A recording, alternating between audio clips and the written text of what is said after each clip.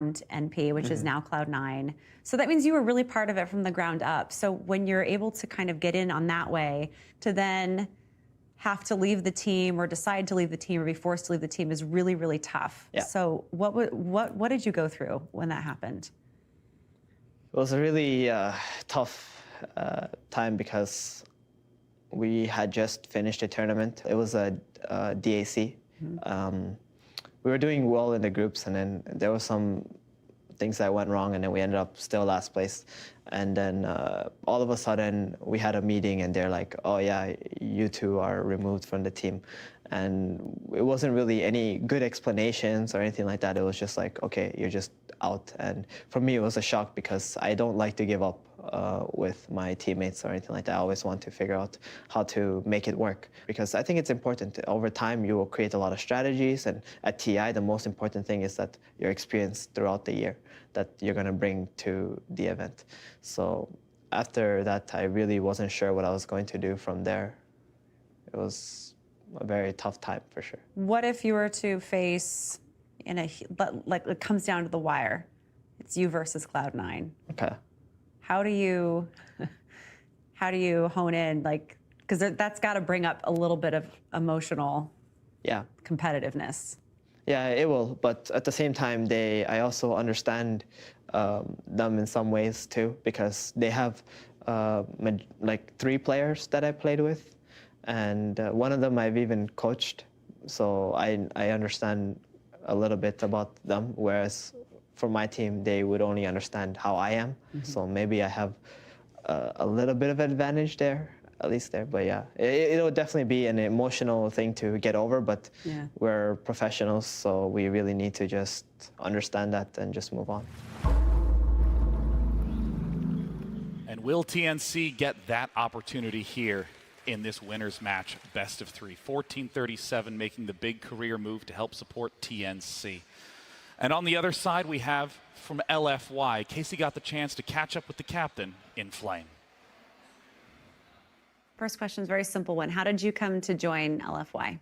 老干爹的经理找到了我，然后当时他们队少3号位，然后刚好我那段时间想进一步的提升自己吧，就来了。You and Afu came on board in May. How do you think that transformed the team the way that it needed to be heading into Epicenter?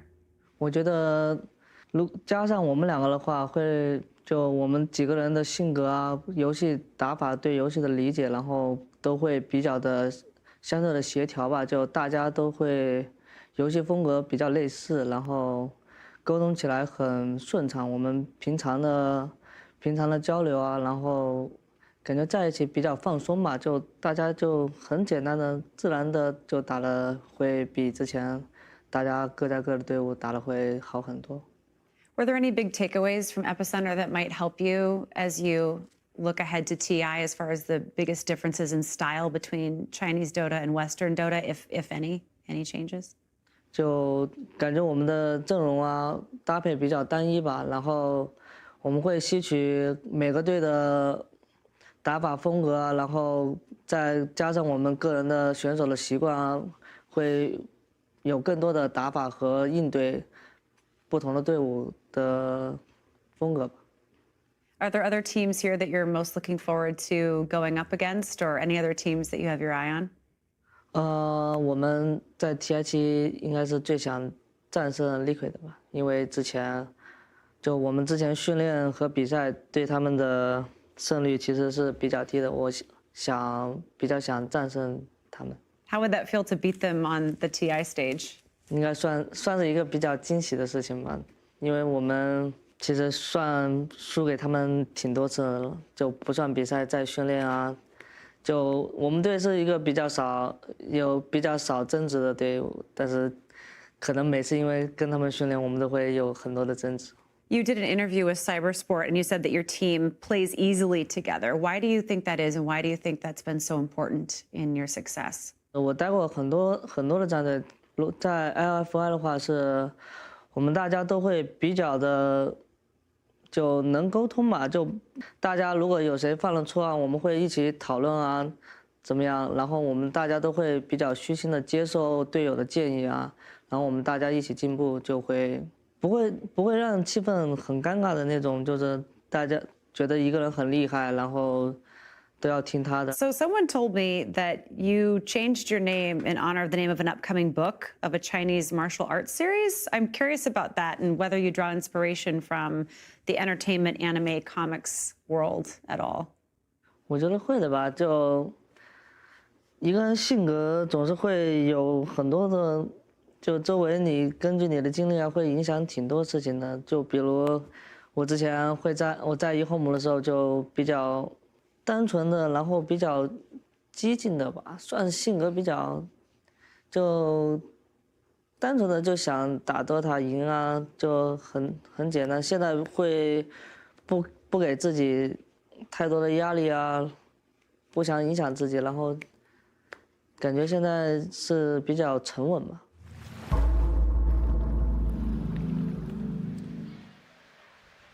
Interesting interviews from both of the players, especially like how Inflame talks about trying to improve his mentality as time is going on. Of course, 1437, trying to cope with all the shifts. That was an impressive interview. I don't know how you guys felt about that, but he seems like a really, really bright kid or guy. I don't know how old he is, but seems very well spoken. Very aware of himself and what he's doing here and the opportunities that he has in front of him. Very collected. He seems, yeah. I like this team more and more. Yeah, I love when he said we're trying, or that we're able to play easily together, because I feel like big moments in Dota are decided in quarter seconds, half seconds, and the ability for a team to coordinate in that sort of environment is just remarkable, and it's so important to succeed. So let's get ready for game one between LFY and TNC. LFY versus TNC Pro Team. Game one. And the least surprising bans of the tournament. We got Nyx and Bat Rider out for LFY. We got Lich and Earthshaker out for TNC. Yeah, before we get too far into the draft, I wanted to bring up a little bit about 1437 talked about in his interview. Like KC was trying to egg him on about the C9 thing, but they've already placed better than C9, and they're still in the winner's bracket. And he's also had quite an amazing journey. Like these past years, after Tier 2, we actually went to China to play on a team there. And He's not afraid to take charge and put his fate in his own hands, and it's working out really well for him here. And that together with having the journey with Secret to coach them, I think he learned a lot, and it's really what TNC needed. That was an interesting comment that he made, that he felt like he was able to learn at a faster rate as a coach without the pressure of having to play so much. So, I mean, Bulba talked about that a little bit as well, learning from the time he spent coaching on a couple different rosters. It's, you know, when you don't always have the opportunity to play at these major tournaments, but you want to be involved. There's a lot to learn here. I also think that just trying to force yourself to be able to articulate what you think about a certain strategies can often reveal where there's inconsistencies or issues or problems, or just highlight what's good about something that someone's already doing. Yeah, let's do exactly that as we get into this draft. Yeah. I saw that Monet had played like almost a different carry every game. So that kind of makes sense with them revolving the draft around Super, that they really want to make sure that Super has a Look at this Jakiro. First Jakiro, main stage. Constant flight mode. 1437 hero, Jakiro. He really loves to play that hero. Yeah, I don't mind it at all. I think it works well. It gives, you know, it synergizes decently well with Naga sleep. It's good setup here. It gives them, he's one of the supports that gives you some tower push along with Rasta, and sometimes you can see a support Pugna, which will give you an ability to force towers, force your opponents to fight you, which is exactly what you want to do against Night Stalker. Kind of just want to ball up and take these massive team fights. You were ragging on Carry Naga yesterday. I think TNC is the only other team that runs it. Yeah. Do you think it's good here? I doubt it. I think they just want to group up, and Naga Siren will buy some mana boots, spam out some illusions, maybe get some solid nets, and just be there ready with the sleep, build a mech. Jakiro will probably go for the pipe, and they'll look to end this game decently early or take enough of an advantage to secure a late game win. Nature's Prophet's second pick for LFY. Night Stalker, of course, great at giving vision. Not too impactful in late game team fights. Nature's Prophet kind of has some of the same issues. Great at split pushing, great at summoning 6 tree ants. Nature's Prophet is it's not a hero that's usually picked in the first two, but here they see that they have a Jack hero, and he's not really good at handling the tree ants and catching the Prophet, so it's a good matchup for him in the lane. Also not good at getting tower dove, too. They definitely have that potential with Night Stalker, Nature's Prophet. And Flame Out also has one of the strangest hero pools. It's like Elder, Titan, Zeus, Nature's Prophet, Doom. These are the best heroes in the game. But no one else plays them. Yeah, I'd be a little careful about saying that Nature's Prophet doesn't scale very well. I think he's one of the better late game heroes. He always finds farm and split push. You can split push all over the place very, very easily, either with his treants, teleporting to a lane and summoning those, or just casting his ultimate on the map can help push out the lanes. He also provides your team a decent amount of vision with all the treants that you can spread them out individually if your micro is good enough, and spread them out throughout the map. Also just so fun with early game ganks. And LFY did beautiful things with Nature's Prophet ganks before 15, 20 minutes in group stages. He was one of their linchpin heroes in a variety of matchups to help them close out immediately. It's very easy for him to port in, sprout somebody, secure a kill, summon treants, and start pushing that tower immediately. And it really fits well with NS as well, because NS during the night is going to scout, and he's going to find a kill, and then Prophet is going to be there to be able to TP in and help him to get the kill. So we have a Death Prophet and Weaver ban from TNC. I'm not exactly sure what that is telling. Maybe they... Weaver ban. Huh. Death Prophet makes sense, at least. It's a hero that Super has been playing a lot, and it is very good with Prophet for some more tower push. Yeah. But at the same time, they still have the DK, but... Sand King, okay. Probably their offlane hero, I would imagine, unless they do decide to do some sort of core Naga. I'm just noticing that as we've been talking about other teams, we spend a lot of time talking about some of the key star players and building around them. But LFY, continuously it's been about how the team is functioning as a whole, as a unit. Yeah, I think you look at Monet, who's been playing all the different carries, right? He's probably the standout player on the team. Super's one of the least flashy mids in this tournament, but he's been getting the job done consistently. Afu's been pretty flashy, too. He's been consistently really good on the roaming heroes, Shaker or Spirit.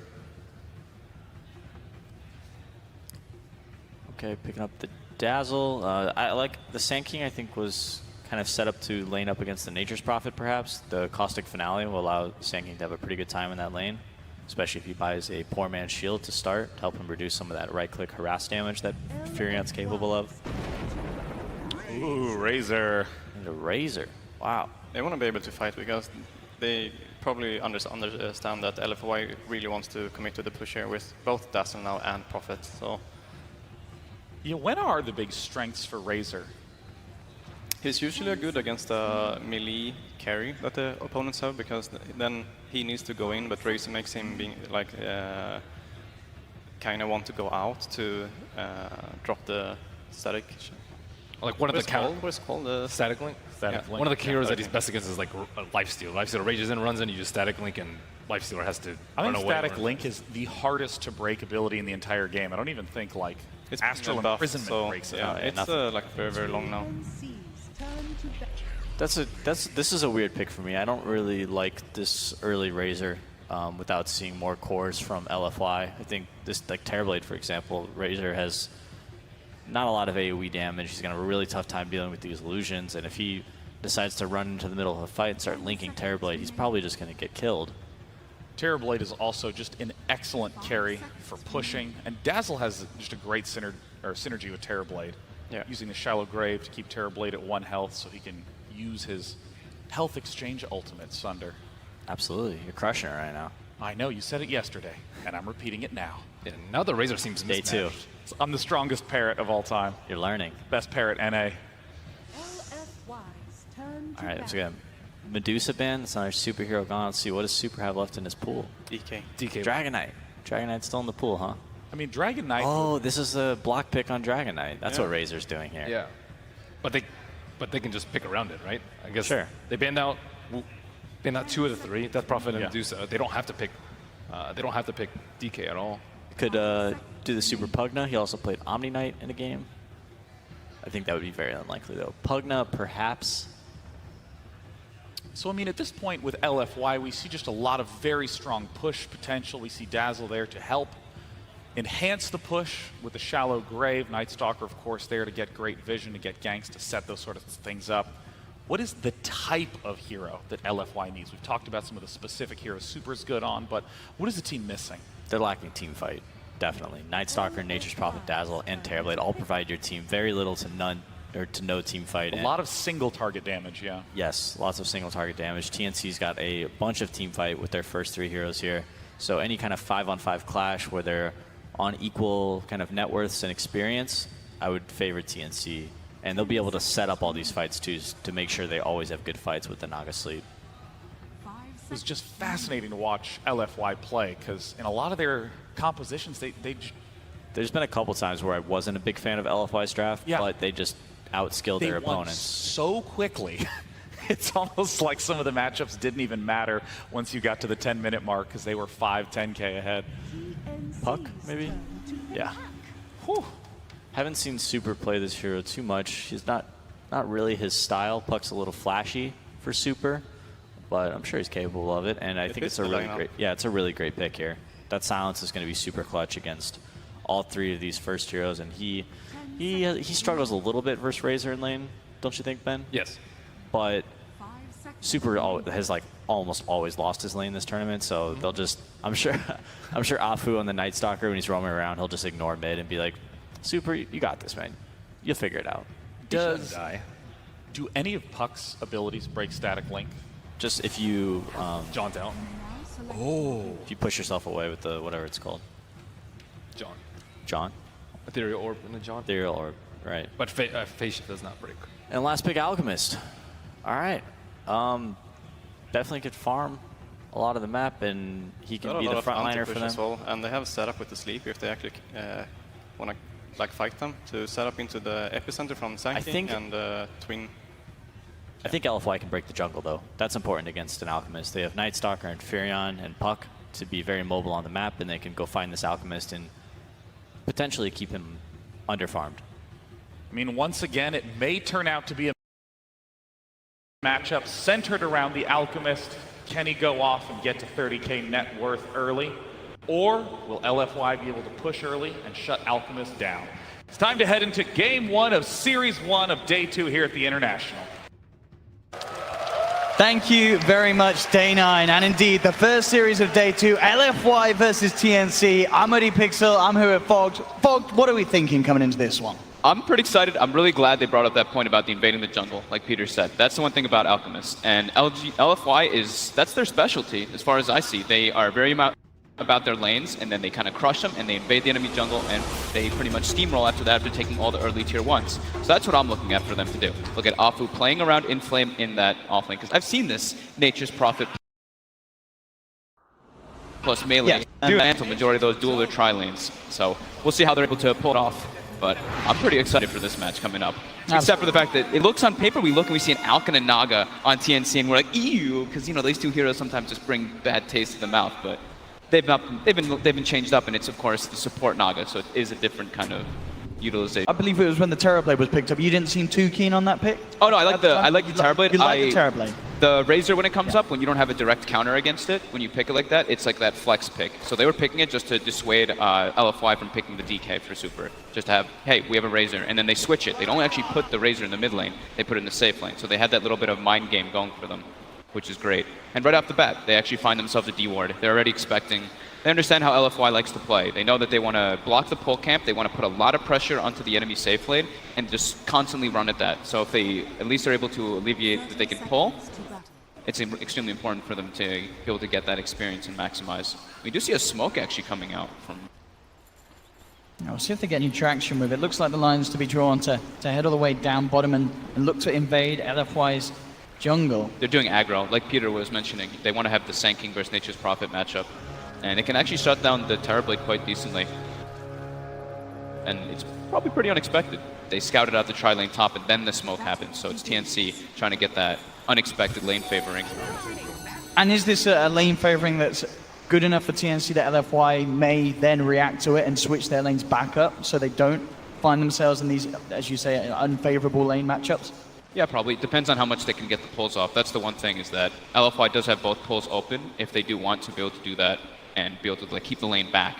They just have to not get killed level 1 and then not get steamrolled. Because if the Tower Blade gets shut down super hard, they have a very weird way of getting back into the game of actually pushing and sieging. Nature's Prophet can have a pretty good time, but he's versus Sanking, which is an okay matchup as long as Sanking. Looks like Raven got a pretty solid block down on this bottom lane, which is just going to mean that Monet's rather far forward. They look to lead in with the static link. They have the control with the slow from 1437. This is looking pretty good. DDC is there. He's yet to skill. Will save the point for the Shadow Grave. Very smartly done there by DDC. Waits until the last possible moment before knowing which skill is required and will save the Terrorblade's life. So Apple right away does make the move down bottom, and they start already stacking the pole. They know what they need to accomplish in this lane. They need to out-resource them. And once they get a couple levels on their heroes, they're actually extremely strong, especially if like this Jakiro gets out of position. He's very slow, 290 movement speed. It's all up to Tim, is pretty much just standing in the front line and zoning them. So if they can, also the thing is that they're low on regen is the problem for LFY, but they do have a Dazzle. So as long as they're able to conserve their regen, they can match up decently versus TNC. But TNC does have a lot of regen between their heroes. Well, looking for Tim's here, DDC. Keeping him at bay, Monet and Arthur, as you say, in the neighborhood. The thing is you're mentioning, these two side lanes definitely seem to have strength for TNC, but this mid lane, if Cuckoo doesn't get any help, this could become a bit tricky, couldn't it, for him in this 1v1 against the Puck? Definitely. Puck is able to heavily harass the bottom. Hold that thought, though, because bottom lane, DDC's gone on by TNC, and they'll pick up the first blood just like that. As soon as Monet unable to do anything. Tim's gets level 2, the net comes out. Easy grab on anybody who's on the side. That's the important thing when you're playing versus these tri versus tri lanes. You have to watch your positioning of staying in the lane. If you're going to do pulls, that's okay as long as you have somebody kind of guarding you for the pull. But for the most part, you can't get caught on the side there because it's just pretty easy picks. You see as well, this mid lane CS looking very good at the moment. Super. He is going to jump forward for this, puts the point into the waning rift. It's not going to be quite enough burst. In fact, the acid spray. Turn around, man, it up, and Super! Oh no! Oh no, Super! Maybe should have stuck to playing Dragon Knight. But that is not how you want to start that mid lane matchup. There's a TP coming in from the They're going to try and find something in return, indeed. They are looking for Cuckoo. He has got that poor man's shield. We'll see if it's going to be enough. He does need the proc. The courier's coming. He's got a salve on it. Salves up. He's going to keep himself alive. Goes for the deny. Cuckoo is loving the mid lane. He is smiling all over. And in fact, bottom lane, some positive action as well for TNC. They're moving in onto Monet. Does have the backup from DDC. That will be enough to hold TNC back. TNC here off to quite a start, making a big impact here on the main stage. One thing is, though, he does get the salve delivered. He uses it, though, and then dies. And dying to Ancients, dying to neutrals, you're dead for 24 seconds as a mid laner. That's actually pretty devastating, because now Super pulls way ahead in the last hits and is actually acquiring more net worth. So you don't want to give the kill, but at the same time, it hurts a lot to die to neutrals like that this early on as a mid laner. He's back now, though, and going to continue that acid spray spam. Absolutely, yeah, this is the thing. Yeah, Super CS still off the charts. You know, he's farming like an absolute beast. 21-11. So despite that death, Super definitely still maintaining the lead here in this mid matchup. Afu probably wants to get a couple more levels before he makes that move. It's also going to be nighttime soon. I think he wants ideally level 3 so he can decide if he can save a point in Crippling Fear. It can be very useful to kill the Sand King and the Alchemist early on. And they're actually just switching lanes. They decide, this aggro tri-lane is too much. They need their Terrorblade to have something, and put him top. Not the greatest matchup, though, versus a Sand King who's already level 4. But there's no Caustic actually skilled on Sam H, which is a bit surprising versus the Nature's Prophet Treants. But Inflame is one of the best at playing Nature's Prophet in the laning phase, so it could be understood why he was dissuaded from doing that. Cuckoo now, just goes to the jungle. It's too much threat. Once Puck gets like level 4 or 5, there's too much damage coming out and too much threat of the Nature's Prophet TPing behind you. So he just has to resort to that. It's bottom lane, Inflame does have the phase boost, giving Raven quite a bit of a punch. Arfu looking for the chase down. Raven quick to cut himself out of the Sprout. Will be fine now. The reaction from TNC, 1437's there, as well as teams from the Invis. Jumps forward with the root turn, with the static link from TNC. They're looking for Arfu. There's no DDC in the neighborhood, so there's no save for the Night Stalker. And a third kill's picked up by TNC. Very strong aggro tri-lane. So much slow and control, and the damage comes well from that Razor, who already has phase boots. So they have the chase as well now. And this is where Afu maybe wants to make moves elsewhere. Actually smokes up, starting to commit maybe toward that mid lane, it looks like. He puts a ward to watch the movements of where the Naga's going. Cuckoo's very low. Very susceptible to death here. The Only courier's one coming tango out, left. but They can certainly look to die for this, and indeed they will. He has the infused raindrop. It's not enough to save him. LFY. Quick they to see an TP for the opportunity. courier? They may just get this as well. Are going to look to try and juke it across the tree line, but Arfu with the flying vision gives it to Super. So Super has that vision to make the connection. damn, I didn't think that they were actually going to commit so hard for the courier, but with the Hunter and the Knight making it so much easier to see it, even though it is sprinted up. Still, definitely the biggest issue for LFY being that Monet's start has not been great at all because of this aggression from TNC. Still lacking behind in CS. Levels as well. They're not quite there. Top, though. And now they're looking for a fight. Yeah, with the Metamorphosis and the Poison Touch connecting, they'll go in, they'll take one. SamH tries to hold them back with the Burrow Strike and the Sandstorm. Not enough to get a kill in return, but we'll push them back. But still, this is perfect. You know, LFY, they need to find Monet involved in as much action as they can to kind of bring him back from this very, very slow early 5 minutes from LFY. It's a catapult wave right now, too. Bottom lane, Inflame, getting committed on. Should be just fine. Able to TP out after the net. So catapult waves coming in. Metamorphosis was used, but SamH is able to just Sandstorm and push out top. Bottom lane, maybe TNC is able to put some tower pressure here, which could be very nice for them being able to. Both teams, they want to be able to get those early tier 1s to get the access points into the jungle versus this Alchemist and Terrorblade. Those invasions are super important versus those two heroes in particular. Mid lane, 1437 takes a step too far up. Straight away with the Dream Core down, Arfu and Super going to work, bringing down and up. I mean, yeah, Super, you know, as much as we made joke, he is doing amazing. Is it 42 CS, our highest farm on the board? He is definitely going to be the real threat. If they can start to utilize this puck, getting moving around, use the Dream Coil to enable Monet to do work in the fights with the Metamorphosis, it's going to get crazy. And in fact, already 1437 getting jumped on again. The Nature's Wrath lies through. And LFY, they pick up another kill in the mid lane. But Super now getting caught out of the side. Actually jaunts on the high ground into a trap, but he's got his orb out. Down to the low ground. Raven's going to see if he can try and chase him. Cuckoo is there with the wraparound. Will block him off. And look, he's trying to... Oh, no, I thought he was going to give the kill to Raven. But he says, I'll take him myself. And does beat down upon Super, so they will catch him. At the same time, Monet and DDC looking towards SamH. He's got the stick charges, does have the Burrow Strike. They were thinking about bringing in Inflame as well, but as soon as those charges came out, they knew they couldn't go for it. Very high level 7 already. Lots of, he's 7.4 HP per second as well. Hard kill to get with that max Sandstorm too. But they also almost claim mid tower, so this is a little bit of a change up that we usually see from LFY. They're playing a lot around Super, which they have to do right now because the other lane got shut down so hard. It's pretty much up to Super and Inflame to get Monet back into this one. Yes, they've got to somehow enable the recovery for this mid. Every time coils up. Super being so proactive with the help of Arfu and Inflame, just jumping in, joining him, and there's nowhere to roam with these treants in the way. They will have the Sand King TPing in. SamH may find Arfu in return with the Sandstorm. Because of his skill build, it's doing a lot of damage at this stage of the game. Takes down one in return. But still, nonetheless, it is this Alchemist now getting heavily punished by LFY. This pressure in the mid lanes, giving space to Monet up on top. SamH, another kill he's going to get maybe? Oh, so close. That's silence, saving the life of both of them. Super does have the invis, was thinking about going back in there, but as you say, this level 8 Sand King, very, very scary for LFY.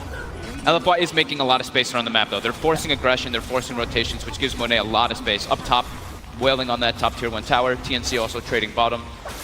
So they're like we said, they need to have some way to kind of get Monet back in the game, and there's two ways of doing that. You either get him involved in fights, you play around him, or you make space elsewhere on the map. And right now, he's still a bit too under level to play around him.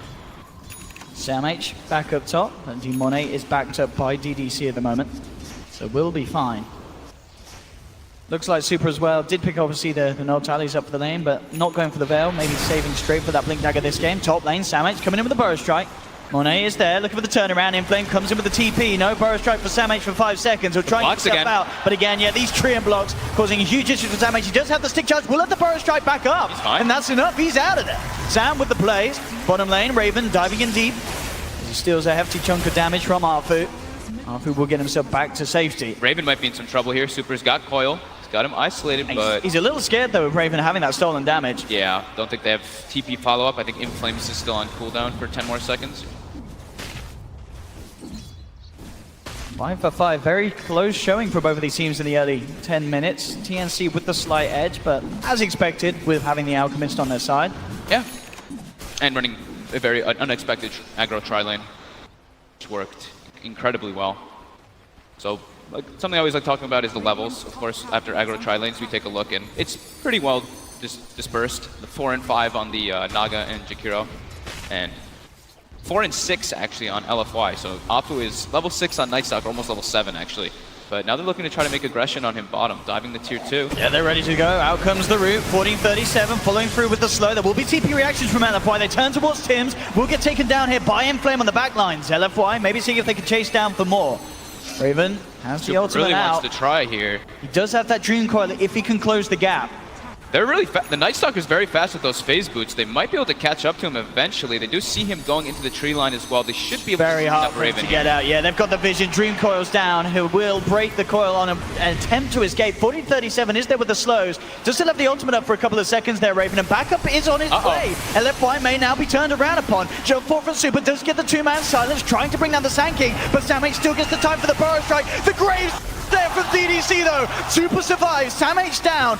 Raven will chase down Super, goes for the jump and gets it. Super's out of there. That Grave.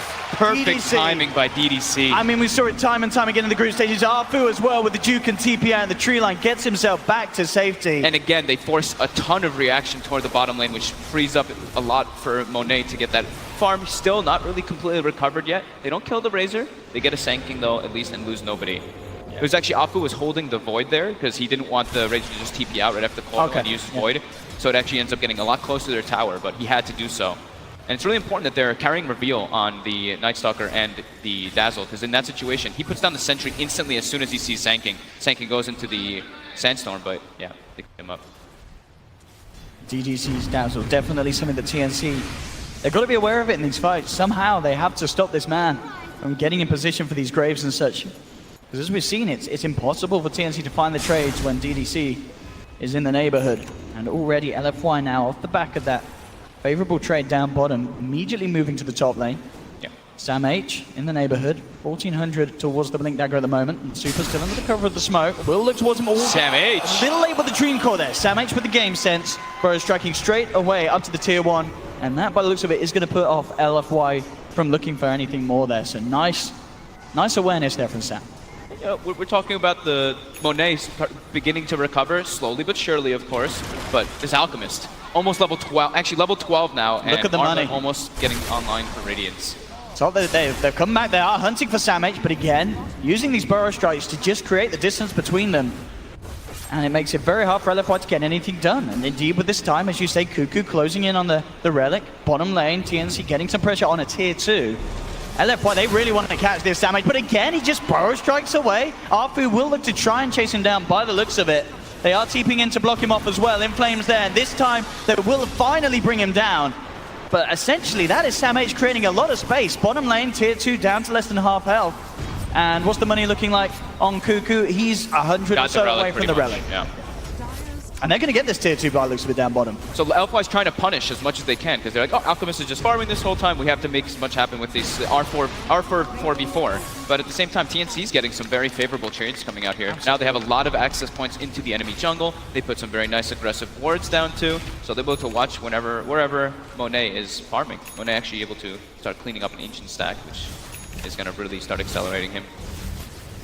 Yeah, there's only a few hundred now behind Raven. TNC's carry, so that laning stage starting to, its effects at least being reverted, but definitely overall the fact that Cuckoo and his Alchemist exactly where he would hope to be at this stage. Yeah, 1437 is playing the Jakiro as he normally does. He just throws down his Macro Pyre on a wave, just pushes it out as much as possible, meets up with his team, throws some Liquid Fire. Doesn't really care if he gets killed in a lot of those situations, because he's doing his job. He's just making sure the lanes are forced out, and it's really hard for LFY to do those invasions. They talked about on the panel that LFY has a good team to actually be able to invade, but not when these kind of situations happen. And Radiance is going to be online in 150 gold, so he pretty much has it. So I'd like to see TNC definitely smoke up as soon as that Radiance gets online, so to just make plays around the Alchemist, because it's pretty hard to bring him down at this point. And I guess that's the thing as well. Once this Alchemist gets his Radiance Manta Octarine, and there's not too many great ways for LFY to deal with sort of that Radiance Illusion push, is it? Not really, no. They need their Tower Blade to be big to deal with that. Or the Nature's Prophet, of course, who is farming very well. Down bottom, got the Ruin Super, but he will be able to jump out, of course. Same time, Cuckoo being backed up by 1437. There is the Radiance now completed. Top lane, Monet out into the trees, TPing himself away. Mid lane, Arfu making a bit of a go here onto Cuckoo. And it's got the silence low. rage, The armlet's still there though, and of course with armlet toggling at his capability, there's no chance that Arfu can dive this alone. Definitely 15 minutes in, TNC turning up here on the main stage against LFY, this absolutely terrifying team in the group stages. They've got Blink now on Sanking. Hood already picked up on the Razor. They're looking at LFY's lineup and they're like, yeah, they're majority magic damage until the Terrorblade and Nature's Prophet get a couple items. It's good itemization by Raven. Oh, look at the D ward here, TNC unblocking their camps from LFY's warding, and LFY, though they know that 1437 was there with the D ward from the low ground, will find him in the tree line, bring down the Chikira. It's bound to happen at some point when they're splitting up so much on the map. Like Razor's showing bottom, Sanking's showing top, Alchemist is still jungling. They're not 100% aware that the Alchemist is jungling, but they probably have good reason to believe so. So every time they see someone else, like if they show, that's like one of the big rules of Dota. If you show in all 3 lanes, one of you is bound to die. Raven could be advised. Okay, it's really safe. The static link will be broken straight away, but nonetheless enough to stop LFY chasing him down. No TP cooldown was still there for Inflame. If the nighttime was still lasting maybe a bit longer, or if they had that TP cooldown with darkness, they maybe could have committed for it, but they wanted to just relax. That was not up just yet.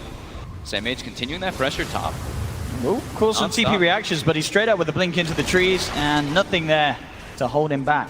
They're just shoving lanes in constantly. TNC, Samage has literally just been parked top, Sanking stun into Sandstorm over and over again to force the lane out. I mean, he's just making so much space across this map, and DDC chased down by Raven. Monet is there, will pop the Metamorphosis for this one, but immediately just held back. Arfu's going to try and chase down Raven, see if they can get this Razor kill. But Samage is there on the high ground, does have Epi and Blink if he wants to try and turn back into this. Dreamcore's dropped down only onto Raven. It gets silenced right away. Nicely done there from Arfu, making sure that there's no return play coming in from Samage. They've also managed to sprout Tims up on the sideline. He does still have the song, not going to bother popping it by the looks of it, as he accepts his fate. That is the Naga Siren down. Yeah, TP was still on cooldown for the Naga, so even with the song usage, was almost certainly dead anyway. So deciding to save it for potentially another hold here back at the base. LFY forced him to split in 2 different ways, so Naga got isolated a bit by the Dazzle who threw Weave on him, and Nature's Prophet just chasing him down right-clicking, while the Night Stalker and everyone else chased through the river. So it's just really good play by LFY, but also TNC maybe slight misplay, just running in different directions and splitting up rather than running as a group. But during all that time, Cuckoo just farming, gets the Boots of Travel finished up, so he's got ways to be able to join the fight with his teammates. And fight they will. TNC smoking up. Totally unbeknownst to the side of LFY, no vision down at that area, so TNC do have a chance to make a jump here. They're really relying on the Alchemist farm though at this point. It's 3k lead, and the Alchemist is the one who has the 6k lead over the next hero. So the next 3 are LFY's. I mean, they see DDC mid. It's obviously not the biggest kill they want, but it is a kill nonetheless. He'll make sure to waste their time with the Grave. He's going to look to see if he can get the timing with a deny. It was just a little bit too early though. The Grave was still up. In fact, TNC said, all right, we'll turn this into a Roche attempt. Straight away, they're into the pit. I mean, LFY are probably going to be aware that this is happening. They've got a pretty decent Roche lineup. They don't really take too much damage because of the Chemical Rage and Liquid Fire, so the Roche doesn't really attack, and they have to sustain through it. I mean, this is going to work out perfectly if TNC just get away with that. DDC sort of making the call for TNC there. Say, come and take Roche. They say, well, we will. And LFY, they're not even going to try and challenge it. 3 Roche down there for TNC. Aegis into Cuckoo's pocket. How convenient. Excellent call there by TNC, though, to make their way in with that stolen damage. And they do have a decent amount of minus armor, like we said. Acid Spray with Riptide puts Roche down quite a lot. Still Monet on the farm. How's he doing item-wise? He's on his way toward Manta. Nearly at the ultimate orb, yeah. Still very much. The road to recovery is still there. Yes. As we said, at the start where he was very much behind. In a much better position now. Decent levels as well, level 12. Gets an Arcane Rune, that helps a lot. More Conjure Images. TNC has some very deep wards to watch wherever that Alchemist, or to watch wherever that Terrorblade is farming. No time to be popped, Raven. Just a few hundred away from having the Blade Mail on the Razor. Still certainly all the space in the world for Cuckoo's Alchemist. Yep, it's just Cuckoo really farming though. That's the one concern I do have for TNC is that no one else is really able to get farming. We go, they are trying to fight here around the shrine, and they're not going to get away with it. But Elizabeth Samage comes in the midst of it all, gets the 2-man burrow strike, Graves out in time. DDC, but indeed the Epi chase down coming through, forcing the side of LFY back. DDC has already put the Grave, the Dream Cold Stone will hold them back. Silence onto Samage to make sure he can't burrow strike forward. Nobody died? That could have got a lot messier for LFY. They're trying to fight around that shrine, but it didn't. They all survived. DDC again with a very nice Grave. He's been on point with those. I actually cannot believe that nobody died there. TNC had to expend a couple of ultimates there to defend that. Now LFY able to siege a bit toward that tower, but TNC's all in the area. They still have sleep too, and like the panel mentioned, they do have a decent combo with the Jakiro and the Sand King on top of that sleep. So if they can do anything off the back of this, they are going to jump forward with the burrow strike onto Monet. Still on the sidelines though, Arfu's still by the shrine, looking to see if he can get behind them for a clutch silence. Cuckoo will have his eyes upon him. He's not going to look for the chase though, Arfu too speedy. Cuckoo just farmed a massive ancient stack. About to have Manta Style already finished up now too. Double the net worth of the next hero.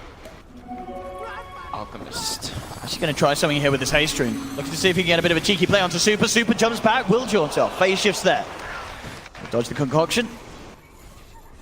He's got to use it now. Raven into Wars. DDC has got Sam H in the neighborhood. If they can get anything done, 14:37 around as well. The wards of this game have been crazy by TNC. I'm pretty sure every single ward they've placed has been put in the enemy jungle, or watching that one ancient spot, the one on the left side. But other than that, yeah, they've been completely focused on sticking on LFY's side of the map, other than Cuckoo. Cuckoo's just chilling in the jungle. And Flame keeping up the split push pressure as well. Shadowblade complete, so he's going to feel a lot safer doing so now.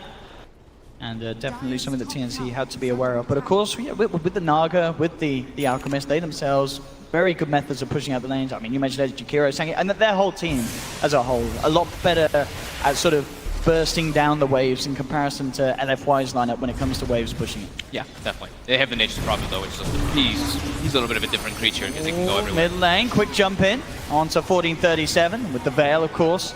Massive amounts of magical damage from LFY. They did see a couple people bottom, or they saw at least one hero bottom with LFY. Now they're starting to pincer, looking for a couple kills.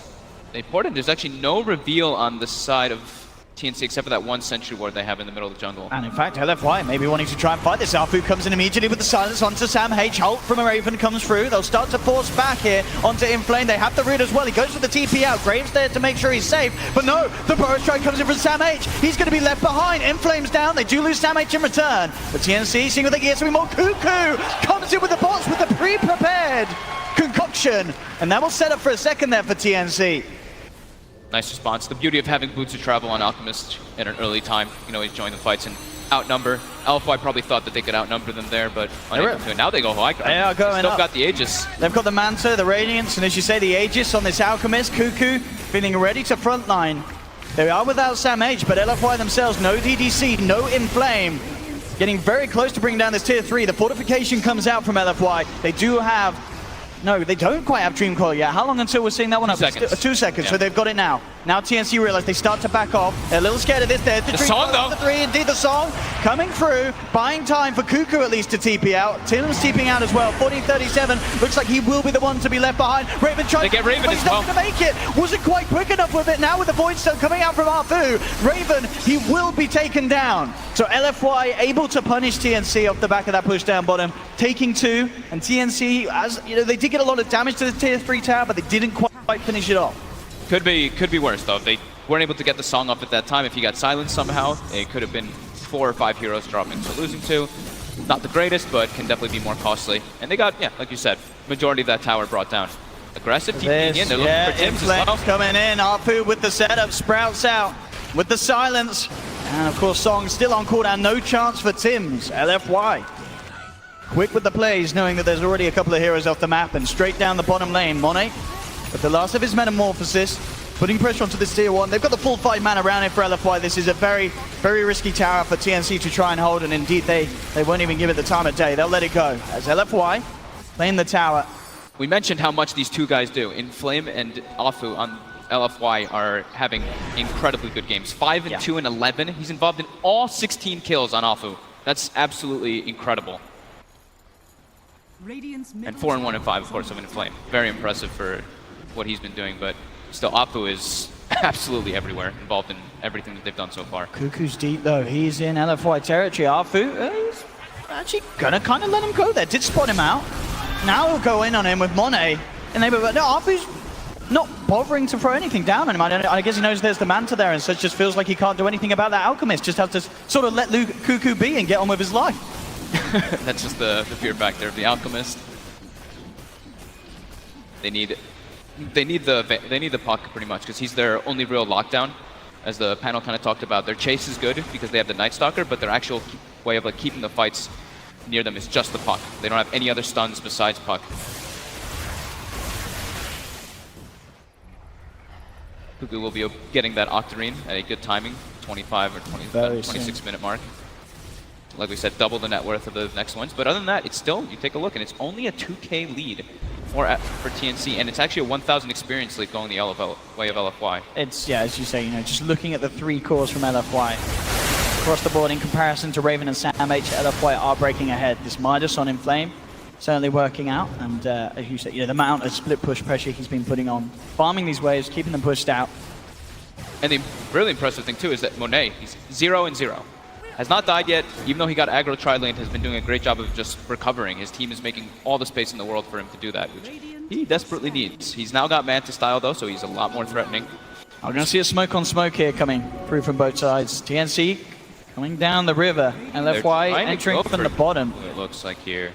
They are going to look to jump onto Cuckoo. Cuckoo get the Chemical Rage out. They'll drop the Dream Core. Nature's Wrath as well. Has the Man style. Now the backup for TNC coming in. Savage looking for the epicenter. There he gets it. Comes in. Only catches the Night Stalker though. They're sleeping though. And in fact, yeah, the sleep epicenter. They sort of said we can't fight. We've got to get out. But now, LFY, they are going to certainly chase this down. They look towards Tim's, jumping forward with the silence. Sam H still down the high ground. They have got the concoction built up by Cuckoo. Tries to throw it out, but super easy phase shift there for the puck. Will be fine. LFY continuing to chase up the high ground. Ice Path holds back the Night Stalker. Raven with the ultimate still and the Blade Mail returning a lot of damage. Super still trying to jump back in with the silence. Looking for Sam H. Can he quite find it? No, Sam H still alive. Inflame's going to TP onto the side. Looking for him, but the Sandstorm's there. Sam H keeps himself alive. Only the Jakiro to have died yet, but TNC, they're falling very low. Sam H again with the bow strike, trying to break the distance, but Super jumps forward.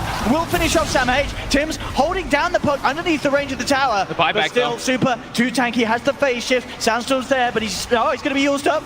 Can he get himself out of this one? No, the Blink's not going to be there in time. Will the phase shift dodge the Burrow Strike? Can he really play himself out? How to off the Blink? There's illusions upon him. Sandstorm as well, trying to hold this man back. Tim's looking to try and get the net out. Cuckoo's there with the cutoff, and he cannot escape that. Super finally goes down as TNC will take the puck. What a crazy fight. They actually forced Sam H to buy back there, but the whole time that they have Metamorphosis, they just want to go, go, go. They don't want to not fight. As soon as meta wears off, that's when they instantly start to retreat. Absolutely, and it's instantly when TNC say, let's get down this middle lane. No Metamorphosis. Yep. Puck's down for 30 seconds. They want to try and abuse this opening as much as they can. Into the tier 2 they go. Can they break the high ground though? We saw them try it down on the bottom lane. I think they're going to go down bottom, it looks like. I see the line drawn by 1437. They have a creep wave coming in mid, so they're actually able to go for that tower. There's still Glyph up, and now they're all aggressively weaved. Armor is starting to take it down. This could be risky. 12 seconds till puck's back. Fortifications there. TNC have to be very careful about how they go about this bottom lane push. Courier snipe coming out. Easy for Inflame. And yeah, TNC, they back off from that bottom lane. As soon as the puck's back up, they realize they cannot afford to overstay their welcome like the last time they did down there. They get a nice deep ward in the base though, and I don't think LFY is going to know that that's there. Usually you expect it when someone commits more to a push, but in that one, that's just a really sneaky ward coming out from 1437. Lane 1437 out alone again. Will try for the TP out, but the damage is more than enough from LFY. I like this by Super too. He didn't use it in this situation, but now he has the Bluetooth travel finished up on the puck, so he can always TP to Inflame's Treants and always get involved in all the fights. They're going to look for Roshan as well. With one man down, they know that they've got the numbers advantage for 22nd, and LFY... Solo Crest too, yeah, they should be able to bring it down at a decent pace. This is the important one too. This is the Aegis and the Cheese. Song is available, Epi is available as well, but without that Jakiro... This is going to be such a terrifying push as well. You know, Monet has Metamorphosis back up and available. That with Aegis and Cheese, they have a very strong possibility of being able to break the high ground of TNC, and TNC indeed, they are nowhere near this. They'll start to send some Naga Illusions out, but it's going to scout it out too late as LFY do get themselves Roshan, Aegis, and Cheese. TNC probably doesn't want to take straight up fights now versus that.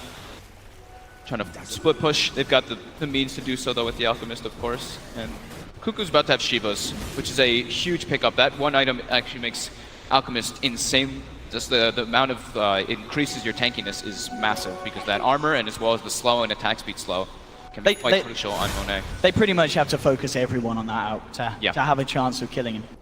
Or somehow get like a silence off before he's able to, like after the mantis now comes off, so he can't get the chemical rage, but it's still super hard to bring him down. They have to isolate him or get a heavy weave ticking down from Monet to just find a place where Bottom lane again. Yeah, anyone that comes down here will be hunted down. Arfu closes the gap, has the crippling fear, trying to go for the TP straight out in the sideline. Oh, the coil though. Yeah, coils down. And that will be another pickup for LFY down in this bottom lane. I mean, both Arfu and Inflame just so scary to push out in a game where these two are playing this Night Stalker Nature's Prophet is time and time again, they are catching out these solo lane pushers. And for the first time in the entire game in 30 minutes, it was a 100 gold lead for LFY, but now it's gone back for TNC. Cuckoo back on with the farm train. As soon as that Shivas is done, he's up to 2k on top of it. Arfu eyes towards the mid lane. Down bottom as well, 1437. They're starting to get a lot of their itemization coming out though. Monet has completely recovered, as we see that 13,000 net worth. But now with the Mantis style, which is the super core arm, but Hurricane Pike, now he has that tool to actually push himself away from that Razor to not have to worry so much about that static link. Oh, look at this, talking about the Razor. He's been spotted down the tree line. He needs some backup. A super jumps in. Beautiful silence on the back lines. Make sure that there's no response immediately. The stun does still come out from Cuckoo, but TNC keeping their distance, not wanting to take the fight against LFY whilst they do not have good vision around that area. LFY will back off. TNC do hold this tier 2 for the time being in the middle lane. But again, I mean, you talked about it in the draft. These puck silences have the potential to be so clutch in these team fights. Every time the super's in position, it's pretty much impossible for TNC's backliners to react as quick as the rest of the team need them to do so. Arfu on the side. Gets spotted out and will immediately go for the TP back to base. Could mid lane, TNC. They really want it. They're immediately coming down this. Again, Cliff is still cooldown for 1 more minute, so they want to try to force something. It's every time that metamorphosis has been used. Exactly. Every time that they know that's not there, TNC know that they have this nice little advantage. They have to. Like, they are actually starting to be in a point where it's just the Alchemist who actually does much in the fights. Everybody else is, I mean, Razor's 11k net worth. Sand has dropped down to all the way 7,000 net worth. So not really having the impact that you would want from your core Sanctity. But that's, you know, the nature of their draft. It's the Alchemist versus the world, and LFY is slowly but surely getting means to be able to deal with it. TNC though, still playing it safe. Take the tier 3, don't stick around for more. Back off, clean up the shrines. And there definitely is still some sort of solace and safety knowing how farmed Cuckoo is. You constantly got this Alchemist, which is getting to the point where he's sort of borderline unkillable. And he can give Ags to every single one of their heroes, Absolutely, which will be super helpful. Who's getting it first? Probably, I would say probably the Raven, just because of he's underfarmed. Sanking is probably like one of the best ones because of the stun, how massive the range is for him to catch and everything. But I think just because Raven's farm has completely stagnated, you have to give him a way to accelerate. We'll see if that is next on the shopping list, as it certainly is getting close to the point where Cuckoo can look to buff up his teammates. Has 5,000 gold in the bank at the moment. Like all the eggs are pretty cool. Like the Jakiro is probably the most underwhelming. It's great for high ground defense. What about the Naga Ags fault? How many times have we seen that? I think I've seen it twice ever in competitive Dota or something, maybe less. It's very rare. I mean, I know it's been picked up, but you don't see it often at all. I think full duration ends up healing like 56% of everyone's HP or something. It's a lot. It's a lot. It's a lot. 70. 70%. Okay. I mean, that can absolutely turn a fight if they get the clutch moment to use it. Especially with an Alchemist, right? You full heal him, and then he pops Chemical Rage again, and then you're like, uh-oh. But for the time being, Cuckoo, focusing on the necessities for the team, does pick up the gem for the side. Super finished up the Aghanim's. That's also the thing, is we were talking about the Alchemist being able to pull Ags, but Puck, when he gets level 20, 25, can pull the Moon Shards, and that 420 GPM starts to become pretty absurd for himself. But he actually chooses the minus 3 seconds on Waning Rift. We see a lot of players go for the Spell Amp because you get level 25, you get your Dagon fast, and eventually you'll be able to burst people down like that. But the Waning Rift, like we said, it's been super relevant in this game and can prove to do so. I mean, what's the kind of the timings then? What, on a 10-second cooldown? It's like the same cooldown as your orb. Yeah. Like that's the, you know, you orb in, you're able to get silence off pretty much every single time because they're, you know, 11 on the orb and 10 on that. Ayascati next on the menu for Monet. Now level 18 for that low cooldown Sunder. And I think definitely to kind of harp on what you've been mentioning, the thing to know about this game is the fact that LFY are only 1,000 behind when TNC have an Alchemist with 31k net worth at 35 minutes. It just goes to show how kind of well-rounded and farmed up the remaining members of LFY are in comparison to that of TNC. The rest of TNC other than this out are really, really falling behind. Yeah. They're having to kind of run around because they're afraid of the pickoffs. That's what was happening in the mid game. Like 10 minutes ago or so, people were showing bottom. They kept getting killed over and over again. So they're at a point where they're like, okay, we kind of have to stick together because this Nature's Prophet and Night Stalker are putting too much pressure on us, and it's causing them to get very underfarmed. It's just Cuckoo. Now it's up to 6,500 gold. I mean, he's got enough to pick up a Scepter and have the buyback. See what he wants to do. If he wants to maybe finish up the armlet for himself and buy like an AC instead of getting the Aghanims Sure, teammates swap out first. something for that. Could be a possibility. The Halberd now on Raven, so a bit of an answer to the main man Monet when TB turns up to the fight. Hey, he's picked up a couple items. The Hurricane Pike, Halberd, and Blade Mail, and Hood. Now that there's a Blood Thorn though on Yeah. Inflame, definitely that sort of same thing applies as you said earlier. If they can get that silence onto the out post Manta style, then they've got the potential to even bring him down. It's a lot of damage if they have that on him and the whole team focusing him. 3 different ways to silence him, and also now to break that evasion, of course, with the Bloodthorn. His teammates can hit through it at least, unless it gets manted off. So both teams do have that gem picked up, so the Vision game will be slowed down on both sides, but LFY should be able to win it because, you know, they have Night Stalker. Looks like Cuckoo is just going to continue to buy items for himself, as you said. And So he's going to go swap out the armlet. Okay. Yeah. So instead of going for an extra armor item, he wants to be able to do more damage and better ways to push out the lanes, because they're starting to struggle to deal with this Nature's Prophet split push. There we go, armlet gone. Monet and the recipe picked up. Just needs to get that Hyperstone from the side shop. Then we can definitely expect the axe. Mjolnir is super useful though. With the Mjolnir, with the Shivas, with Octarine, you throw that on yourself, you just kind of run into the fights. It's also great versus the Tower Blade Illusions, of course, so he can get a good amount of healing and able to actually clear versus it. And yeah, Ayascati now finished up for Monet. That recovery. Yeah, he's played it perfectly, Monet. Top 3 now. 1-0-7. All of that down to, of course, DDC's play as well. Many times that we saw Monet living on the edge, but DDC came in with the clutch saves. Bros should be spawning relatively soon. TNC with this movement. They're looking for some action, hunting down Arfu. They will manage to find the connection with the Forest Strike, Ice Path and Concoction. Finally, after a bit of a slumber in the game, TNC break it by finding Arfu out and alone. Super's there though, cutting the wave, so nothing more that TNC can do with their presence down on this bottom lane. TNC made a play around their only ward vision that they did have, the one that's half duration in the enemy jungle. They just tried to make something. They definitely feel, you know, that map is starting to close on them a bit with LFY all farming all over the place, and they only have the Alpha. Keep mentioning over and over again who is farming. Super looking for the Lincoln Sphere next. Once that is on, he is going to be feeling incredibly free in these team fights. Top lane, Cuckoo's being eyed up. LFY with 4 in the neighborhood.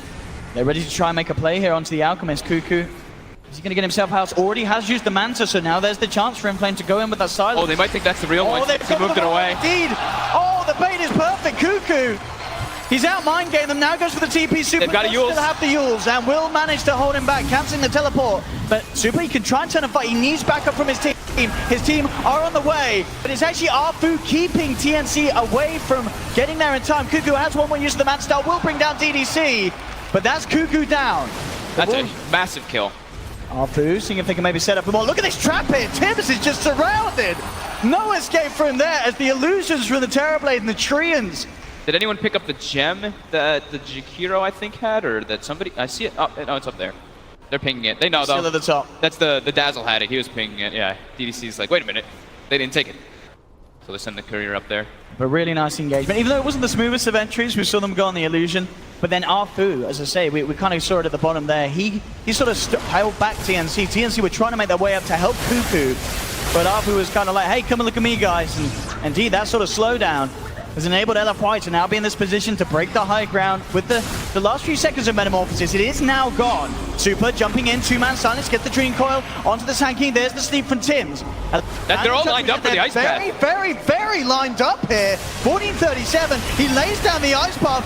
Doesn't connect onto Inflame, but the combo comes in. They're falling like this. The epicenter from Savage takes down two. Super trying to jump his way out, but Raven's there with the ultimate. Tims as well, looking to chase down again. No, the ice path won't connect. Blinks out, but the route's through. Tims closes the gap. TNC hold. Perfect song there from Tims to set everything up. And that push ground to an absolute halt. You couldn't ask for a better situation to happen right there. Literally all four of them in a perfect line for the ice path for the Sand King follow-up. Great defense there from TNC. It only requires the Naga to buy back there. I was worried. I was like, I think they might have to buy back the Alchemist, but yeah, perfect. Let's see it again. Look at this lineup. I mean, as you say, yeah, Tims having the fortitude to buy back. Look at that. I mean, 40, he could have got all four, did only get 3 of them. Oh, it's still pretty. Nah, he goes for the 3 big ones. Make sure that he gets both Super and Monet in there. And indeed, Samh, no hesitation as he follows through with the combo.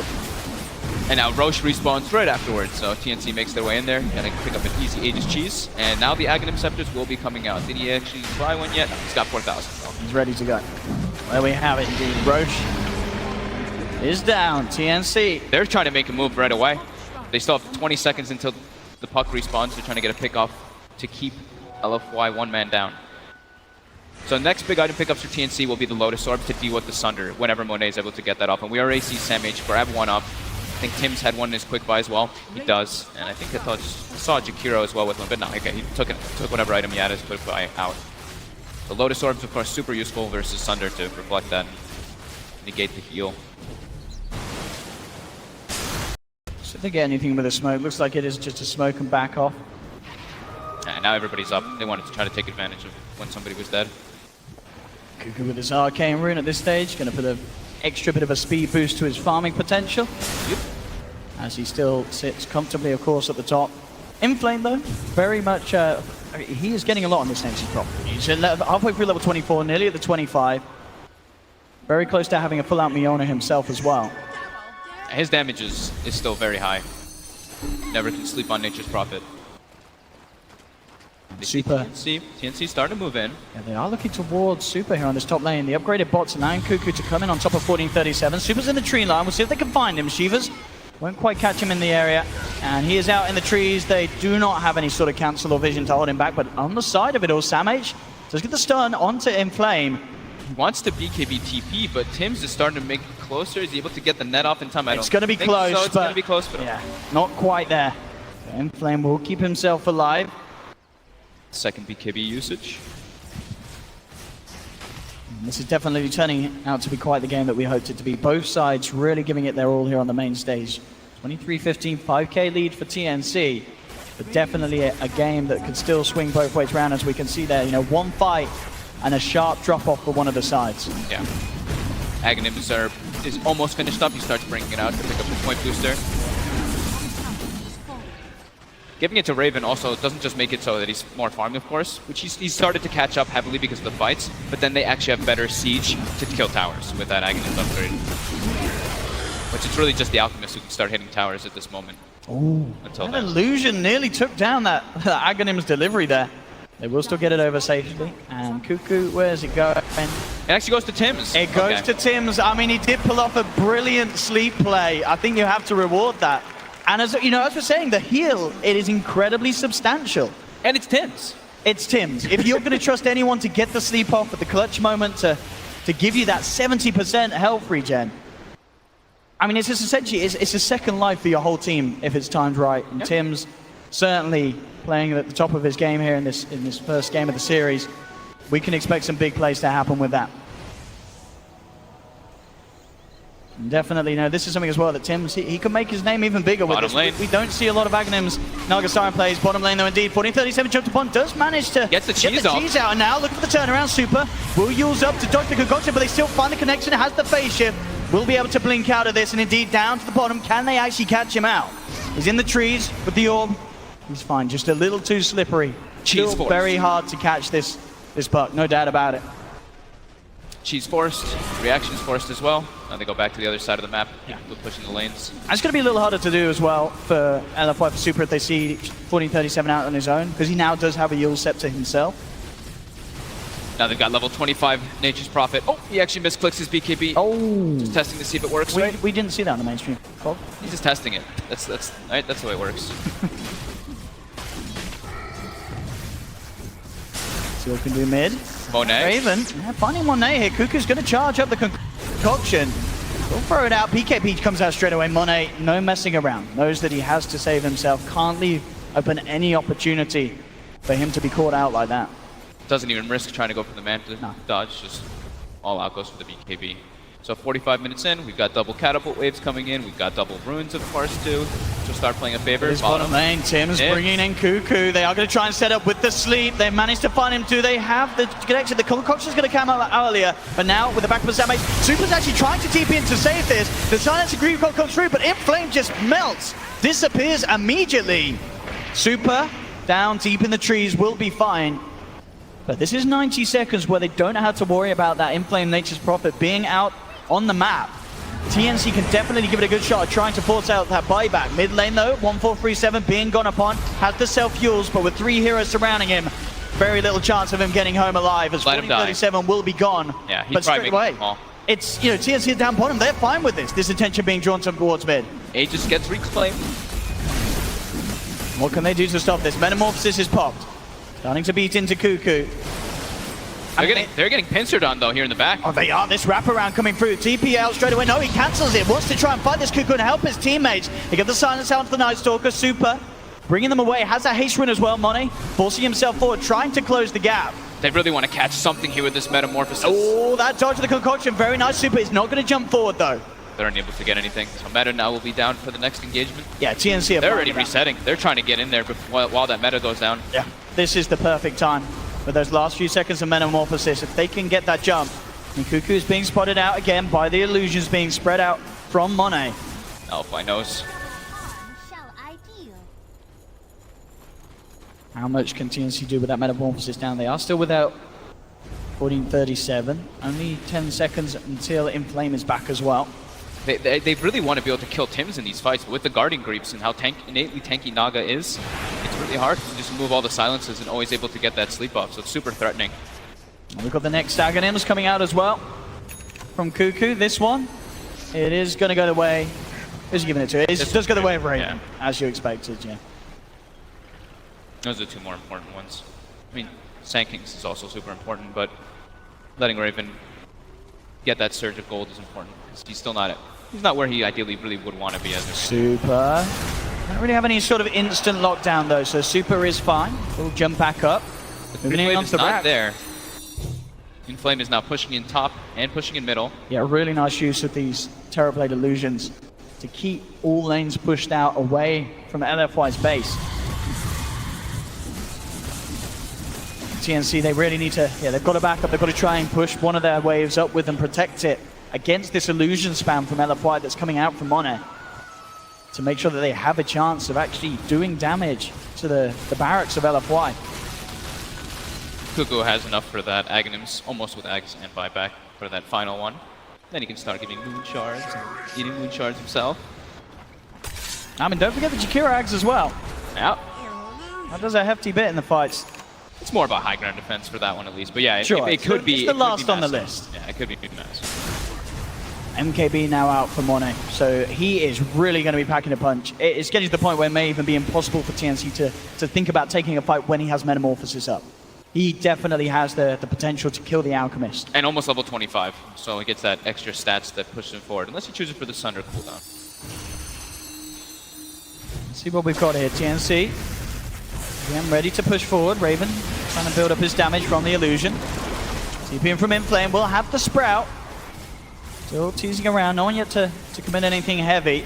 God, Reflection is such a strong spell. Every time they walk up with the Alchemist, the Reflection starts to do a crazy amount of damage. Straight out, look with the blood form. Cuckoo has to Manta and get himself forced out immediately. Dream Core's drop down, only connects onto Raven. There's the song though. Tims making sure that the side is safe. They have to retreat. They will. I mean, again, it's the same thing. Metamorphosis is out. TNC say, all right, we'll back off. We'll try and use the next thing. But of course, LFY, they really want to fight with this. They come through with Inflame, pops the BKB, but he's netted up, held back, silences out. Onto the Cuckoo stuns himself. Guardian, he grieves himself out. Force forward, trying to get Cuckoo out of there. Super jumping in. Cuckoo's still alive for the time being. Arfu trying to chase him down. They've got the reflection. It's not quite enough to kill Cuckoo. He will survive. Grave comes out from DDC to try and save Arfu, but he ticks out to the fire from 1437. So all in all, LFY that wants to lose one of these, and now TNC is ready to go back in. They know that the Metamorphosis is falling down. They get the Burrow Strike connection. Super will jump in with the silence. Monet has no buyback. There's the Grave, looking for the Sunder, but the Lotus off. He doesn't get the Sunder. The Lotus play is there. TNC, they break down the Terrorblade. What a clutch Lotus off. And TNC, they're not done yet. They've got their vision on DDC in the trees. They'll take down the Dazzle as well. And now they're ready to go to the high ground. Buyback from DDC. Arfu. It's backdoor though. The already LFY is addressing the issue that there's no buyback on Terrorblade. But look at the damage with with the ults as well. The Aghanim's ultimate from Raven. They'll clean up this bottom lane of Rax.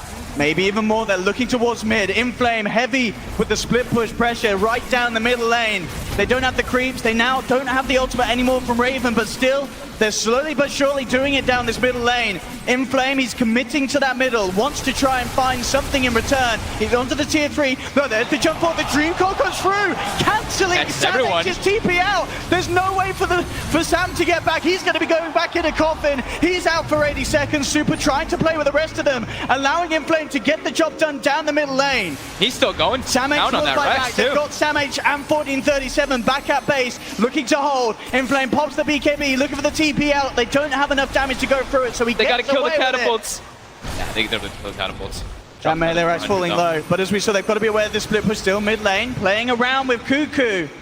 They won't go in for the kill though, the backup's not quite there. So at the end of the day, the job is certainly done by TNC. They get the full bottom lane of Rax. Mid lane is held onto though, and Inflame doing everything he can to slow down TNC. Super clutch plays coming out from everybody on TNC. That Lotus Orb, like you said, reflecting that Sunder, turning the fight around completely. Everyone absolutely playing to their best ability here. This is quite the show between these two sides. There's Motion another up, Aghanims. The final eggs. And, oh, you know, just another casual 6,000 gold, of course. There we go. Into Samh's pocket. So the press now as well for Tims. And speed up that Roche potential if they want to go for it. Still very hard for TNC to really walk straight into the pit and try and take it. Mid lane, jump forward with the silence. See if they can try and get a wraparound already. Arfu towards the left, but he's actually going to get caught out by that Axe Burrow Strike. Samh with the range, but the Ice Path's not quite there. Get himself over the tree line. TNC, they don't really want to go up to the high ground here. Bit of an awkward place for them to fight in. So they're back off. The weave's on them as well. Yeah, 4-man weave.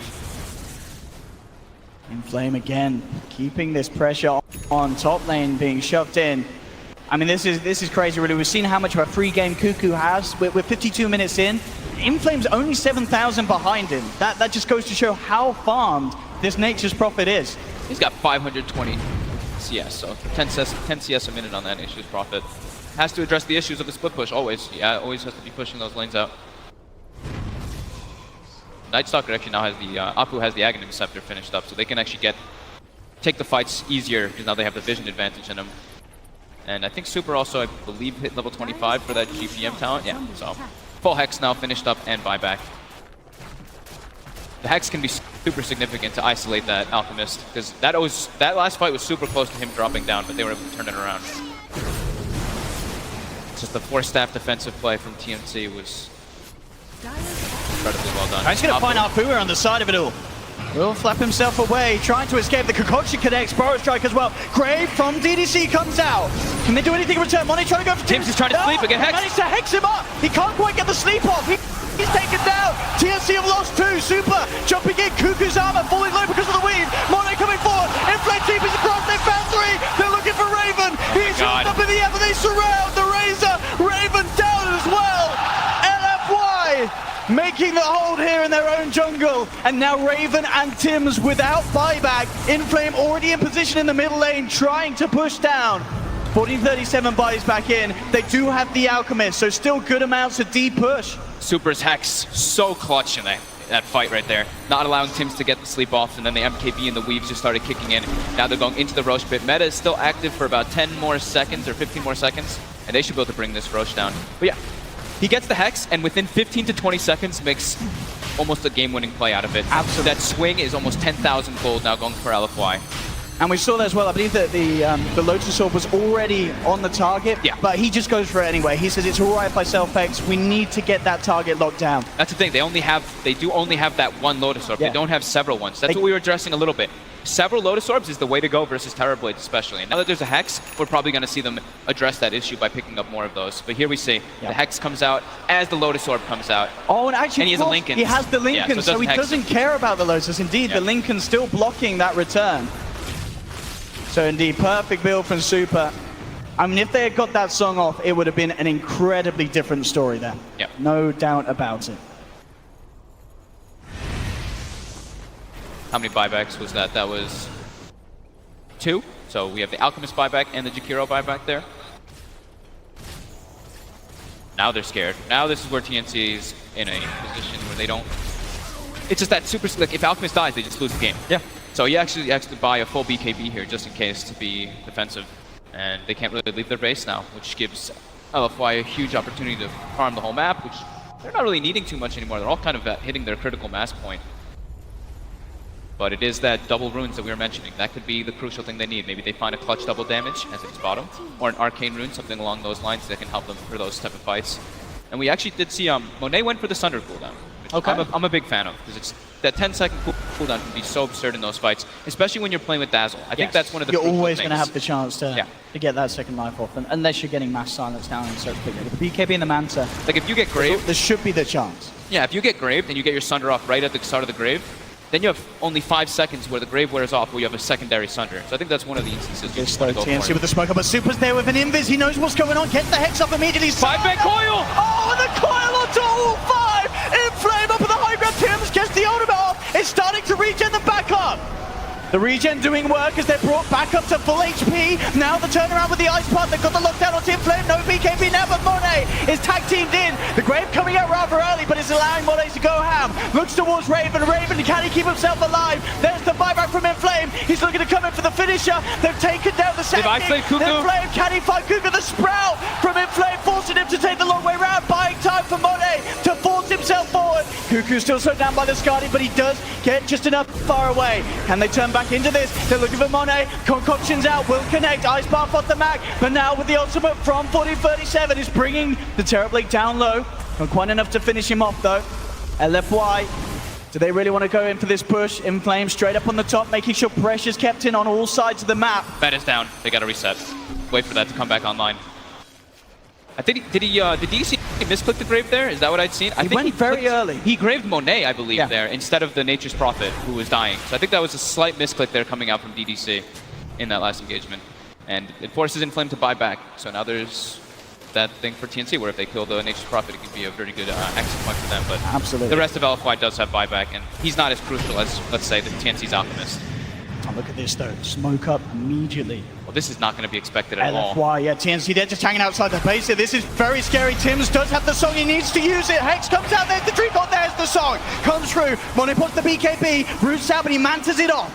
Back up to full health again, the Axon doing work, now the turn, Ice Pump out onto the Terrorblade, DDC is there with the backup available, they'll force Monet back, there's the Grave, Sunder keeps Monet alive, Cuckoo forced back up to the high ground. LFY, and they do still do this, there's the disarm onto Inflame, held back, TNC still keeping LFY away from the barracks, 10 seconds until Sam H is back in. So again, despite Monet and DDC's play, it's enough to keep them alive, but it's not enough to get the kills on TNC and actually break this mid lane. They tried to go for a very cute play there that no one would expect. Meta's down, you're expecting LFY to completely back off, try to get a nice kill off of it, but unable to with Tims' positioning over there on the right side. So still, same thing. They need to find a way to isolate Tims, get that Hex on him so that he's unable to get those sleeps off. These sleeps have been absolutely massive from Tims. Yeah, perfect. Perfect positioning. Money racking up on Super, definitely going to start to look to get the moonshot out. It was already the moonshot on Monet. Does he give one to Inflame? Not one yet given to Inflame. Could be next on his shopping list. From the puck. Eyes no, it's the refresher. He goes all in. I mean, to be fair, we have seen these big Dream Coils and Waning Rifts and the Hex. If he can get this all out twice, it's going to be incredible. And Super, to be fair, you know, the panel said, and I joked about at the start, seeing him in on the puck, but he has had an incredible game. 10, 4, and 12. And these late game plays and decisions that he has made. He's been getting super clutch silences in the back. And we saw, what, 2 or 3, 4-man, 5-man coils, and then the sleep's following up. If the sleep wasn't there, those fights are absolutely one for LFY. And now, yeah, he has double Hex too, so he can choose a little bit better. And if the Lotus Orb does remove the Hex, then he can refresh and go for it again after he uses all of his other equipment and spells with Force. Haste. White, still very much ready to try and do something. Metamorphosis is back and available. Many of the heroes approaching their level 25. TNC's coming out, but they're raining on the high ground here. There's the jump in. Super gets immediately in with the Hex onto Tim's, removed by the Lotus Orb. Falls back, but he's stunned. He can't get off the song. Another Coil stunned. I think everyone gets up in time. He's trying to see. No, he can't. That's Tim's down 80 seconds. They've lost 40-37 as well. TNC are down 3. Savage coming in with the epic Burrow Strike. Is it enough to get the kill and return? Looking for Monet. Raven's stolen a lot of damage here, but Monet's dead enough. Oh, they get the kill. They're moving on to the middle lane of Rex. Razor will buy back, so will Savage. There's no creeps. But there's no backup for the rest of the 3 of them. They're trying to fight against this backdoor regen. They should slowly but surely be able to get at least one of the racks. They're going to put the glyph in and heal it up. Are they going to be able to hold this? Sam H, him in the burrow. They've got a minute. Them down. A minute 20 for Alchemist buyback. And LFY knows they've got to try and get the kills on the side. Inflame does TP in immediately with the Sandstorm. Sam H gets away. There's your fortification. And now the glyph is gone. Or now the backdoor protection's gone. The creeps have gone. And Inflame's back in immediately, looking to finish off this mid lane of Brax. They're looking to potentially go for the game. They get the Hex in time. They're going to forest. They're going for the game. They're going for the finisher. 30 seconds until the Naga's back. Maybe could look for a sleep play to slow things down. But the speed that LFY are moving in means that it may be too long. 20 seconds, no Naga. They're onto the base. LFY looking to close out game 1 here. No way, by the looks of it, the TNC can slow this one down. Despite their best attempts, and indeed, GG is called. Wow, LFY what a game. Game 1. Holy crap. What a start to this series. What a back and forth game though. Incredible plays coming out from TNC with their coming to their 4 stabs, to their sleeps of course, to the setups with the Jakiro Ice Path, Macro Pyre combos with Sanking. Everything going super well. Looks of it, the TNC can slow this one down despite their best attempts, and indeed GG is called. Wow, LFY what a game. Game 1. Holy crap. What a start to this series. What a back and forth game though. Incredible plays coming out from TNC with their coming to their 4 stabs, to their sleeps of course, to the setups with the Jakiro Ice Path, Macro Pyre combos with Sanking. Everything going super well for TNC, but LFY coming in clutch at the end. Afu and Inflame carrying super hard in that early to mid game, and then Super coming in clutch with that Hex at the end. The Hex plays from Super at the end, absolutely incredible. And just again, this sort of coordination we've expected from LFY as a team. Giving DDC the dazzle, you're going to have troubles. And we saw time and time again those last few sieges as well. DDC enabling Monet, enabling Inflame. And Inflame, such bold plays as well, consistently teeping on the other side of the team, coming in from behind them, and they just didn't expect it. They found so many pickoffs in the mid game with that Night Stalker, Nature's Prophet. They played it super good to let Monet get back online. That was incredibly impressive because of such a deficit that they're playing at for the first like 20 minutes pretty much. This Alchemist is just raining chaos all over the place, but able to get some map control coming out, and they take it away. Yeah, just the right amounts of pressure as well being put on from LFY at the end. You know, getting these openings, making sure the buybacks aren't there for TNC, and coming in with that hard-hitting finishing push. What a game 1, ladies and gentlemen. Myself and Fob, we'll see you soon for game 2. But for now, back to Day9 and the boys to hear what they have to say about that 61-minute spectacle. Thank you, OD Fog. What a game. It's 60 minutes into the game. There was less than a 3K net worth difference between the 2 teams. It was hard fought, and frankly, the closest game of the tournament thus far. For sure, and I think it just comes down to what Peter said in the beginning, that their cores from TNC just wasn't good against the TB. They had Alchemist and they had Razor, and none of them is really good, like super late game against TB. Razor was pretty underwhelming. He worked really well in lane when Terrorblade was mostly fighting in melee form, but as soon as Terrorblade got a couple items, got the Manta online, started, popping off meta in fights and spawning illusions. Razor just really didn't have a place. I still thought TNC were going to win, though. They had that great execution in the team fights with the sleep. Super's puck was a hero questionable he hasn't played a lot this 10 tournament. minutes. It started off slow, but I thought towards the end of the series, or towards the end of that match, he really started to pick it up, and he made some really great plays. Yeah, the incredible dream coils. I mean, especially in mid, he got just solo killed by an Alchemist. Yeah, I'm sure he was he was making some aggressive play. We would have been like, oh my God, Super, if he killed the Alchemist. It just, it didn't work out. And I got to give a huge shout out to Afu on the Night Stalker for again and again and again getting, he had 100% kill participation for the first 16 kills. 4 players are the stars of this tournament. Yeah. It's been like that for quite some time now, that the 4 position is so important for a team to actually work. Yep. Yeah, the 4 position, most often the position that is roaming around trying to make plays, not staying in lane.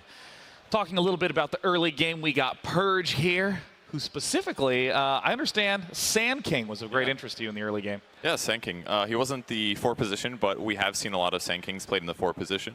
The way that they ended up doing their lanes was very smart from TNC. They were clearly the ones that were doing abnormal matchups with the aggro try, as well as the 1v1s in the other lanes. And we really did see a lot of the value. Razor was good against Terrorblade at the laning stage, as well as with their 2 supports. It worked out really nicely. They forced a Grave from Dazzle. So as a whole, it felt like TNC was putting pressure on and allowed the other lanes to actually be 1v1s. But the player I really want to talk about was Sam H, because his early rotations here ended up at least trading kills. So even though Alchemist did die in some of these engagements, I thought he was really instrumental towards making sure that they at least stay caught up and that their aggro try is not completely for a full loss. And I was very surprised how much damage he did. And it really comes back to the map. He was in a 1v1 situation against the Nature's Prophet, normally a 4 position, or in a rare case, maybe a solo offlane. So because he had all of these early levels, it really helped him have bigger impacts in these early parts of the game.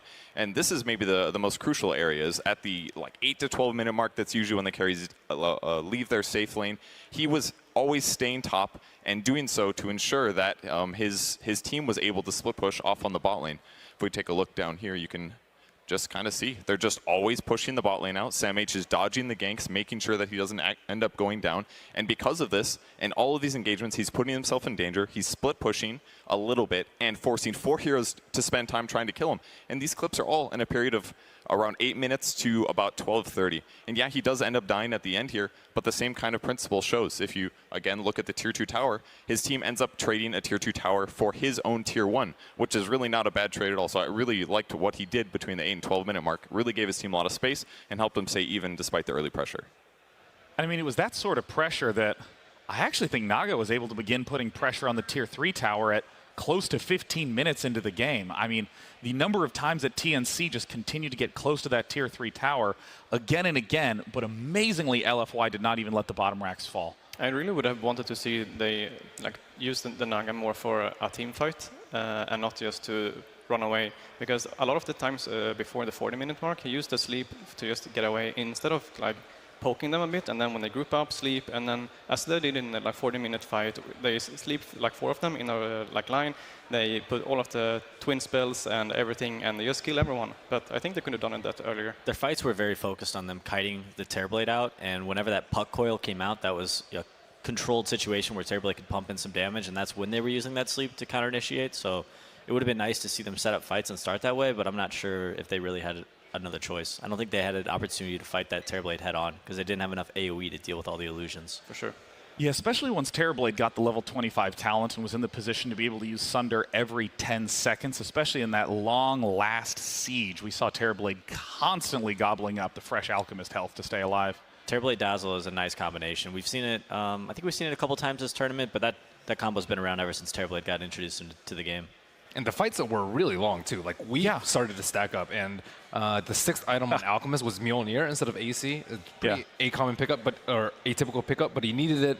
He needed AoE versus Terrorblade, but then he didn't have enough armor, and he actually just died a lot of the time. The Dazzle Weave had a huge impact in this game. Dazzle's a hero we've seen a little bit of. OG played it yesterday, but in this ultra late game scenario, that Weave is king. Yeah, especially the fact that the Weave was able to pop off so early in the fights that Alchemist, I mean, I was shocked at how much he was getting chunked down. The fights lasted for a long time, so tons of positive took armor. Took up so much space on the map. Yeah, tons of negative armor on that Alchemist, making him pretty simple to kill for Terrorblade. And I gotta say, this is the sort of match that people get hyped about for TI. Of course, LFY still living up to their high win rate at the tournament, but TNC showing that they're a contender as we've currently seen the closest first game yet. Let's go ahead and head on over to Casey and Slacks to get their thought on the series. Hello! Hello! Hello! Let's just do that for 20 minutes and see if it bugs anyone. So we're here with a lot of cool people behind us. Yeah! Hey, what have you guys thought about the International so far? Awesome! Amazing! What did you think of the opening ceremony? Opening ceremony! Oh, yeah! You know, we had a lot of fun filming that little sketch that you saw. Yeah, we did. Didn't you? Yeah, but everybody makes mistakes, you know. We had a few missteps. I mean, sometimes you don't say your lines, sometimes you draw a giant cannon on live TV. Everybody messes up. Wow, dude. But the funniest part, though, are sometimes the outtakes. And we have assembled some of our best outtakes and someone else as well. So hope you enjoy. 01, 05, take one. Whoa, sorry. That was way too much. You just go just a smidge more with your left. Yeah, just out a little bit. 5 minutes to curtain. Spit it out. How long? 5 minutes to curtain. Okay, new guy. Thank you. How about you come and get me a coffee? Okay, all right. Okay, why don't we just hide these? Oh, God, please, not Gavin. Everybody's either gonna hate us or... Sweet Gavin. What is this? It's all something I've been working on. I'm so sorry I hit her with the freaking headset. We don't have a couple of minutes. We will if you shut up, all right? All right. Even my grandfather. That's too much. Okay. Even he called me donkey boy.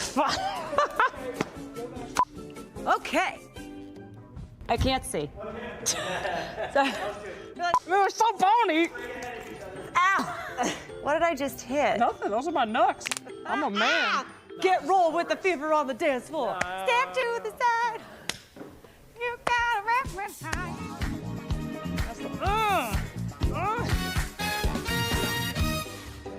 My clothes are falling off. Yeah, mine too.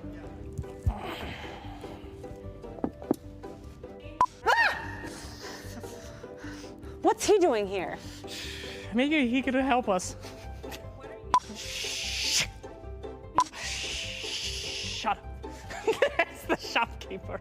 I know who he is, dumbass. Damn it, I'm sorry. It's the shopkeeper. I can grant you the might to overpower any foe. Okay, well, I just got hit because he didn't protect me. Good. Why don't you shut your mouth Why don't when you I'm get talking your to you? head chopped off, all right?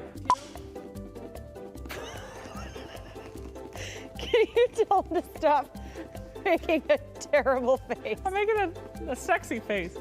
One cracker each, please. Yeah, one cracker each. You sneezing? What was that? Nothing. One cracker each. Yeah, one cracker each. Jake, are you looking into the camera lens? I am. I forgot. Would you guys mind terribly if I kept it at we like being stupid? I kind of like that we're kind of a team now. I should know my way around this place, but it's weird. I mean, I'm not supposed to be in here with you, okay? What? This is Dota, stupid. Anything can happen. If you call me stupid one more time. Do not flick my crystal! Wait a minute. That's a courier. Touch me again, die. To the key! Watch out, jackass! Hey!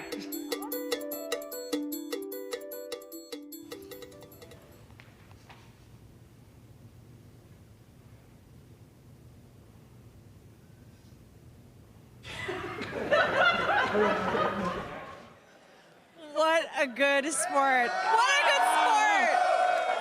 Such a good sport, that stagehand. And he never came back. I don't know what happened. I love Gabe so much. Sorry. Every time I watch it, I have to laugh at that last part. He's the best part. Oh, my God. Yeah. Oh, and you too. You were great. Oh, you were great, Casey. No, you were great. You know, you were so good at this. You were so great. We've had We're about great. enough of this. All right. Are you What? Are you ready? Yeah, what? What are we doing? Are you ready to talk to your fans? Oh, gross. All right. Hello, fans. Hello. Hello. How was that game? The obelisk. Yes. Good stuff. Wonderful. What'd you guys think of that last game? Amazing, right? How do you think the next one's gonna go? Who? TNC's gonna win. TNC. Whoa. Whoa. Number 2. Oh. If TNC loses, is OG versus TNC again, though? Yeah. I mean, all right. Wow, rough crowd. Rough right. crowd. We're gonna send it back to you guys before things get really crazy. Thank you. I gotta say, I love the outtakes almost as much as I like the final edited piece. I just wish they would have shown him flying on the courier. I want to see that next year. Get the real donkey to fly. Yes, a literal flying donkey. The technology is there. Looks like the teams are headed back out, and out in the galley, we see that the fans are rooting for TNC. And I gotta say, there were some favorites that didn't perform up to the skill level that we expected.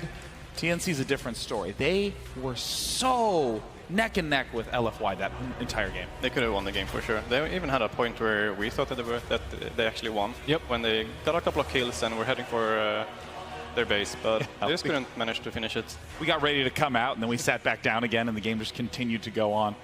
And it was like so close. It wasn't, sometimes in the typical Alchemist game fashion where it's, well, is he going to be able to get to his farm early enough? Yes or no. It winds up being that binary. A lot of times you don't see Alchemist games that just kind of stay that close for that long, with Oggs just continuing to get fed to his teammates.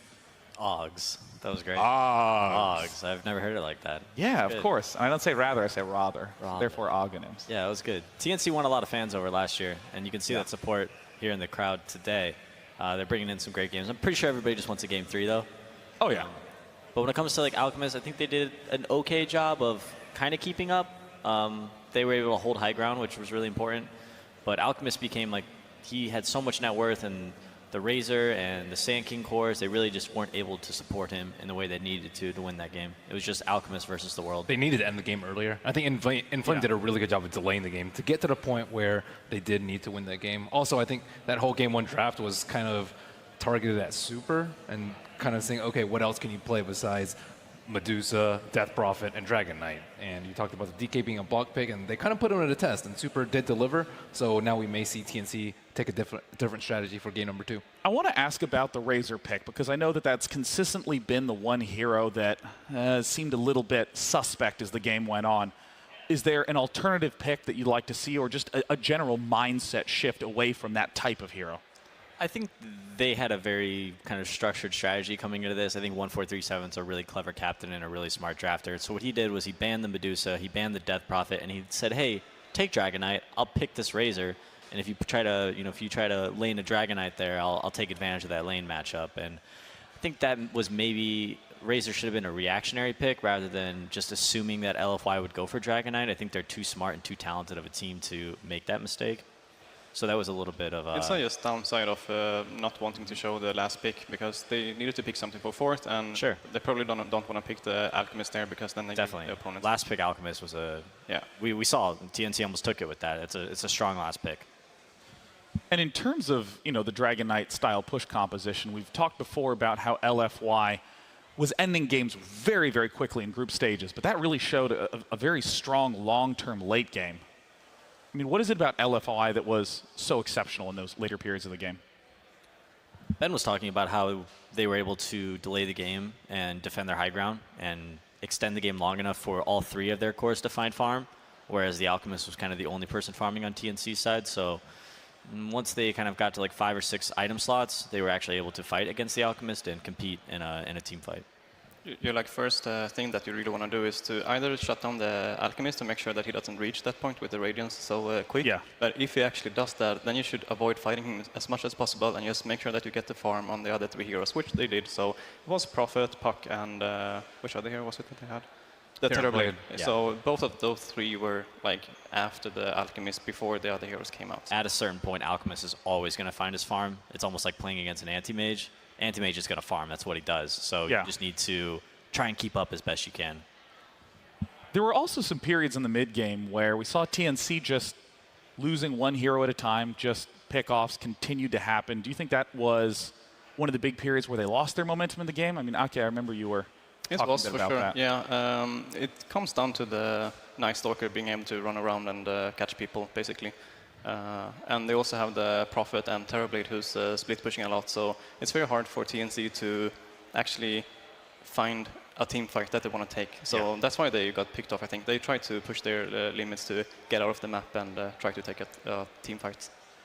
Certainly gave some space for Alchemist to farm, but it wasn't quite enough. And at this point, teams have let us know that they are ready for game number 2.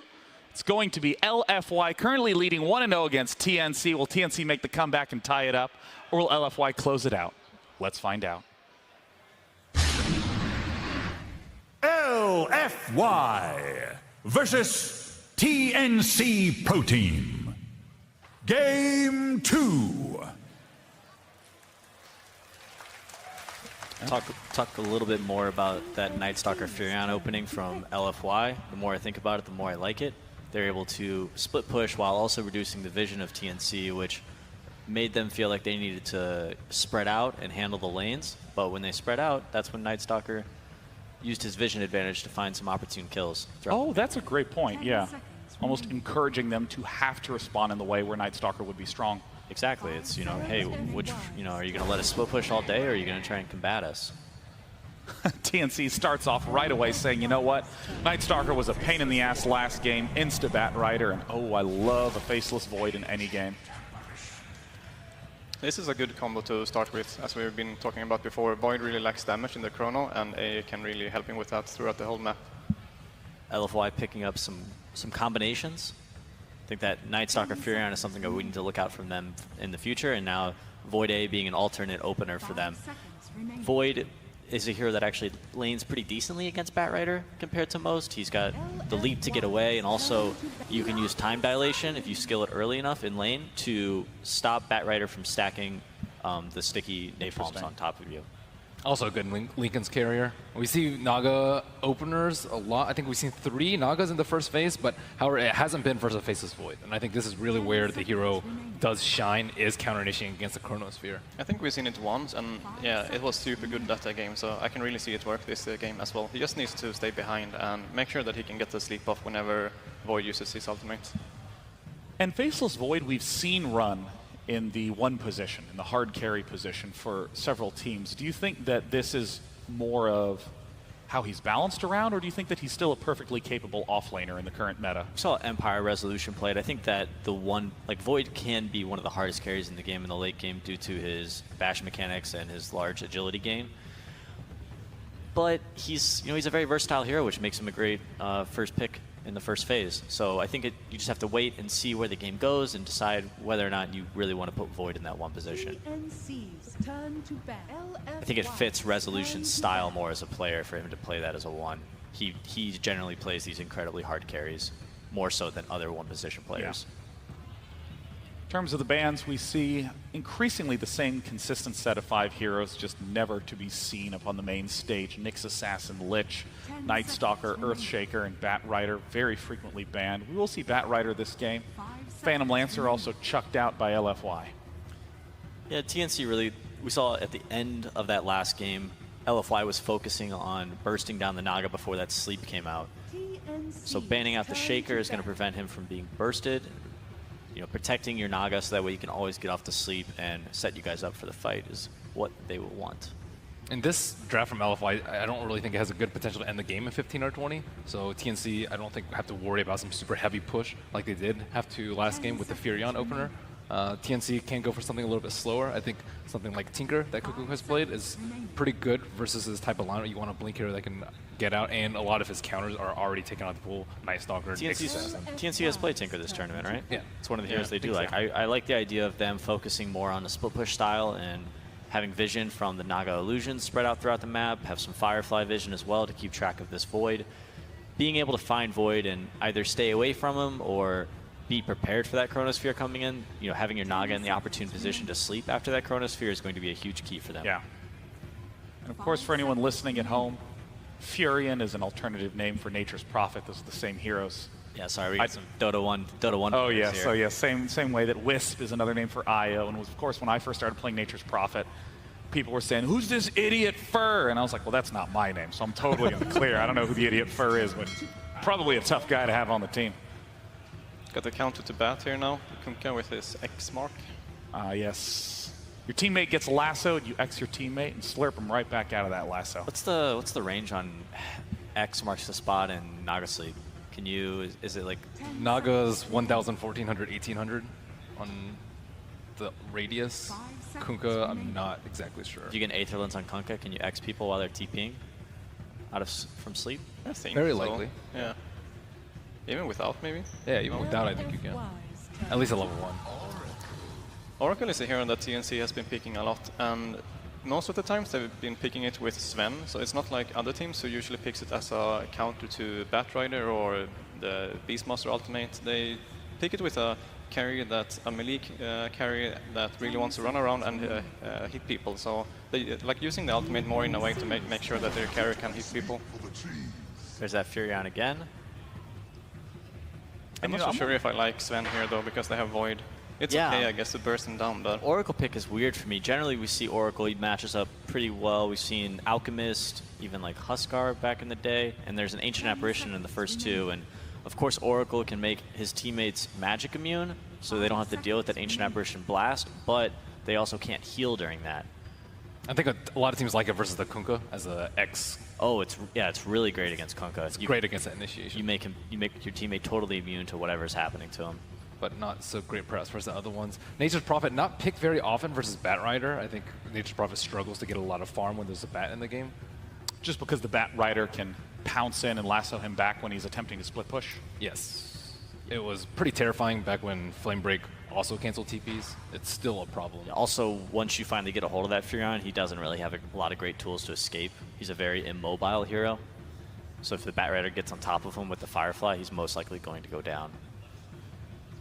And, you know, I was wondering if you could speak a little bit to how to think of Oracle, because he's one of those heroes where you read the abilities, and it's hard to even know how the hell he operates, let alone what his function is in the team.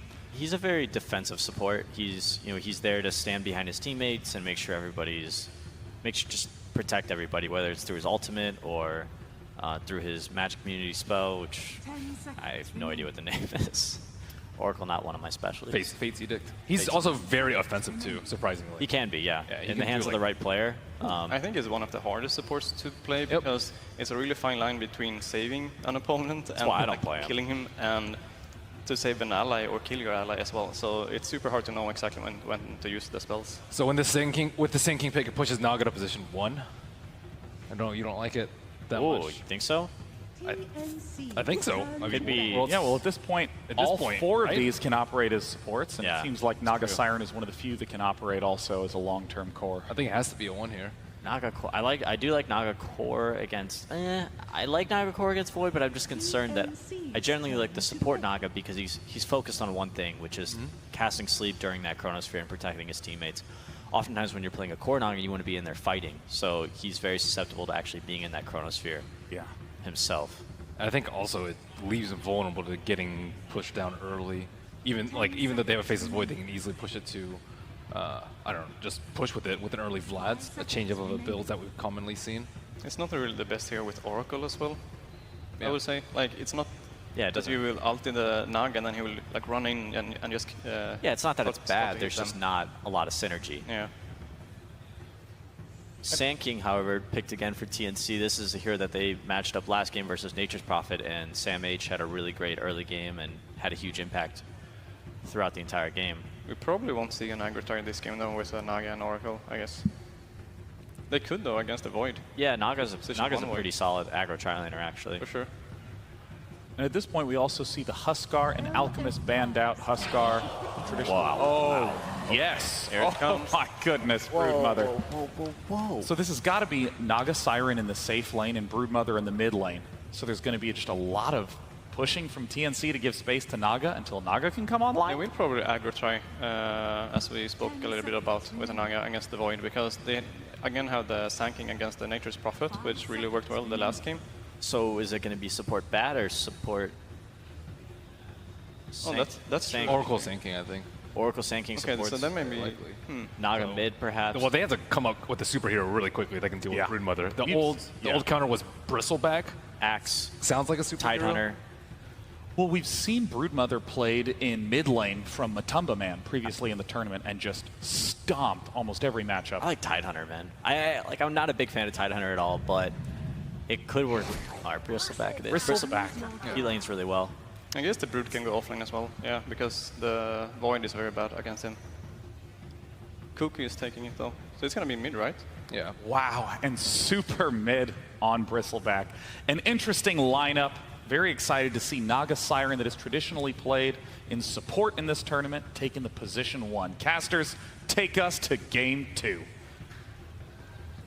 Thank you very much, Day 9. And what a setup we have here for this game 2. We had an incredible game 1 for game 2. TNC switching things up a little bit. We're having a core Naga come out. Yeah. And this final pick, the Broodmother, it is instantly responded to by the Bristle that Peter mentioned, does have its strengths. What are we thinking overall? I was just confused when I'm watching TNC's draft, just because how many curveballs they're throwing in, but they did address a lot of the aspects here. The Oracle pick versus the Kunkka is amazing. Probably one of the best. You counteract literally everything that comes out there. They get the Sanking matchup versus the Nature's Prophet as well, and then they get their Broodmother pick, but now it's Broodmother versus Bristle. It's a bit different. I'm not too crazy about TNC's draft overall. Okay. I think they're going to struggle a lot to really take any fights versus LFY, and I've seen Inflame on this Nature's Prophet over and over again, what he can actually do, how much he can dismantle lanes. So I'm personally liking what LFY's got and how much they can actually team fight with, and the fact that they actually have like physical damage to force it. Only physical damage from TNC at all, really, is the Broodmother to push those buildings. I mean, as I said, mentioning that mid lane and mentioning this Broodmother, how bad is it for Cuckoo that there's a Bristle there? I mean, is Cuckoo still going to do fine in lane, or could he get totally beaten out of the lane in this matchup?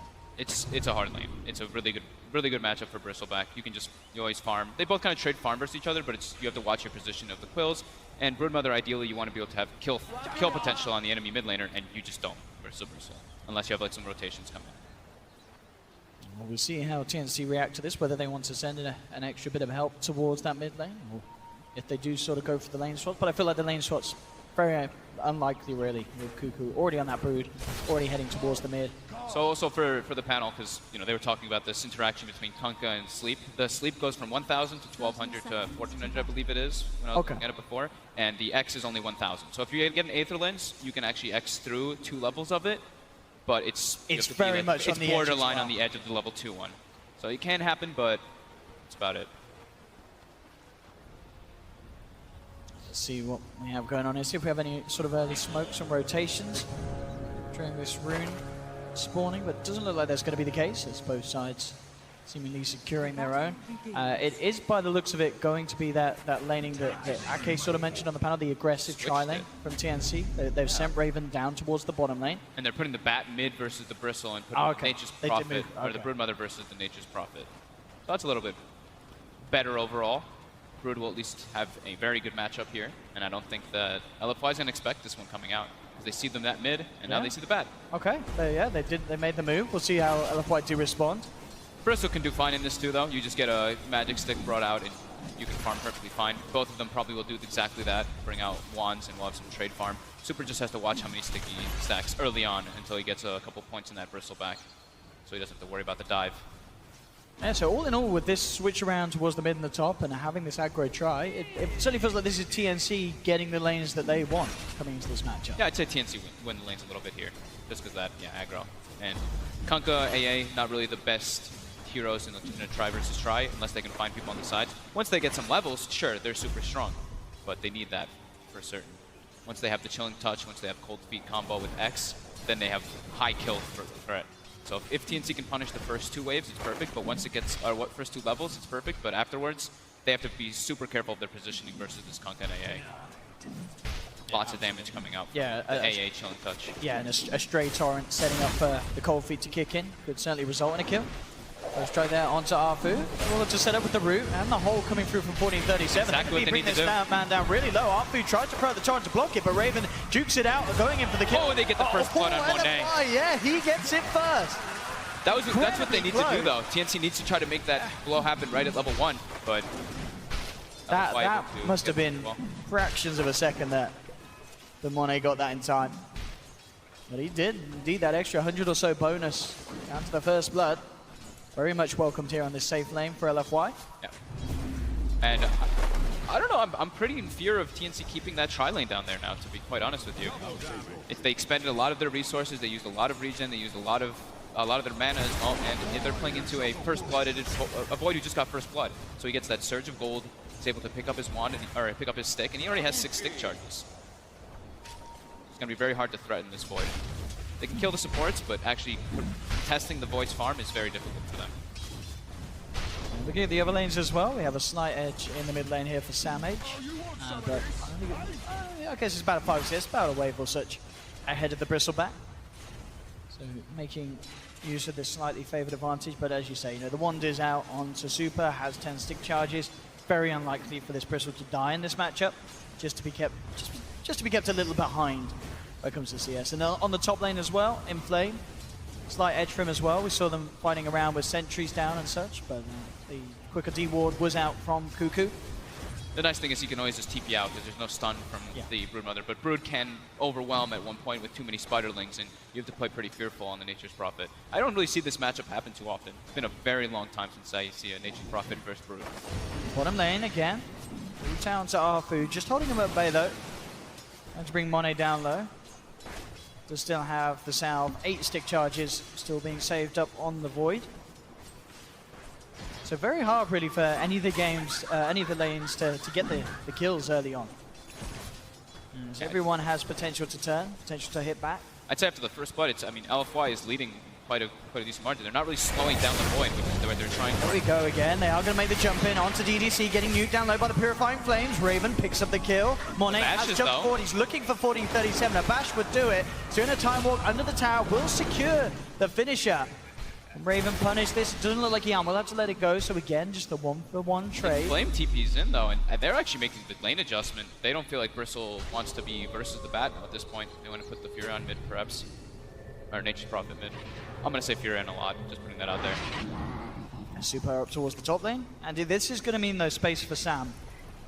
But actually Cuckoo... They're moving the lanes. Yeah, they're moving it in response. TNC wanting to make sure that they can keep tabs on Super's Bristle by having the bat against him rather than this Broodmother. See what the call is from LFY if they want to make the move again, but TNC just doing their best to keep a step ahead in terms of the lane matchups. I love when these kind of lane swaps happen. I hope another one happens. I like when you just see people like TPing back and forth and everyone's like following around. It just looks fun. It becomes very chaotic between the sides. Yeah. Farm for both the safe laners, Raven. He's still farming on the Naga at least. Him and Monet on the same track at the moment. Pretty much equal in experience and CS. Both getting what they came for down in this bottom lane, which maybe is not as good of a sign for TNC. Perhaps they were expecting to be able to slow down this Void a little bit more than they are. But at the moment, as it has been, Monet, he's got himself involved in 2 kills. He's got Shred's Orb of Venom. He's perfectly fine with what's going on here. They're making a committed play onto here, but Inflame is keeping into the back for TNC. And they're going to look to try and turn it. LFY Sprout out, but immediately the bots trying to make that cold feet proc, but can't quite get enough of the block stop. But we saw how close it was there. You know, they are able to achieve that sort of a play. And how much damage comes out. Like as soon as Inflame TPs, you see DDC throws the Chilling Touch on him for that bonus damage. So now it's 5 minutes in. If Inflame wants to, he can try to siege a bit with this Catapult Wave, but he doesn't want to split the 4-way experience. Wants to be efficient with his resources. And they move Cuckoo down here as well. You know, wherever the pressure is, they try and get the Broodmother in that lane to sort of slow it down. They might be able to get Super here mid. He's pretty far out, and they have Lasso on SamH. Yeah, they've certainly got their reposition. He's already got 2 stacks upon him. There's the drag back. At the same time, Cuckoo actually gets a solo kill by the looks of it down on the Kunkka as well. Gets the action done, so kill in the mid lane, a freebie for Cuckoo down bottom. I'm not quite sure how he got away with that, but still with the AA and the Void in the neighborhood, but must have just overwhelmed him with the spiders, as you talked about. They don't really have good ways to deal with the Brood besides the Bristle still at this point. Early levels, these Spiderlings, AA and Kunkka are super susceptible to dying to them just if they step out of position. And now he's level 6, so the spiders are starting to add up, and the damage is pretty absurd versus these low armor heroes like the AA. SamH just on the search to see if there's any sort of stacks being created for LFY. He'll get his eyes onto DDC though. In fact, with the Raven Naga being in the neighborhood, they can go for this one. Money's going to try and come in to slow them down. The Torrent will connect. With the Nature's Prophet ult. And that's going to bring him down. The Nature's Wrath doing huge amounts. DDC actually ends up surviving as he gets himself away. They'll try and trap Raven with the Sprout. but he cuts himself out. So nice turnaround there from LFY. And again, Cuckoo says, you want to go to that lane? I'll come to that lane as well. This spooky spider trying to do his best to instill himself in the nightmares of LFY. Perfect by Inflame, though. Like, that's why we see him decide not to go for that tower pressure, right? He goes to the jungle so he can make sure he gets that level 6 at a very early time to get involved with that Wrath of Nature. Because the damage on it early on, it's very unexpected. People always forget about that Nature's Prophet ultimate bouncing around right around that 7-minute or 6-minute period. Tims, they've pretty much parked him out toward that top lane for the time being to farm, while everybody else is kind of making the moves around the map. Oppo wants to punish, though. Dust is online with the sentries, gets the torrent connection too. Does still have the burrow strike. As long as he can save it until after the X-Mark bring back, he may have a chance here. Holds onto it, there he goes.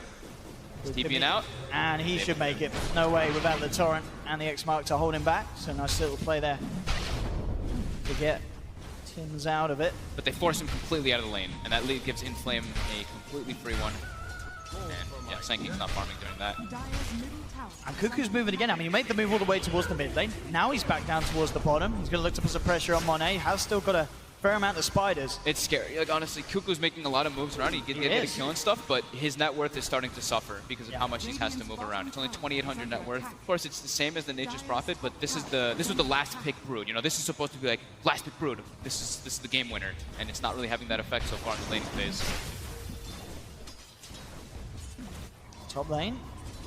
Tims towards farming up that blink. We are going to see the setup there by the torrent. They've got Wrath of Nature this time, and they know the TP is still on cooldown for Still Tims. a tricky one to catch. Yeah. Arfu, he did have the X-Mark, but of course wouldn't have had the secondary torrent to combo it with. Scared to dive. Diving under towers, their damage isn't really that great, so they got to just wait it out, find a better opportunity for that one. But yeah, LFY, going out of the laning phase, their team fight is way stronger than TNC. TNC wants to split up the map and get pickoffs, and have the Broodmother kind of dominate the lane while the rest of them fight elsewhere, and use the Naga Sleep to avoid those fights. But it's very hard for them to avoid fights with the momentum that LFY will be gaining once they've got the Vanguard on the Bristle to force buildings. SamH just seeing what he can do here, has found himself a double stack.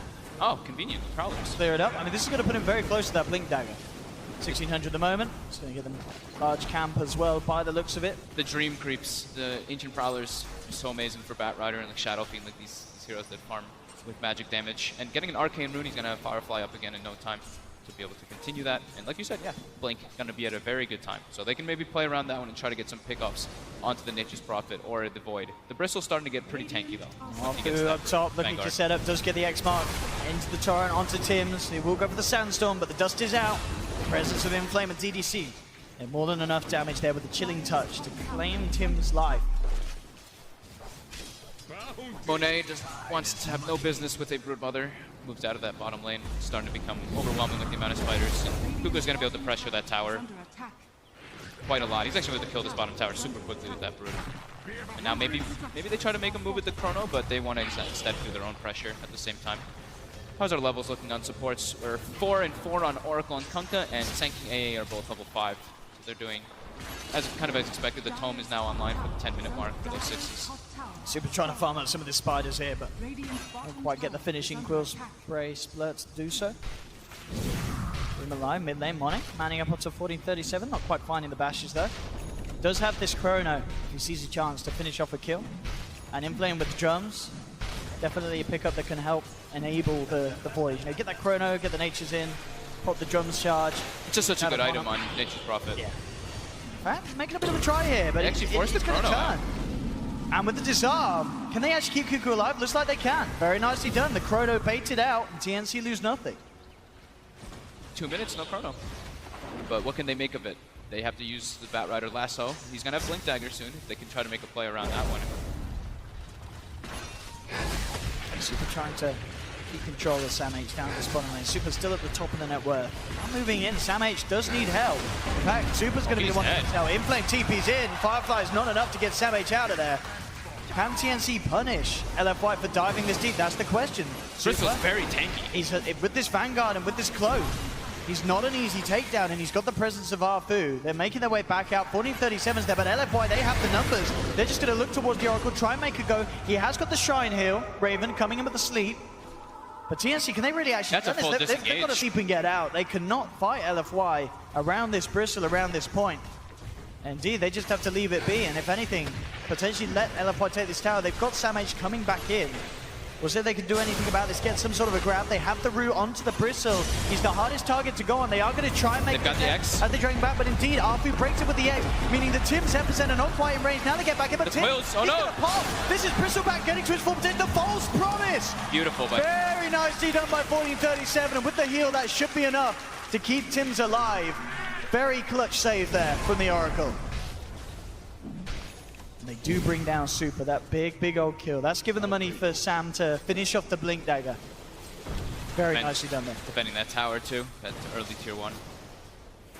Maybe see if they can get anything straight off the back of it. Looking towards Arfu. See, oh, DDC got a bit of a spider problem. Oh, the Centaur stun hits Cuckoo. Trying to help out DDC. Tim's there as well. Maybe they could look to try and catching out Mono in the mid lane. He is in the webs. They have a lot of burst. They are going to try and close it in. At the same time, bottom lane Samh, he did get the kill on Arfu, so they get the kill top. They get the pick off bottom. Now Super sort of on his own here. He's stuck in the Firefly. Same time, a lot of Quill spray stacks building up onto the members of TNC, so they have to be careful. Raven will hold back the Bristle with the net. And he will continue to be chased. I mean, Super knows that there's no shrine here, as it's already been used. He's going to dive in for this one. He's straight committing. Inflame's still not TPing in. 3 though. Quill Spray stacks on Raven. I don't know, can 1437 save this? He hasn't quite got false promise, I don't think. He's got the Fate's Edict and the Purifying Flames, trying to heal him back up. And maybe Super's now overstepped the mark. He gets Flame broken back. Stick charges are used, Purifying Flames, nuking him down low. But 1437 didn't quite have the mana to purge it back off, so Super's only going to get healed up from this. Cuckoo coming in with the rotation. The boat in onto the Spiders. It's not going to connect. Monet does find the Chrono onto Cuckoo. The bash there as well. They'll bring down Brood as well. Those are huge kills there. Super just with no fear whatsoever. He knows his team is going to be coming for the backup eventually. And this is the problem we're talking about. Yeah.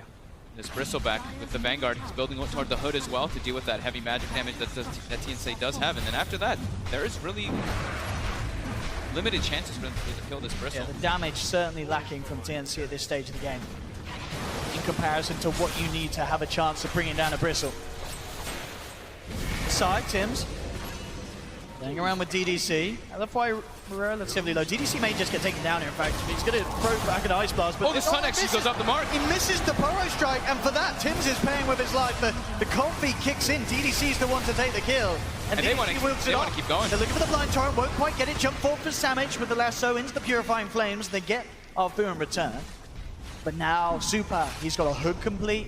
This Bristle is going to be a massive issue, especially considering the way that LFY are playing, grouping up as a team, or even just, you know, letting Super enter the fights, hang around for 10 seconds, waiting for the backup. There's just very little chance that TNC can actually kill Super at this stage of the game. They're trying to make, they're trying to fight and make space as much as possible for Raven. He is getting closer and closer toward that Radiance, 3,400 gold. So that's going to help a bit, but he's still very squishy and they're still very susceptible to the team fight of LFY.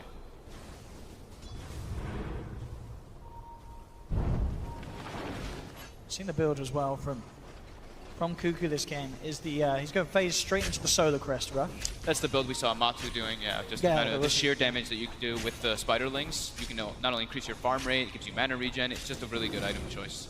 I mean, absolutely. If he gets himself on either Arfu or TDC, very little they can do to keep him alive. I mean, we're going to see him make a bit of a go now. Just ready with the Medallion and the Spiders, putting Arfu down very quickly. Reluctant to commit, though. Yeah, a little scared about fighting around this tier 1 tower towards the mid lane. At the moment, members of LFY closer towards that top tier 2. Trying to see if they can get the push on there. Monet.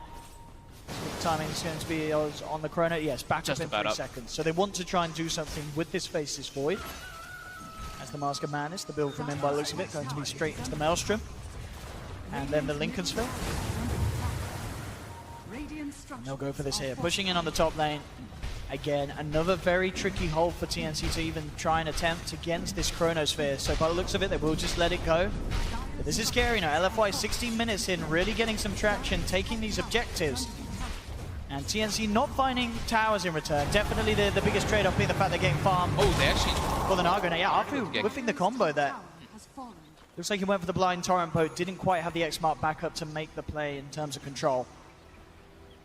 But yeah, this is the thing. TNC all in all, the trade is that they are getting this farm on Raven. He has got that relic. He's halfway through the recipe gold. They're going to make an attempt on Super, but I don't know if they get away with this. They're going in with the they cannot kill this man. Back up. is there now in the form of Arthur in Flame, and they're just going to look to turn. The dust is out onto Tim's. He's sprouted up. Can't get himself out of this one. He's got the Pyro Strike. Super continue to move forward. A couple of Quill Sprays will do it. No, just the one actually. Super burst him down. That's their lasso and their epicenter committal to. That's their big team fight slash pickoff heroes, and they barely even drop him below half-life. Definitely a mistake for TNC to try and make that play. They can't afford to do that, especially that close to a tier 2 tower. And making these mistakes is super crucial. Like these mistakes is what costs you the game. Where Nature's Prophet's able to claim a tier 2, the Void is just farming in all the meanwhile. They need to get kills in with those type of double ult committals. Super now, looking for Sam H, actually forces him just to TP out bottom. Cuckoo again, comes onto Monet. You see the itemization coming out from LFY. Monet just goes for it, jumps in. Absolutely no messing around, and with the Ice Blast coming through as well as the big old shark, there's no hope for Cuckoo. And TNC may be losing their cool a little bit here as LFY are getting some very easy pickoffs. Still only a slight lead for them, but still LFY is looking really strong with their 5-man. There is that Radiance though. So it's all about how much TNC can rely on the core Naga Siren to pull them through this game. Bottom lane looks like they're going for Sam H here. With the Wrath of Nature, the X-Play coming out, Sam H deep trouble here. Again, this combo from Arfu. And it's going to lead into a tower as well. Maybe even more with Inflame in the neighborhood. Yeah, maybe they go for 2 here. They could. There is a sleep that is still up though, so maybe they're a little bit afraid of that because they don't have Chrono. But they want to at least threaten a bit for some reaction. Link Dagger now picked up by Tims, so they do have that extra potential to jump in and maybe even jump around Super, get to the back lines. The Super at the moment is not the target you want to be going on. Well, look how far back they are. They're already prepared. The Illusion is kind of scouting out the AA, so they're trying to commit here for it. Maybe they can force all the TPs and try to isolate Super, but no, it's getting too far away at this point now.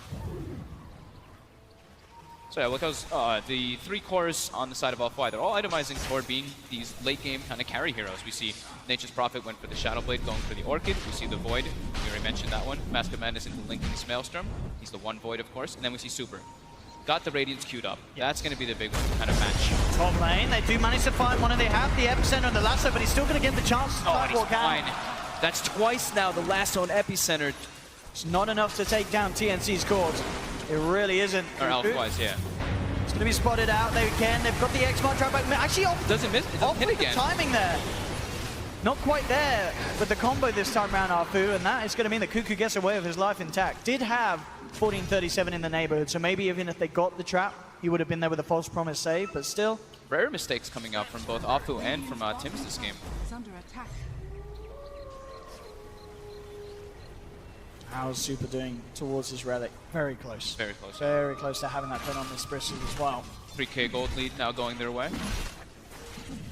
Definitely still with the edge of this game, and definitely still the issue being that we're seeing Super and Monet being attempted upon with these ganks, these takedowns, but unable to get killed. That's pre-Linken's. Quite do it. That's pre-Linken's Void, and they can't even bring him down. When he's got Linken's, I don't see how they actually get him unless they've got like 3 or 4 hero committal.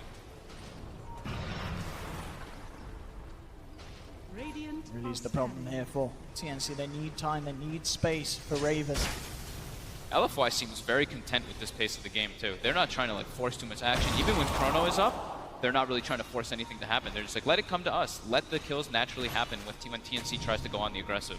Look where Monet's just been perched up. I think he's been up here for the last like 4 minutes just farming these creep waves and this enemy jungle. I mean, yeah, this is crazy farm for him. 21 minutes, he nearly has that Linken's on top of the Mask of Madness. And as you said, with that as well, how do TNC even think about bringing down this Void? They spot. They look like they know where Cuckoo is. They actually get the dust on him too, and the Blind Torrent. Blind Torrent does connect this time round. The poke flying in with the X-Mark bring back. There's no escape for the Spider. LFY. Apu's just warming up. Plays like that. Definitely impressing. Top lane TNC. They are going to try for this. I mean, do they get away with it? I feel it's going to be hard. He drops the Chrono. It actually gets the bat. It does indeed. It stops the Bat Rider on the very tip of it. And I mean, it's enough to hold it back. Monet turns. He time walked in aggressively there. The Conquer Torrent actually. Oh, they actually get the courier from him well. again, just like last game. So they actually, a cool thing that LFY did is, you know, they're playing versus a Broodmother, so they actually defensively warded their high ground. I didn't really notice that one too. I mean, look at this. Monet is just forcing this 3-man gank that came in for him all the way back to their base. No fear. Even without Chrono, just time walking towards them, terrifying TNC. Radiant's top tower is under attack. Radiant's pretty much there for Super. 300 gold, and he has it. A lot of catching up that TNC needs to do. Raven nearly has the bots, but... How do they kill this Bristle? How do they kill the Void? Both these two guys are super durable now, and they have the exact things that they need to deal with TNC's aggression. And with that Radiance, that's going to be their timing. Maybe they can just go into the Roche Pit with that from LFY. With the Chronosphere once it's back up. TNC are trying to make a move again towards this mid lane. Inflame has a double damage as well. Just a few seconds left on it though. Doesn't look like he will get the chance to make use of it. TNC not quite jumping in. But Inflame up top, wow. Sees Raven. Raven looks to get himself out of the tree line. Stamage with the instant TP and the sleep coming out. I'm going to look to try and punish Inflame. Do they ever reveal though? He's got a Shadow Blade. I don't think they ever reveal. He's gone. Oh dear, oh dear. LFY. But they seem to kind of know he's here. Okay, good. Gets the TP out. Bit scary, but this not having Dust, not having anyone, not having either of those heroes with the reveal picked up there. Not feeling like the TNC that we saw in game 1. No, definitely not. And he's had the Shadow Blade for quite a long time, so. Maybe it's the draft, maybe it's just the flow of the game. I mean, LFY themselves, this decision to have Super on the Bristle has definitely worked out massively. Monet up top. They know Raven's got no sleep top too. Get this crowd there with the Sprout cut down. That should buy time for Monet to close the gap, and indeed drops the Chrono. Ice Blast coming in. They do have a false promise. Do they have the heal to offset it though? He's still going to have that debuff on him, so he can't quite heal all the way up. We'll see if he pops. I think he may be safe, yeah, with a Fate's Edict blocking the magic damage. Raven will be kept alive. So they do manage to protect their Naga, which is, you know, TNC have to do everything in their power to make sure that Raven doesn't get bullied now, as he really is their only hope of having this strong core that can take them to the later portions of the game. Looking for the Torrent again. He gets the dust off now, and Kuku looks to be in a lot of trouble. The X-Mark into the boat. LFY, Monet, Super, Inflame surrounding the Spider, taking another down. 5k gold lead now for LFY. TNC are smoked up. They were looking to try to get on the aggressive play here instantly when the Chrono was down, but just slightly too late. They're trying to position now around Raven, but in goes LFY into that Roche Pit, and there is no way that TNC can contest this one. They are drawing the lines though. But it's going to die way too fast. It's a completed Orchid on Inflame as well. And indeed, the Roshan's going to be gone. LFY claim the Aegis into the hands of Super. I mean, we've already seen how they struggled to kill him once. Killing him twice, definitely an impossible affair that TNC are going to be forced to try and tackle somehow once LFY start pushing down the lanes. LFY plays super well around the Nature's Prophet. Just the way that he split pushes and always helps them like take fights on their own accord. It's amazing. Like they always have 2 lanes pretty much pushed in, even though TNC does have good ways to kind of react for it. They have good heroes to kind of force the lanes out with the Naga and with the Sanking, but every time Sanking shows, they know that the gank's not happening, and then Inflame just goes back top and just continues that push up. So it's really hard for TNC to find those opportunities. And also, they can't group up either because of the nature of their lineup. They have a Broodmother, they have a Naga Siren. They can't team fight versus LFY. They need to find number advantages in those instances. Now making this long smoke movement up towards the top lane, trying to catch off Inflame. So if they get away with this, I mean, he's still got the Shadow Blade. Of course, to still TP his way out. They are getting close. Inflame is sticking around. They've got reveal they have got the reveal this time indeed. Jump forward with the dust, lasso. They'll hold him back. That's a very, very much needed kill here for TNC as they finally catch out the Nature's Prophet. Heavy committal though. They commit 3 heroes up there with the smoke, and in the meanwhile, Bristleback's farming bottom, Void's farming mid, and speaking of which, LFY are also smoked up, looking for a play. We do have the Aether Lens as well picked up on Afu, so he does have that extra cast range for his spells. So he can cast the Torrent and the X. The Torrent, you can actually cancel majority of the... Oh, Cuckoo, he is going to walk into the 3 of them there. He does do have the detection, they dust him up, and with the freeze connect, they will come with the Burrow Strike, but indeed the Lincoln Spear blocking the Burrow Strike. Monet will survive and still be able to get the kill. They're Now gonna lose a second. Tim's saved there just in time by the false promise. 1437 trying to allow Tim's to get out of there, but 1437 will pay with his life. Tim's up to the high ground with the Burrow Strike. Oh, 20 HP! Survive. Can't believe he survived there. 1437 making some very big plays. They do still have Chrono on Monet though. This is LFY killing 2, forcing these ultimates out, and still having potential to move in for more. Straight down to the bottom lane, they'll claim the tier 2. He held the chrono, that's the important thing, the whole time. Monet did have it. Still got it. So if they find a chance to use it, I mean, still not too many reasons for LFY to hold back too much with this sort of pace that they're setting. Even still working his way towards the Manta style. I mean, all things said, you know, considering the pressure that LFY put on, Raven's still doing a great job in terms of finding the farm. You know, it's up there, we're pretty much on par with the cause, other than Super, who really is starting to break ahead, of course, with his own Radiance. But Raven, he's not getting totally shut down. No. The thing is that ideally when you're playing like this, they actually able to find 1437 out of the base. Oh, there's any saving him. Mono's there. If anyone comes in with backup, he's got the chrono to spare. He doesn't need it yet again. Just finding these pickoffs. Such far range for them to find that catch with that Aether Lens Kunkka. Still with that Aegis, they very well maybe looking to go Tiger. And again, another catch from Arfu. X-Marked onto Sam. Just managed to force himself away from the Ice Blast. Super doesn't care. Diving in deep. And the chrono. Drops the chrono onto Raven. They've caught the Naga. Burrow Strike comes in from Tim's, trying to hold them back, but Raven's down for 50 seconds. Diving in deep. Raven will buy back, but TNC losing hero after hero. Cuckoo comes in with this BKB. Trying to see if he can bring anyone down in return. 1437 is on his way back, but they're sticking around. They are getting rather low, Arfu and Super. Arfu turns straight towards the Oracle, cuts him down with his blade. Sleeps there from Raven. But of course, Super still has that Aegis. He may be low, but there's, by the looks of it, no chance they can even kill him down once. Cuckoo's just turned up. That might just be it here. TNC losing 4, none of them with buyback available. We'll see if they hold on here for one more attempt. They are fairly short death timers. They're just too incredibly durable, and the catch range from Afu is just way too far. They're able to chase always, and with this frontline bristleback, he just doesn't care because he has the lifesteal as well as Radiance, Hood, Vanguard. They're able to siege. First rack's down, going for the secondary one. 30 seconds until another. Oh, look at this. Arfu goes back to base. Is the Mango delivery service he's picked up to. Has he got them still in his stash? I definitely saw him pick up a couple. He used them right away to be. Oh, he used them himself. Okay, no mangoes for anyone else. Just for him.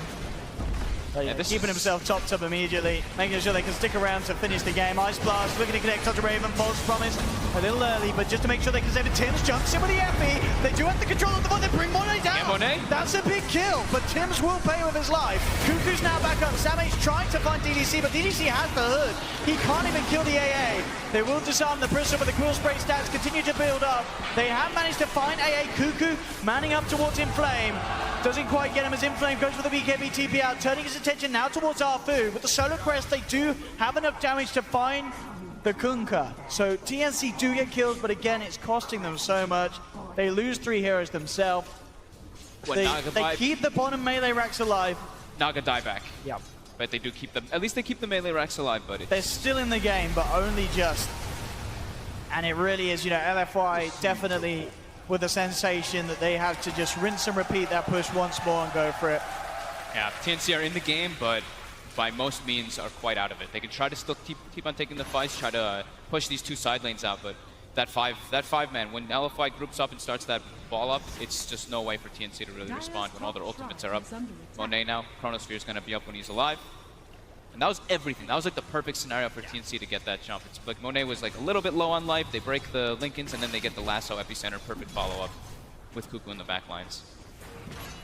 So it's like perfect case scenarios. Now they're able to claim, LFY able to claim some shrines, reset themselves, continue that aggression. Oh, and Cuckoo is being hunted. Do they have the catch to get him? Dust is out upon him. He does have the BKB, will pop it straight away.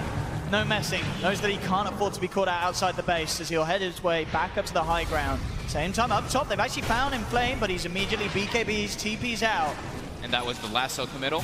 Now Samage could be in trouble. They look for the blind torrent. Samage will be able to force himself back to safety, and with the blink just out of range of the Shiva's guard, will get himself back home. You see, keeping everyone alive. Yeah, LFY definitely ready to go down mid. They themselves, with all the ultimates that they require, Chronosphere, Ice Blast, Nature's Wrath. You see Tims and Raven are just desperate to push out those side lanes as far as Look at the possible. Super is just forcing them back to the base. Raven going for the TP back to join the rest of them. Arfu is sort of spotted out here by Kuku on the side of it, but he's got to be careful. BKB not quite ready again for him. Has the spiders upon him, but LFY take the second melee Rex down on this bottom lane. And they're jumping forward. Chrono at the ready. They'll look for the courier. They do get it. No, they don't. The courier's alive. Oh, the courier lives. Mono comes in with a chrono onto Kuku. Kuku is saved just in time by 1437 with a false promise. They have the song trying to get the spider out of there. It will work for now, but it looks like 1437 is going to pay off his life. He has the Glimmer Cape, but Super's got the vision with the sentry down on the floor. Moves in, takes down the Oracle. TNC being forced back. Raven trying to hold Super away from TNC. They get the connection. Torrents there onto Tim, sanking down as well. 2 down without buyback once again on TNC. They're going for that last Rax now. They can get DDC. Kuku turning towards him. Solar Crest down. Imposter BKB really wants this AA kill. Will get it.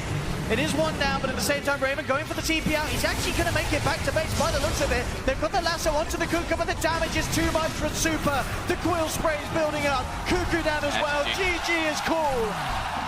And it looks like LFY were only warming up in game 1. Game 2, a very, very convincing victory there for the side of LGD Forever Young. 28-15, 33 minutes in, 22k net worth lead. And with the draft and the start to this game that TNC had, there never really was any hope of them bringing it back. Yeah, that's pretty much what it was. LFY had just a super strong draft to deal with what TNC had. We've seen Naga carry a few times. Sometimes it's worked, sometimes it hasn't. It's definitely a little bit on the weaker side. You have to have a lot of way to make space for it. They also picked the Oracle a bit early without like some direct counter. It was great versus the Kunkka, but that's kind of it. The Chronosphere just was way too much of a problem.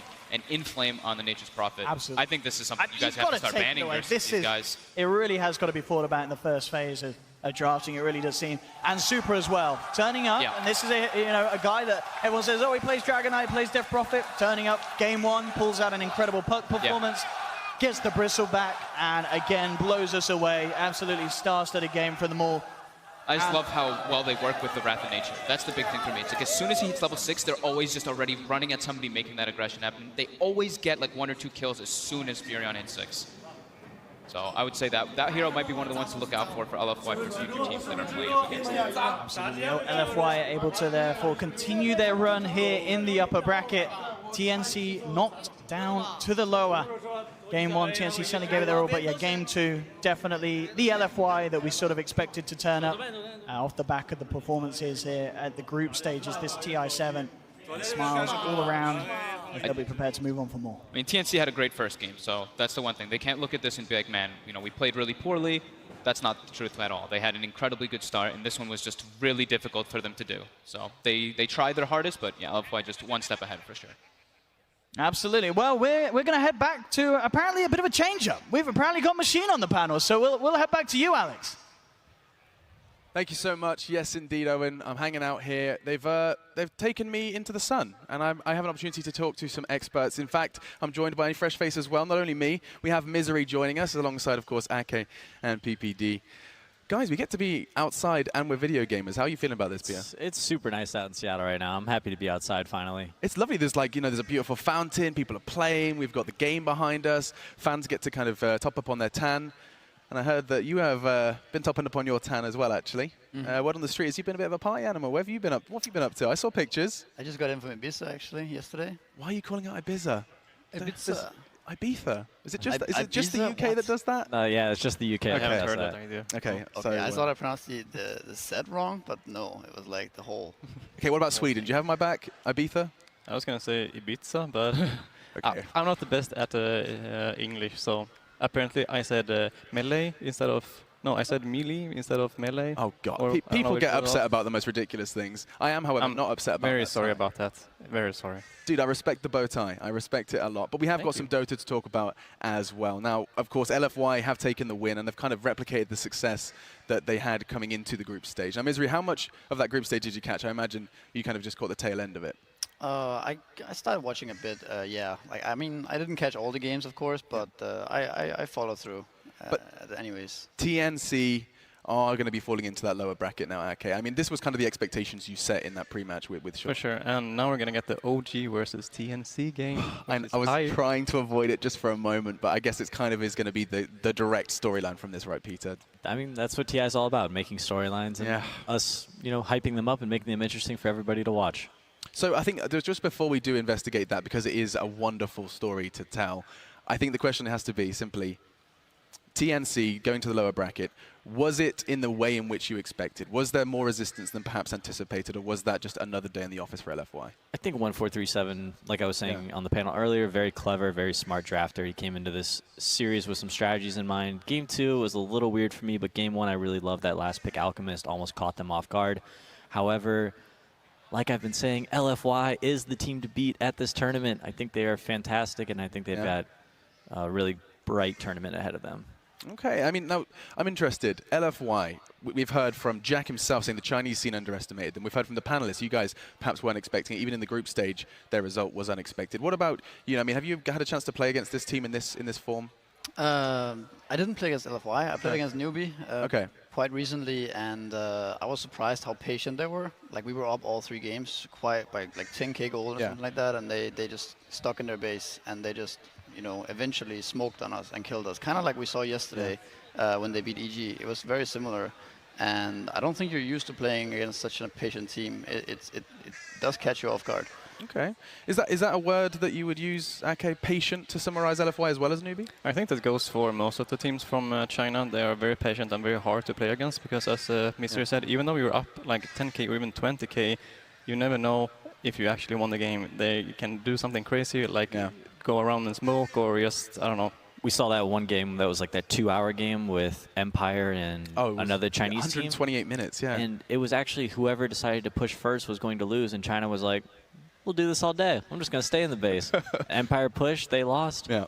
Brutal. And I mean, we should stop talking about patience because poor Kevin has been waiting. I've got an urge for Purge. Let's check in with him to get a bit of a deeper breakdown. Hey guys, how's it going? Hope it's nice in the sun. Still inside over here, unfortunately, but we can talk a little bit about the last game, just some things to touch on. The Broodmother last pick was a bit of a nice change-up. Really lacking on AoE on LFY side. They're basically limited until they had Kunkka, especially with his ultimate, and as well as Superhero with the Bristleback. So I took a little bit of a look into the laning stage just to see if TNC got full value out of the Brood. And LFY played it really effectively. They laned initially as Prophet against the Broodmother, which is really effective because you have so many physical damage dealers. And it isn't until a couple levels later when Brood actually has more points in his Spawn Spiderling skill that he can actually lane effectively. And at that point, they pretty much rotated the lanes. So the reason that you saw this sort of migrating Broodmother throughout the game is because every time that the Bristleback would come to match up against him, he doesn't want that matchup. He would be forced to go somewhere else, and it hurts his efficiency a little bit. And in the meantime, LFY is still farming all over the place. And in fact, if you take a little look down here, we can actually see the Bristleback rotating over just on time. The Prophet leaves the lane, goes to gank somewhere else, and then that basically forces the Brood to rotate. And he did get some good things done. They had a lot of webs in the mid lane. He got a couple kills. He ended up 3-1. And that was really good for the scope of the game. But we didn't feel like a really huge, overwhelming pressure. I mean, this is 17 minutes in, and he's just taking the Tier 1 tower mid. And didn't really have a lot of success in the other lanes, other than making it hard for him to farm like this. Faces Void has to leave the lane. Can't just sit here and get last hits until his allies come. But really what we just kind of saw was every team fight was just so hard for TNC to win. They didn't quite get the Nagasaran in the place that they needed for this to go really easily. And almost every time that they actually saw the Broodmother, they just committed a Chronosphere to him to guarantee the kill. And when that's kind of the case for your Broodmother and you die multiple times and there's spiders to kill, you just can't affect the game in a good way, and they ended up losing. I'm always impressed. Love it. Thank you so much, Kevin, getting to break down some of the intricacies, especially of that Brood. And now, in fact, we are going to go ahead and slink our way somewhere else. Before we continue our discussion, we're going to go ahead from one hero to another. In fact, Superhero this time, standing by with Casey. Congratulations, Super. We're really excited to see you here. That was an exciting, epic first game. So we want to know what it was that, in your mind, was the turning point when you were finally able to get your footing and really win in the end there. 当然是恭喜你们1200战胜 TNC。那么你们刚才打的第一把就特别的焦灼，打得特别激进。那么你们是如何找到就是胜利的一些细节和如何是转换上你们达成劣势的？优势。主要是我们第一盘我们的他们选出来一套我们在我们意料之外的阵容，我们列示了之后，我们在赛前就说过了，如果我们出现意外，我们就要及时的调整，我们冷静，慢慢的一步一步找机会，千万不能急。So before the game, they drafted a lineup that was a bit beyond what we predicted, outside of our expectations. So we told each other before the game, like if we get into a situation where we're behind, or we have to come back, just stay calm and don't lose our cool, and and that should be okay. What kind of conversations did you have after that first game to change your approach? Because the second game felt a lot smoother and more evenly played on your part. 就是你们第一场获胜之后商量了一些什么，做一些什么样的调整？因为你第二场就是明显的就是局势更顺风一些，然后打的也看上去比较轻松一点。第二场我们打完以后，我们还是先优先想他们有没有会再出一些我们意料之外的阵容。如果他们选出来了以后，我们要更加小心的。想到他们意料之外的，他们的蜘蛛就被我们想到，所以我们应对的更好。So after the first game, we said to ourselves, are they going to pull something else out from up their sleeves, something else that's unpredictable? And we actually, one of the things we accounted for was the Broodmother, which they ended up picking, and so we were prepared for it. You guys dominated in group stage, and some teams have told us that it can be extra difficult to come in with such high pressure and high expectations. How did you interpret coming into main stage, having done so well in the group stage? 那当然，你们小组赛的表现特别亮眼，也特别出色。于很多人来讲，就是进入主舞台时，要是小组赛打得那么好，就会有更多的压力，或者人家会更关注或针对你。那你小组赛的表现对你们有些什么样的一些启发，或者你们是怎么看的？我们小组赛良好的发挥。其实到了正赛，其实也就跟别人一样，只是在胜制组而已。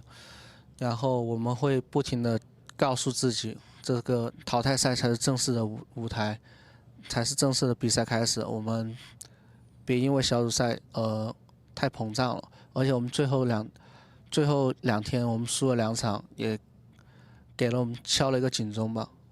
所以我们正赛会把心态放得更平缓一点。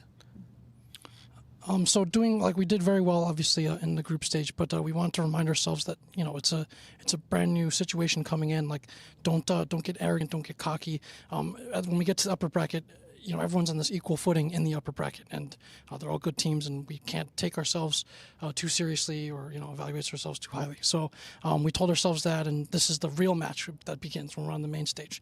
And then finally, we also dropped 2 matches later on in the group stage, so I think that was a bit of a wake-up call, or just humbled us a little bit and kept us focused and not getting too full of ourselves. And next up, you'll face VP or LGD, so we wish you the best of luck. Super, thank you so much, Jack. Thanks for your help. We appreciate it, and we'll send it back to you guys.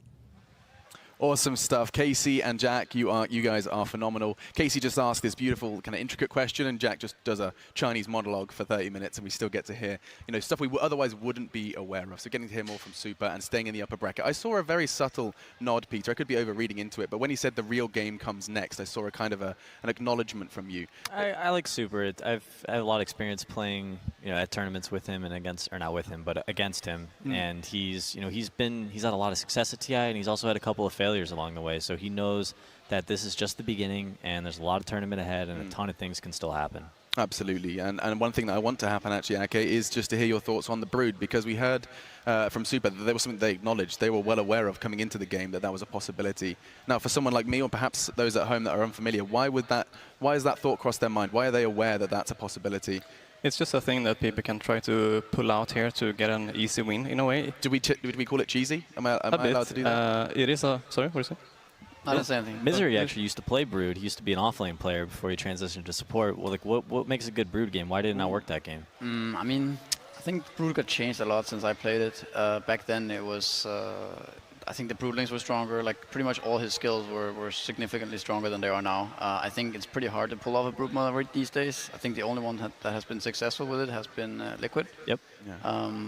And they also run it with a lot of fast heroes everywhere, so there's pressure everywhere on the map, and that can easily rotate to the Broodmother and help them out. Whereas this game, it was kind of like 4 farmers, or like Naga farming. Brood Naga together, maybe just a little too slow. It doesn't really work out, I think. They had the Kunkka to catch him, and that is like a very long catch and a very easy like setup to kill him, and that really makes the game hard for Brood. We could see him like 3 or 4 times at the same spot, and it was always the Kunkka who caught him. Yeah, and they used the 9th pick of the draft on the just Broodmother. before the Bristle, yeah. Yeah, and then last pick Bristleback, and we saw in the laning phase they just sent Bristleback to wherever Broodmother was, and you can swap lanes with Broodmother, but you really don't want to. You just kind of want to take over a lane, sit there, start expanding into the jungle, and then eventually, when you're really farmed, you start moving around. So just to kind of put a final stamp of approval or close this case, as it were, okay, I'll leave the final thoughts with you on this series. As expected, TNC, we'll see more from them, right? Do you still think we can see that maybe that bit more of progress in the lower bracket?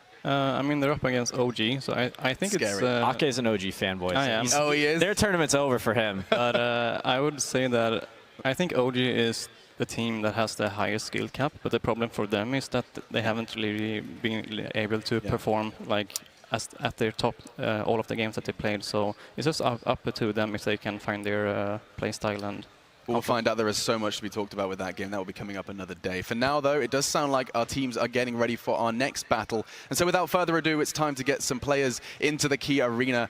First of all, it will be LGD.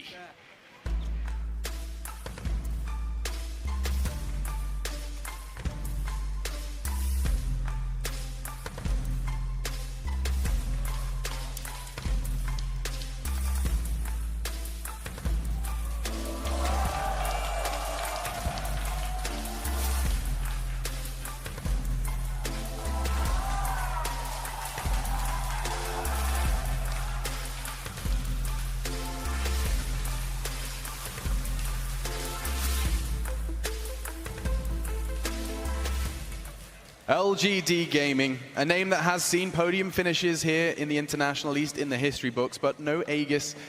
And so now they prepare themselves for another battle. Still in the upper bracket, still fighting the good fight. And on the other side of things, it is time to once again introduce Virtus Pro, fan favorites, and representing the CIS.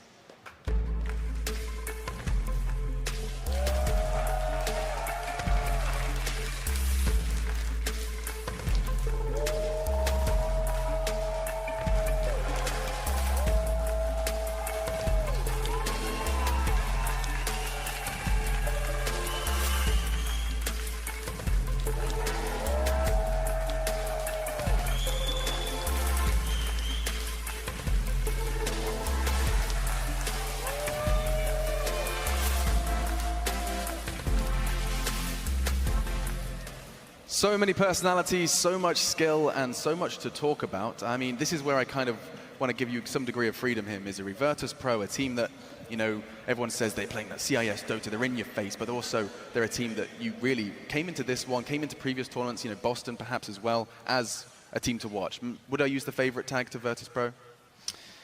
Is that a bit too much? I think generally Virtus Pro kind of took CIS Dota to the next level and wasn't so much like they play aggressive, yes, but they're also very good at maintaining that lead that they get. They're good at team fighting, they're good at farming, they're pretty much good at all facets of the game.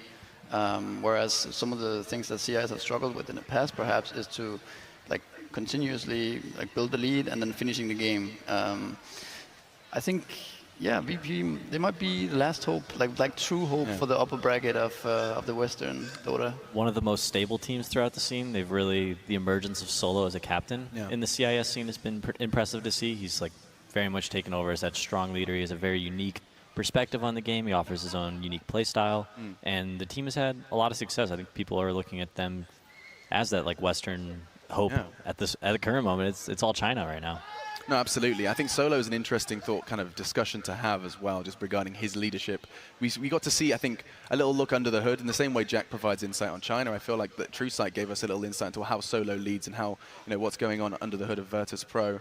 What do you make about, you know, Ake? What do you make about kind of Solo's? Did you catch the episode? Did you see the way in which he delivers that information? What's a bit I didn't really think was that they were that calm and nice in a way. They're like, for people that watch them, they think that they are very aggressive and like if something goes wrong during the game, that they can't really get back together. But I think that it's been a couple of years since it was in that phase, so I think They're a calm and collected team, even though they're very aggressive and like to dive towers. It's just their like play style. Absolutely, but I think that we can definitely learn more about Virtus Pro. We actually have an opportunity to do so now. So let's learn more about the boys of Virtus Pro. Фу. Наконец-то мы приехали. Добрый вечер. Добрый. Здравствуйте. Добрый вечер. Что мы будем у вас тут делать? Вы будете проходить квест, который называется «Искусственный интеллект». Все готово? Да? Что, Леха, открывай консоль, пиши там это. О, я посерединке. Спасибо. Надеюсь, увидимся. Ребят, смотрите. Смотрели фильм «Я робот»? Читаю. Обнаружить и загрузить вирус в центральную систему до того, как MIA проникнет во все системы жизнеобеспечения человечества. Торопитесь, у вас есть всего 1 час. Для начала обратитесь за помощью к личному роботу создателя. Ну... Руку вставь, руку вставь. Не думаю, что... О, смотрите, доказали. Смотрите, смотрите. Тут по 5. Вот тут вот по 5. И в каждом доме по 5. Надо выбрать какой-то дом, наверное, определенный. А, ну да.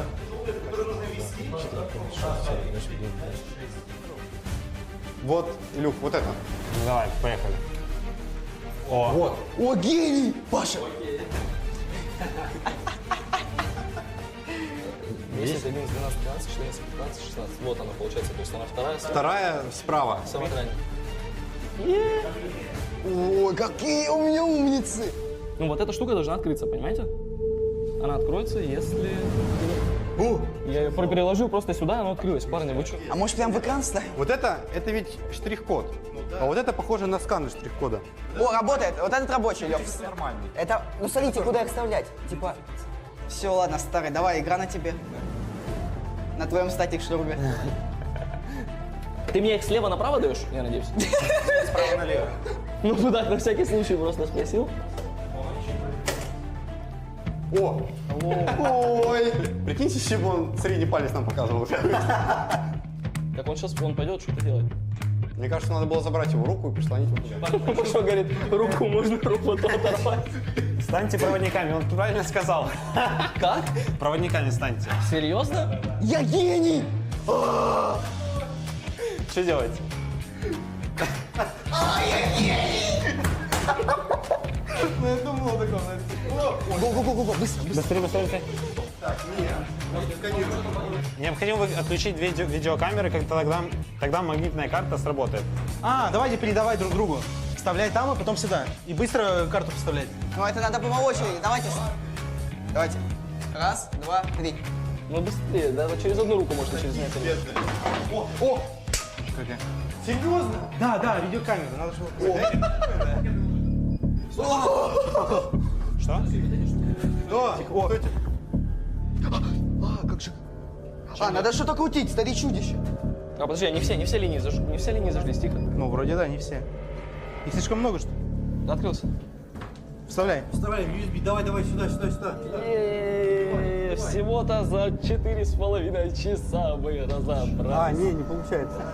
Как не подходит, в смысле?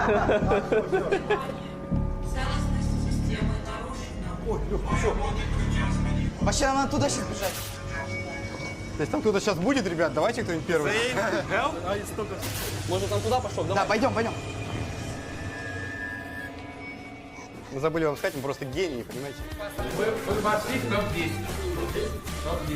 Если бы мы немножко еще, похмушали, чуть-чуть.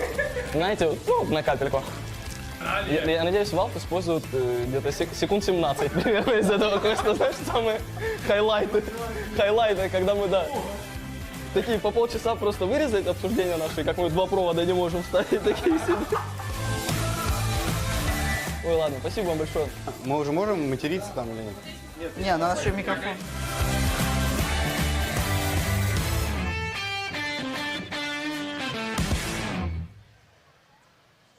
It's hard not to love them. Virtus Pro with some Blair Witch level type stuff. That's what's going on there. And you can see that Ramsey said himself, Pierre, He's a genius. That was quite the escape room. I'm trying to picture EG getting through that. I don't think it's possible. Not seeing it. Different kind of team. That was on another level, escape room. Mine just usually like a puzzle with, I don't know, a security fence and some handcuffs. Love how Ramses would just sitting there in the chair doing nothing, just belittling them the entire time. Yeah, old geezers, I'm a genius. I loved it. And actually, Ramses is an interesting discussion, because I did just lean towards you, Misery, just to clarify it, but this is his first TI. The youngster. I think the so, young right? gun. Definitely his first TI. I think TI5, he didn't quite get through the qualifier, and this is him on the main stage. And actually, we're going to have to cut this discussion short, because it sounds like they're ready to go. We can go ahead and kick this game off. It's time to see what Virtus.pro can do versus LGD. LGD versus Virtus.pro. Game 1. All right, get your thinking caps on. It is time for the draft. A best of 3 between Virtus.pro and LGD Gaming. VP not only representing for themselves, but also battling to try and see what they can do versus the titans of LGD. You can see that both teams here did their homework. Virtus.pro is banning the MAG, which 11 has been playing a lot of games, and LGD bans the Darkseer that Pasha has been playing a lot. It's kind of interesting how Virtus.pro actually used to favor the Magnus like a lot back in Kiev Major, and like in the past a lot, and now they're banning it themselves. It's worked really well with their team, especially because Ramses is such a draw to these like melee heroes who benefit from cleave. We see him like his best heroes like Ursa. Sure. And Ursa with Empower can actually keep up and farm and be effective in the late game. And in regards to just taking that Seer away from VP, is that just, would you describe that as Virtus.pro comfort territory? That's just where they fall back to if things aren't going to plan? We've seen a lot of Darkseer and Sven from them throughout this tournament. One of the few teams to make Darkseer really work well. And they actually picked it the first 2 as well, so they're not afraid to just like show what they are going to do, and they can actually make it work as well. Yeah, they're confident in it. You know, they're not afraid of any counters coming out, or they feel like they can ban effectively around it. VP is one of the teams that actually, they're not afraid to show their lineup or draft in the like first 2, and they're like one of the teams that seems like they want to have a good lineup themselves more than countering the opponent. Yeah, we've seen Solo first pick himself a lot of Witch Doctor and Ogre, which aren't really counter picks to any specific heroes generally, just they offer your team things. Yeah. I mean, Rasmus, is there a balance to be struck with that? You know, drafting for yourself as opposed to deliberately trying to get into them? I think specifically Virtus.pro is probably one of the most confident teams you can find. I'm very surprised how confident they always seem to be when they're playing majors and like tournaments in general. They always just pick Magnus Troll first 2. They don't really care what you're gonna do. It's more like try and beat us. You know what we're gonna do. Try and beat it now. So yeah, it's definitely something that they don't mind that much. For those watching, Virtus.pro recently at the Summit picked unique heroes throughout the entire tournament, every single game up until Game 5 of the finals, which then they just picked their favorite heroes and won the tournament. It was I was there casting. It was. What were the favorite heroes though? It was like. Can you remember? Ursa, Magnus. And stuff like that, Yeah, just that was the only game that they repeated heroes. They brought out all these old strategies: Shadow Demon Luna, Magnus and Power plus melee heroes, and still made the run to the finals and won the tournament. We are seeing Crystal Maiden come to play. That hero's bad.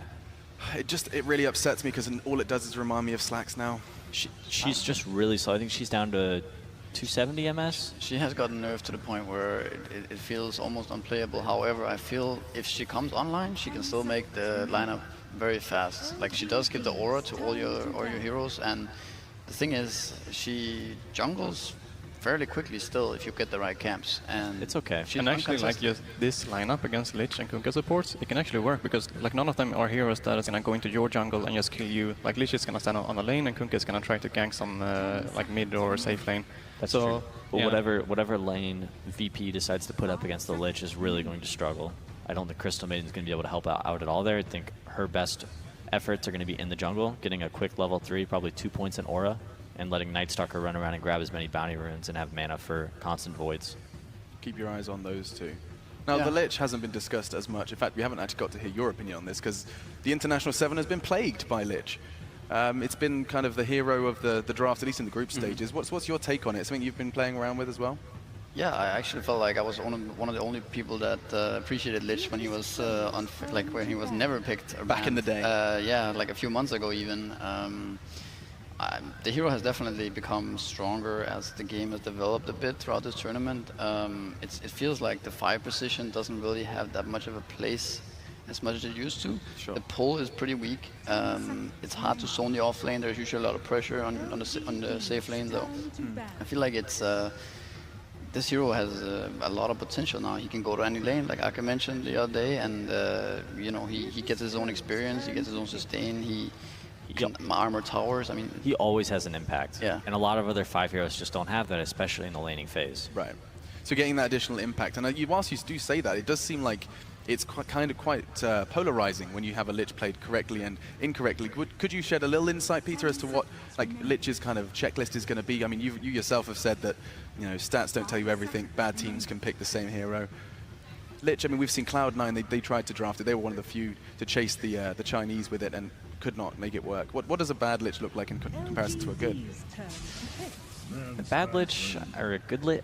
Is that a tough question? It's definitely a tough question. Just using the abilities in the right way. Might be more based off the team and how they built around the opponents, I would say, because the ice armor is what's going to make him good in the late game. So if they're up against a lot of physical damage, now they actually pick Sven against it. So now Lich is actually quite good for them. Yeah, we've seen a couple of bad Lich games where the Lich moves around a lot and he chooses the wrong lane to be in. It's you want to set him up against somebody to slow them down. If you're worried about. He's also an enabler in a sense, right? What do you put with the Lich? There are certain heroes that can be very effective. You put a Centaur with a Lich and give him armor, he's pretty much untouchable there. You can pick a weaker laner. We've seen Morphlings exactly paired up with that Lich. Doom has been picked with Lich as well a lot. It's also why VP is banning it as well in the second phase there. Wow. You've got VP Sven. Talked about that beforehand, and Beastmaster's going to be coming in from LG. That could work as well, I guess. Yeah. Like if he gets a couple of levels to level up the boars, then he can be very annoying. That is very strong for sure. This is a hero that nobody really plays except for LGD, right? Not often picked into Night Stalker, but if you build a Vlad's first and you become this 5-man pushing hero, you can almost counter what Night Stalker does for your team. I actually remember how OG back in the day doing in Frankfurt Major and stuff like that, they actually felt that Beastmaster was kind of the counter's Night Stalker because he did give you some kind of vision, right? And you had the boars to push out the lane, you got your book, you can rat a bit. Night Stalker doesn't like that with summons. There's a Sven and a CM though to help deal with that Necro book. Yeah, that's true. And you can force towers with him as well with his passive aura. It makes the tower pushes. It's a pretty vague matchup, I think. So you guys are a fan of the pick? I think it could work, but it's not something that I would pick for my team. See what they have planned here, because I think the hero is very versatile overall, and I think it's underappreciated at the moment. That's looking like a Pasha Omni Knight in the offlane. Yeah. Could be an aggro tri-lane, perhaps, to counter out the Lich idea, maybe, and then they put the Omni Knight against the Beastmaster or something like that. Yeah, that'd be a tough lane for him, but Omni Knight, with a little bit of sustain from the heal, could potentially manage the harassment from Lich's Frost Nova in the laning phase. I think they probably don't mind that much putting Omni Knight against just Lich Beastmaster. He's going to be fine there. He's going to farm at least, though. But now there's a Troll, which is pretty decent in lane overall, so the aggro tri-lane might not be the best idea. They are gearing up to group up and push against this Night Stalker, I think. I think that's something that Virtus Pro is lacking a bit, is the team fight. Crystal Maiden offers a little bit, Night Stalker next to none. Sven, he has a hard time getting into fights until he gets a Blink Dagger and a BKB. But even when he does get that BKB, he's still going to be dealing with that roar from Beastmaster. And surely that's something Virtus Pro would have been aware of. By drafting it first, they knew that would give the freedom to LGD to build towards that. They knew that was coming. They knew that Omni Knight was coming? Well, no, they knew that the LGD would try and build to counter that Night Stalker you've been True. talking about. Yeah, so Virtus Pro trying to get some more team fights so they can actually defend their towers with an Omni Knight. And you got Casey and Slacks now. They need some kind of powerful mid hero here, right? They need... Nice. Yeah. Casey and Slacks on Virtus Pro here. Yeah, they're representing. I think Casey pulled off the facial hair better, right? Slacks is looking a little slim. He lost all the weight, didn't he? He's looking good. He's looking fine. Who could cosplay as Sven? That's the real question. Talent team. I think Peter, you could rock a Sven. Yeah. Yeah. Maybe it's more like a fly. kind of. Yeah, that's more. Oh yeah, you're right. Let's get Fly kind of thing. A little skinny, I think. We'll get you down the gym. Give Blitz 6 months. He'll be there as well. Jeez, Night Stalker's ripped. It's true. Yeah, him and his blue buddy Sven. Jim There is Bros. a recurring blue theme, and we have, as with all the drafts that are manned by me, gone on to a topic of aesthetics. Good job, Alex. Solid work. Yeah, Waiting really, for LGD's draft. You're definitely derailing the panel. That's my job, yeah. That's what they were like. Day9's keeping it on topic too much. Jump in and talk some nonsense. You want to talk StarCraft? Sure, man. Medusa banned from Virtus Pro. I like that. Medusa's one of the hard counters to Sven because you can cast Stone Gaze even during his BKB when he's looking to connect the majority of his damage. He's got to turn and run away instead of fighting. Necrophos, the last pick. It fits well with the other heroes, as we said before, that they really want to push and push the tower, so now they actually have some sustain and heal. What do you think VP's looking at? Yeah, this is the big question. The DP would be good for them, I think, but it's banned out. Queen of Pins banned as well. Puck? I think Puck is a little bit on the weak side for their lineup. You want more firepower? Yes. Yeah, I definitely want something stronger. I could see... Is the Invoker is not banned. No, Invoker could be interesting. They have some no one here, setups. Yeah. I could see maybe Storm Spirit being good, but it might be a little bit OD. Storm. Yeah, they have like right. Beast ulti, and they have Kunkka X as well. I don't know. I think Storm looks good, but the problem is if it becomes a bit too slow. But they do have Repel. They have like Omni-Knight heal. They have CM Aura. CM Aura. I think it's nighttime Storm would be good. Lina. All right. I mean, that's a classic with She hasn't CM been too, picked right? so much lately. Yeah. Compared to before, she was very popular during the qualifiers. I mean, you said they needed firepower, and they get quite literal firepower from Lina. Omni-Knight, Sven, Crystal Maiden, and Night Stalker coming in from VP. Now, the question is, and it has to be asked, Ake, throwing this one towards you in terms of, is there a draft that you significantly like more than the other? I think LED has a more clear plan of what they want to do, and Virtus Pro kind of ended up in a way in there where like they had to try to counter LED's lineup instead. They're going to be reacting a lot in this game, and those team fights are going to determine who comes out on top. Yeah. Perfect. It's been an absolute pleasure, guys. We're going to go ahead and continue to top up our tan as we go ahead and jump into another fantastic game here at TI7. Your casters are waiting in the wings. 10 seconds remaining. Greetings and salutations, Dota fans. Welcome to what promises to be a real barn burner of a showdown. Lumi, we've got LGD taking on VP. VP, the last Western hope remaining in the upper bracket. They've got a very fearsome opponent here. Do you have to pay copyright to use that line? No, that's just my homage to AC. I miss him, man. I miss his hype. You know, it's the best I can do. Well, I got to tell you, I think out of all of the teams coming out from China, I personally think that LGD is the strongest one. Really? Yes. You know, Wow. 6-8 months ago when I was casting LGD on these online games, they were just kind of muscling people down just off the raw skill of Ame and maybe, or Somnus as he's tagged up in this game. But in the last 2 to 3 months, I felt like they have a complete package. Yao has been literally out-drafting their opponent pretty much every single time that I've casted their game. So they have made the final evolution. You got the raw skills, you got the draft, and now they are ready to take down TI, I think. Yeah, and looking at this LGD team, you know, like the old storyline for Yao, you go back to TI3, LGD got bounced by Liquid. That was a huge upset at the time. And then Xiao8 left. Xiao8 moved on to Newbie. He won a TI without any of his old teammates, and so the question became, like, were they holding him back? Did Xiao8 just need to get away from not just Yao, but everyone else on that team, Sylar, who was with him at the time? Now it seems like maybe we've come full circle, and Yao has finally fully stepped in to that role as a captain, as a drafter, as a leader, and has taken LGD very far. But that said, they've got a fearsome opponent here, and VP want to get this party started. And guess who they find? The Jinx is in, and Yao down for the count. Giving up first blood to no one, that is not a good sign here for your mid player. Every time you see your support give up first blood, you're the mid, you're like, dang it, why'd you gotta be there? But that will give Somnus, or I guess for the remainder of the cast, I would refer him as maybe he's better known for that tag. Or do you think we should? No, we can call him. Maybe, all right. Thank you for giving me the permission, Albie. I appreciate that. I asked his agent. He said it was okay. Cool. Yeah, that does secure him the rune, but still, big, heavy win here for Virtus Pro. Yeah, early first blood for them, and now I think while we wait for these lanes to unfold, you know, we look at VP's lineup, so much of this game is going to be dictated by Lil on the Night Stalker, and enabled by Solo on the Crystal Maiden. I know the panel mentioned, PPD said it's not a good hero right now. Do you think it can be a good hero this game? Or is it going to be a liability, all game long against what LGD bring to bear? Are you talking about the Omni Knight? The Crystal Maiden. Crystal Maiden. I think she will be fine. She's going to be mostly staying the lane. One of her strongest or weakest point is that she's so slow, and this patch is really about contesting the bounty runes. But she's not going to let the Night Stalker to do most of the bounty picking. So she's here, you think, mainly for the aura to give a little bit of extra experience? Her allies, all 4 of them, takes advantage of the allies extremely well, especially with Lina on the mid lane spamming away, as well as Omni Knight. Definitely needs a mana to keep himself gassed up on the top lane. Often when we see the Omni, it is with some super carry that really takes advantage of the repel. Like, in theory, they do have that with maybe the Sven, maybe the Lina. However, there is some lockdown to go through that, whether it's the Night Stalker ultimate, the Necrophos, Reaper Sight stun, or potentially, just looking at some troll bashes. So bottom lane? Not automatic that will be a good lockdown, but 11 does get caught out here in the bottom lane. Good pick to start things off for VP. They get 2-0 early. They're also pulling during this time.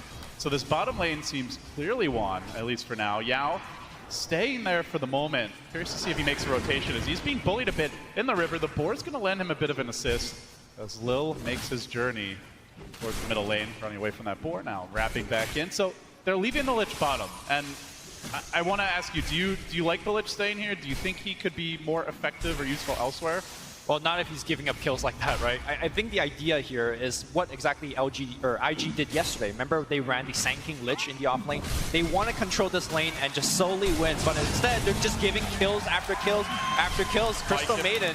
No more mana here on VP, so they won't be able to get the follow-up, but it's now 2 deaths in the lane. It's a 3rd kill on this bottom half of the map, and you really have to wonder, are they going to make an adjustment? Yao TP's in again.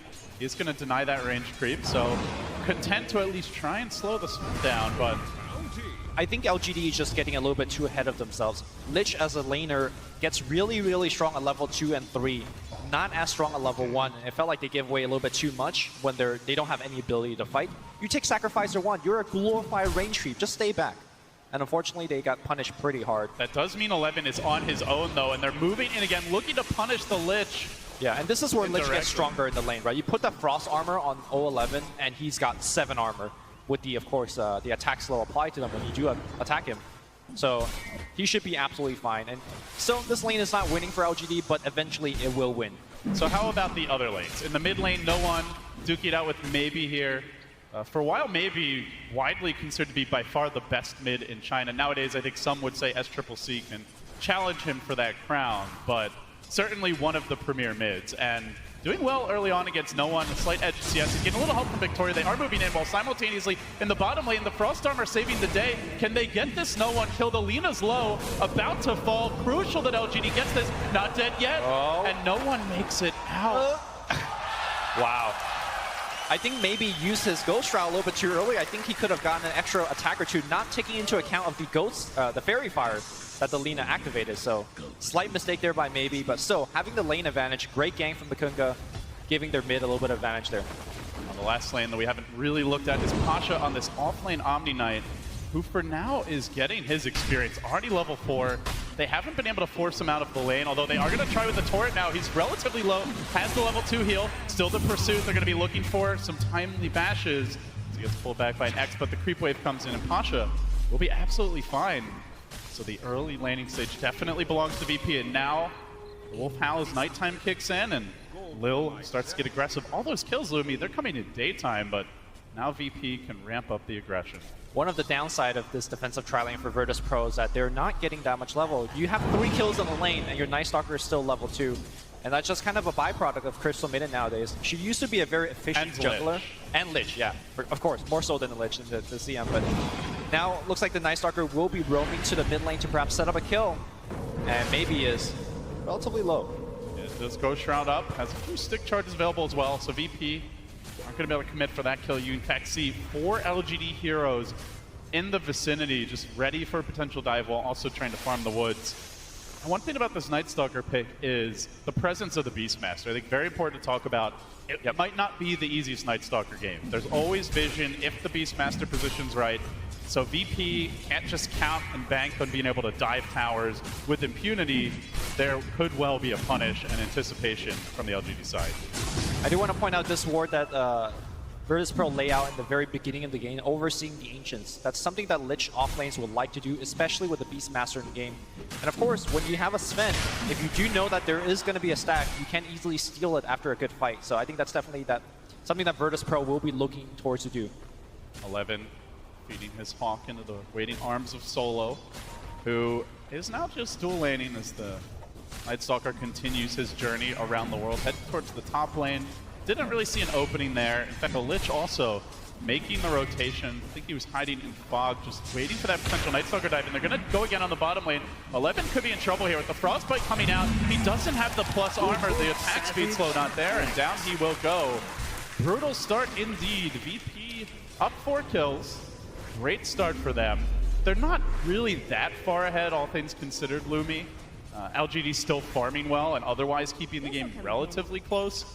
But I guess the question is, how do LGD get back in this game? What is their strategy moving forward? LGD needs a lot of levels on their heroes before they do a lot. I mean, maybe he is level 6, so he could start rotating around and set up some kills, but not before he gets ganked here. Doing that rotation. Not where he wants to be. Laguna comes out, stick up pop, but it was after the close drop. He could be in danger. Then the Torrent comes through. The ult from the Necro, they get the kill. CM down. At least a small trade, but the Lil looking for more. Wants some revenge. It's a double for no one. It could be a triple. Lil wanting to chase, but no one doesn't want to commit with those quick respawns coming through. Much bigger victory here. VP grabbing cores, only giving up supports, continuing to extend their lead. 6-1 now. Remember when the question was proposed at the panel, what is a bad Lich game? You're watching it right now. Lich is supposed to give you the lane advantage. You're not supposed to fall 6-1 behind. You're not supposed to be losing out on so much gold. He was picked for this off lane, they didn't win off the lane. And now he's kind of rotating around, and that's not the reason why you pick Lich. Moving forward in the mid game, he's really going to be lost in terms of what he can do. Smoke gang going up top. Yeah, you pick the Lich, you'd love to have passive lanes, but Ame getting trapped out. The Troll eats the heal bomb, mauled down. Virtus.pro continue to gain steam here, revving up the plow. They are in full control now, but soon this nighttime will end. And we'll see if LGD can start to get some momentum back their way. Ramsey's left alone bottom. There is soon going to be a Primal Roar available. LGD might be able to make a move, actually baiting this one. 11 doesn't have his level 6 yet, though. He's just going to give up a free kill, or maybe not. Victoria, big save from him. The Torrent comes through, and now the slow. Just looking to retreat, though, as Lil's on the chase. Doesn't have the mana. He gets baited in. Now from the side comes maybe with the flank. The ult's cooling down 1 second. He won't get the bonus death time on the Nightstalker, but they do salvage the fight, and now Beastmaster level 6. LGD, even bringing the Troll in for that engagement, they might be looking to push off. They're going to steal this big stack. Ame, I believe that was a 3 to 4 big stack here, and they just cleaned it up. That was supposed to be a Sven, so that engagement, not only did Ramses not get the kill that he intended to go for, it also lost pretty big economically to LGD. I think that was a pretty good comeback here. And look at the transition from LGD. They get the kill, and they're just going to group up the Beastmaster and the Troll together and force the fight. They're diving onto Solo, but reinforcements are arriving. Pasha wants to take this. He's got the heal. That's going to bring the Troll low. Now Ame needs to back away. Where's the follow-up? Still that Primal Roar available, but nobody on VP low enough to continue this aggression. So a good job by Pasha of blunting the onslaught, and now VP going to settle down a little bit. LGD forced to back away. This is the time where their lineup starts to ramp up in the push department, Lumi, but don't have a point in that Troll ult just yet. No battle trance, so perhaps not quite ready to go for it. No, I think they definitely need a little bit more levels before they could actually group up for a concentrated push. I'm also worried moving forward in this mid game. I feel like Nine Pasha's Omni Knight is just going to be way too big. He got too much in that laning stage. Maybe walking into a gank squad, but looks like he's going to be okay. It's 3 heroes from LGD looking to dive. Still no ultimate on the Lich. We have often seen the chain cross come out. 2 heroes done by Ramsey's. Good connection to start. Now the heal to follow. Chasing the back. The leader comes through. Clutches the kill. And now 11 in danger. Continues his retreat, but the onslaught is there. VP storming forward. The Roar has to be committed just to get back safely. And still the stun's going to take him. Solo isn't even needed for this kill. No one scores. Another Virtus.pro are on fire early. Meanwhile, Nightstalker successfully TPs out from a gank up top. Yeah, they are winning pretty much every single lane, every single engagement. And LGD is a lineup that I think needs to get a little bit more done in the laning stage. I don't think you could just be like, okay, we're going to scale better in late game. LGD does not have that kind of lineup against Alina and Sven. It is, you know, to emphasize the point you were making before the action broke out earlier, like, you pick Lich, you'd love to have a very passive laning stage. Just sit back, win through the war of attrition, through constant sacrifices, but they fought a lot early, and those were not favorable engagements. It was before the Lich got his level advantage, before the sacrifices kicked in, and then VP have been able to snowball it since. So I suppose a small silver lining for LGD is that VP has not been able to stack much. Still no ancient stacks on either camp as of yet. LGD smoked next to the shrine, spotted out by a well-placed observer ward by Really Virtus Pro. Feeling the pressure to make something happen with this Necrophos. To go for that early Veil. Obviously armor will be essential against the Sven. Yeah, LGD just gives up the gank. They kind of know that maybe they got spotted. Even scan coming in, it's not actually going to detect Victoria, but this might free up the push bottom anyway with 11's army of boars stacking up. Perhaps LGD will commit. Sneaking in from the side, Victoria gets down a key deep ward. So far, so good for VP, though. They have mostly thwarted these ganks now, letting the darkness fall and closing in on natural nighttime. They look to defend this tier 1. Still no towers claimed. LGD, their lineup was predicated on taking at least one tower by now. Or at least doing a ton of damage to it, which they have on the bottom side. But I think LGD definitely not happy with how their early game going. I think, critically speaking, look at Victoria's level. He's level 5. He's trying to smoke around with his team and set up kills, but without the ghost ship, I don't think they have enough damage to really kind of put people low enough for that Reaper Scythe. Maybe has really even given up ganking with his team. He says, look, I need to get level 12. I'm going to just farm up, and you guys worry about yourself. Thing is, they're so reliant on the Reaper Scythe to complete kills, and you've got an Omni Knight to worry about with a level 3 repel. So the uptime is quite high, and very likely, you know, while you might get the stun, you're unlikely to be able to dish out the damage needed for the kill. Yeah, LD, I gave you that little look when they picked Necrophos into the Omni Knight. Generally, Omni Knight's seen as one of the better heroes to pick against the Necros. Unless you crush the lanes really hard. Which they didn't. So, you know, LGD is in a lot of trouble. Mid lane looks like the rotation is coming in. Are they going to make that dive? Or maybe? Maybe trying to tank up now as he works his way back towards a hood. Still Lil eyeing his prey, but it's a rather reinforced hide he'll have to chew through if he wants to get that kill. But while this is all going on, Pasha just getting some precious me time top. He takes the tower down uncontested. At this rate, we might just see like a straight, you know, Midas or Radiance coming out from Pasha. He's just getting all the farm in the world. And there's no stopping him, at least not right now. Like, the only person that could really kill him is a dual gank of the Beastmaster Roar as well as the Reaper Scythe. Oh yeah, but easy GPM talent. Why not with the start he's had? So what do you think he's going to go for? He's got the Midas queued up. Yeah, he's going for a... I definitely think you go Midas. When you're already this highly leveled, like, you don't... So what about the next item, though? Like, okay, Greaves, good choice. They do know LGD's 5-man is really strong in mid-game, right? Once you get the key items, like I imagine Necro's going to try to complete a pipe. Do see maybe queuing that up now. Beastmaster, we'll see. For now, appears to be a Solar Crest. But they're likely to go for that 5-man push. They're likely to try to take Roche. So you do want at least something item-wise from the Omni that lets you take fights. And I mean, Mech certainly fits the bill there. Actually, looks like he wants to change out for a Force Staff, though. Okay. But yeah, just something to help the team. Like, you can go back for something greedier later. But sure. Force Staff seen as one of the best counter to Beastmaster Roar. You know, you spend a long cooldown ultimate for a single target hero. Boom, push him away, and you're fine. And LGD finally make a smoke work for them. It's tough to do it at night, but they are going to try. One showing himself mid for now. Did opt for the Yule Scepter on the Lina. LGD move in. Arcane Rune here, maybe. Gonna snag it, VP. Immediately looking to back away, and Victoria unable to get the initiation. So again, VP correctly anticipating these LGD movements. That's the third failed smoke for them. They have just had LGD's number all game long. That was a very curious time to make that smoke. Hold on, I thought Old Levin's gonna get initiated. It's getting completely blown up. 5 VP heroes on the chase. Little flying forward, giving vision. Pushing up the daisies now as VP starts to take this tower down. Tier 1 under siege. No frost armor on it even. Looks like that Lich is afraid to even get near the tower for the time being. So, in fact, the one hero who sticks around could be punished now. The Necrophos spun out. Good stuff coming through from the Centaur. Lil with the micro skills, and now the Chain Frost committed, but the Omni's there to keep them alive. Chain Frost? CP's in. Still doesn't bouncing. Keeps on bouncing. Still no kills. They need more damage. They want Pasha. They will get him. Can they find more on the retreat? Solo, dangerously low. The hero plays from Meow to try and keep his team in this game, but Centaur Stomp is available. Two times in a row. Lil with the huge plays going for that early Helm of the Dominator build on the Night Stalker. That was a very poor timing to do the LGD smoke gank, in my opinion, because they did it during nighttime. Like, Night Stalker sees you before you see them. And they did it blind. Like, sometimes we'll see teams smoke at night, but they at least have a ward, or they have some sort of vision advantage to set up for an easy kill. They had one deep into the jungle, into the Radiant jungle, but I don't think that one saw any hero at that time. But finally, LGD with a slight momentary lead after that fight will take at least a tier 1 tower.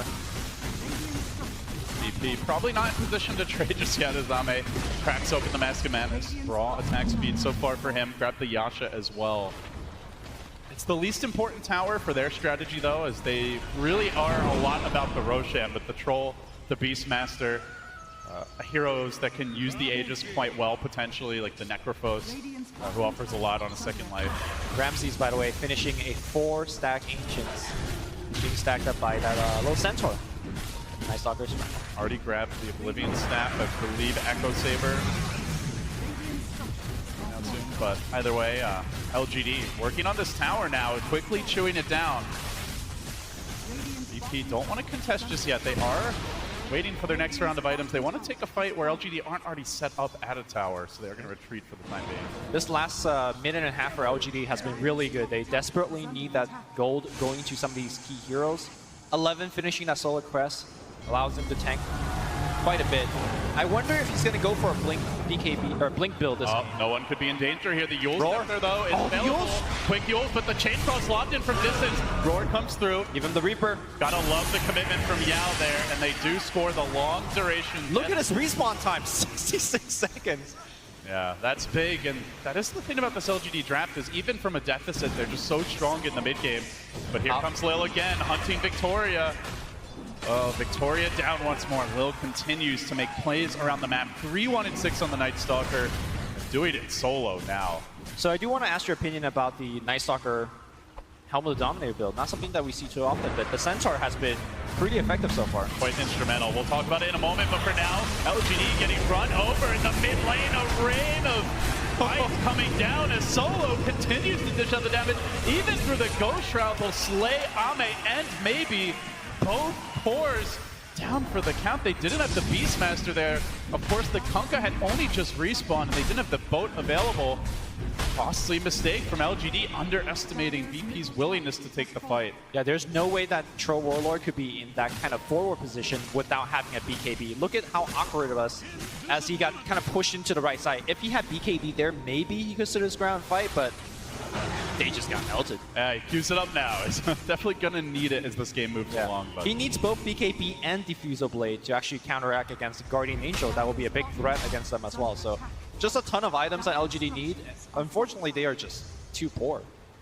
Yeah, they need a ton of items as the game moves along. And, you know, even if you get that BKB, Lina is a very hard hitter with right clicks, assuming she goes for the damage talent. You have Warcry to back you up. You have to spend right clicks, so.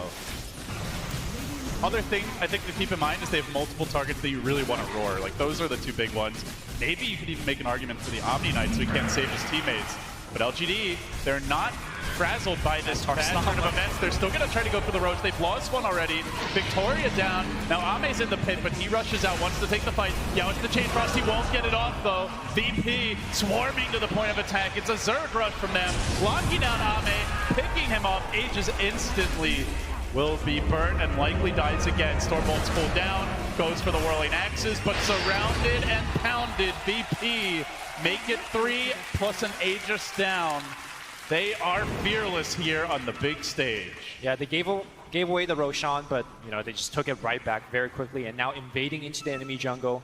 Do we have a second to talk about that Helm of the Dominator? Because Little has been microing out of his mind. Known as one of the best Visage players in the world. I guess this is Vicious Light as he's sending in the Centaur.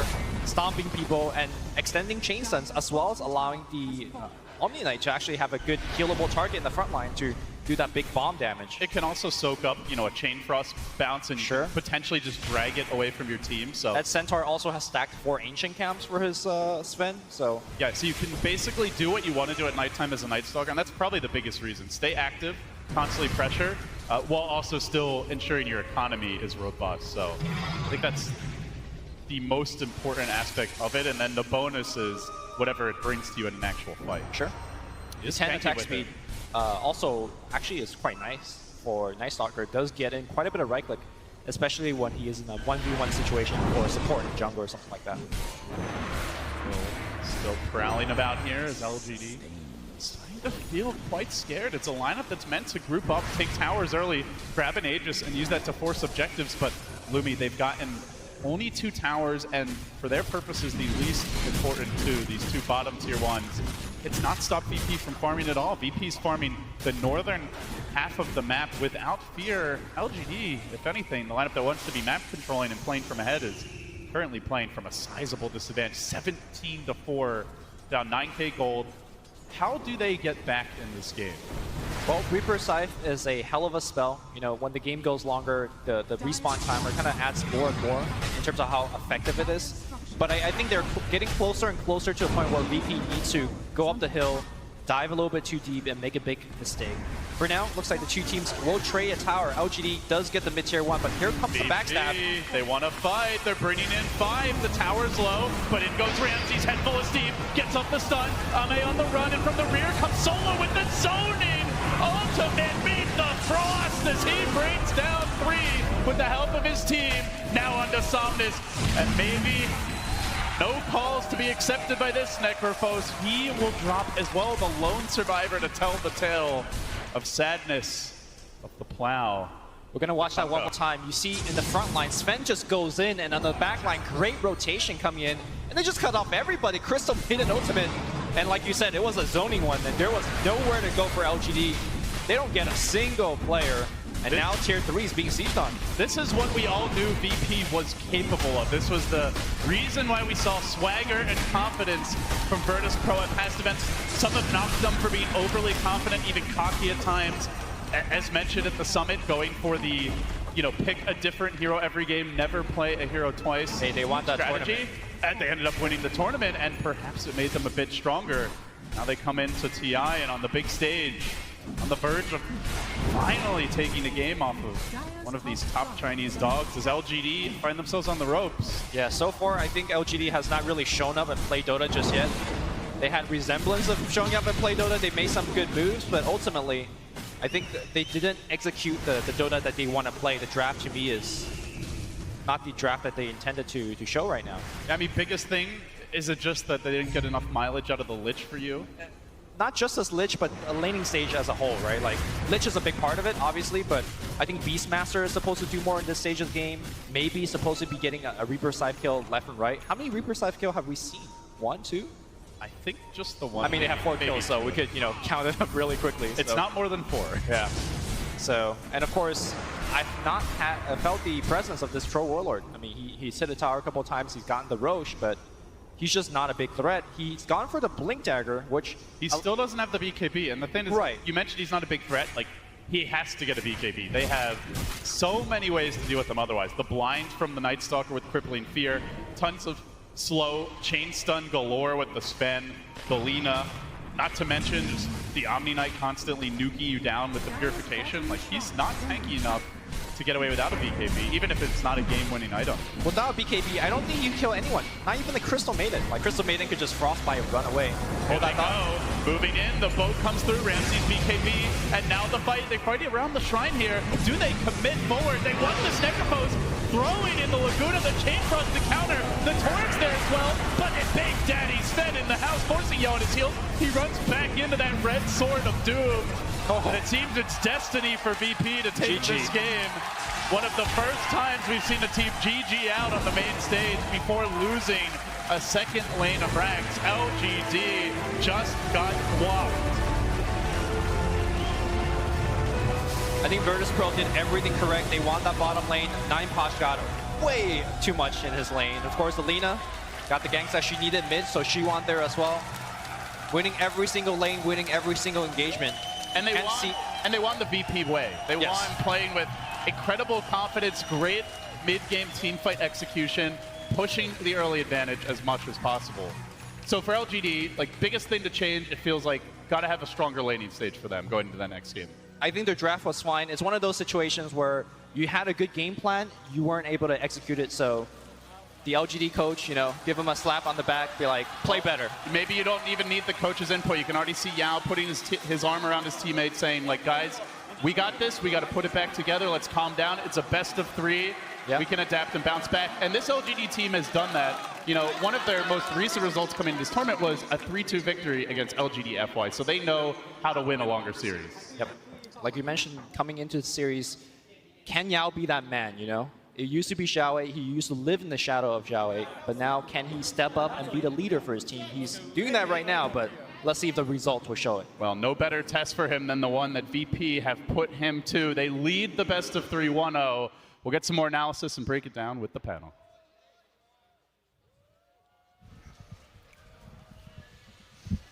Thank you so much. Yes, indeed. We'll be back with LD in the gang in just a moment. First of all, we try and understand exactly. We ran.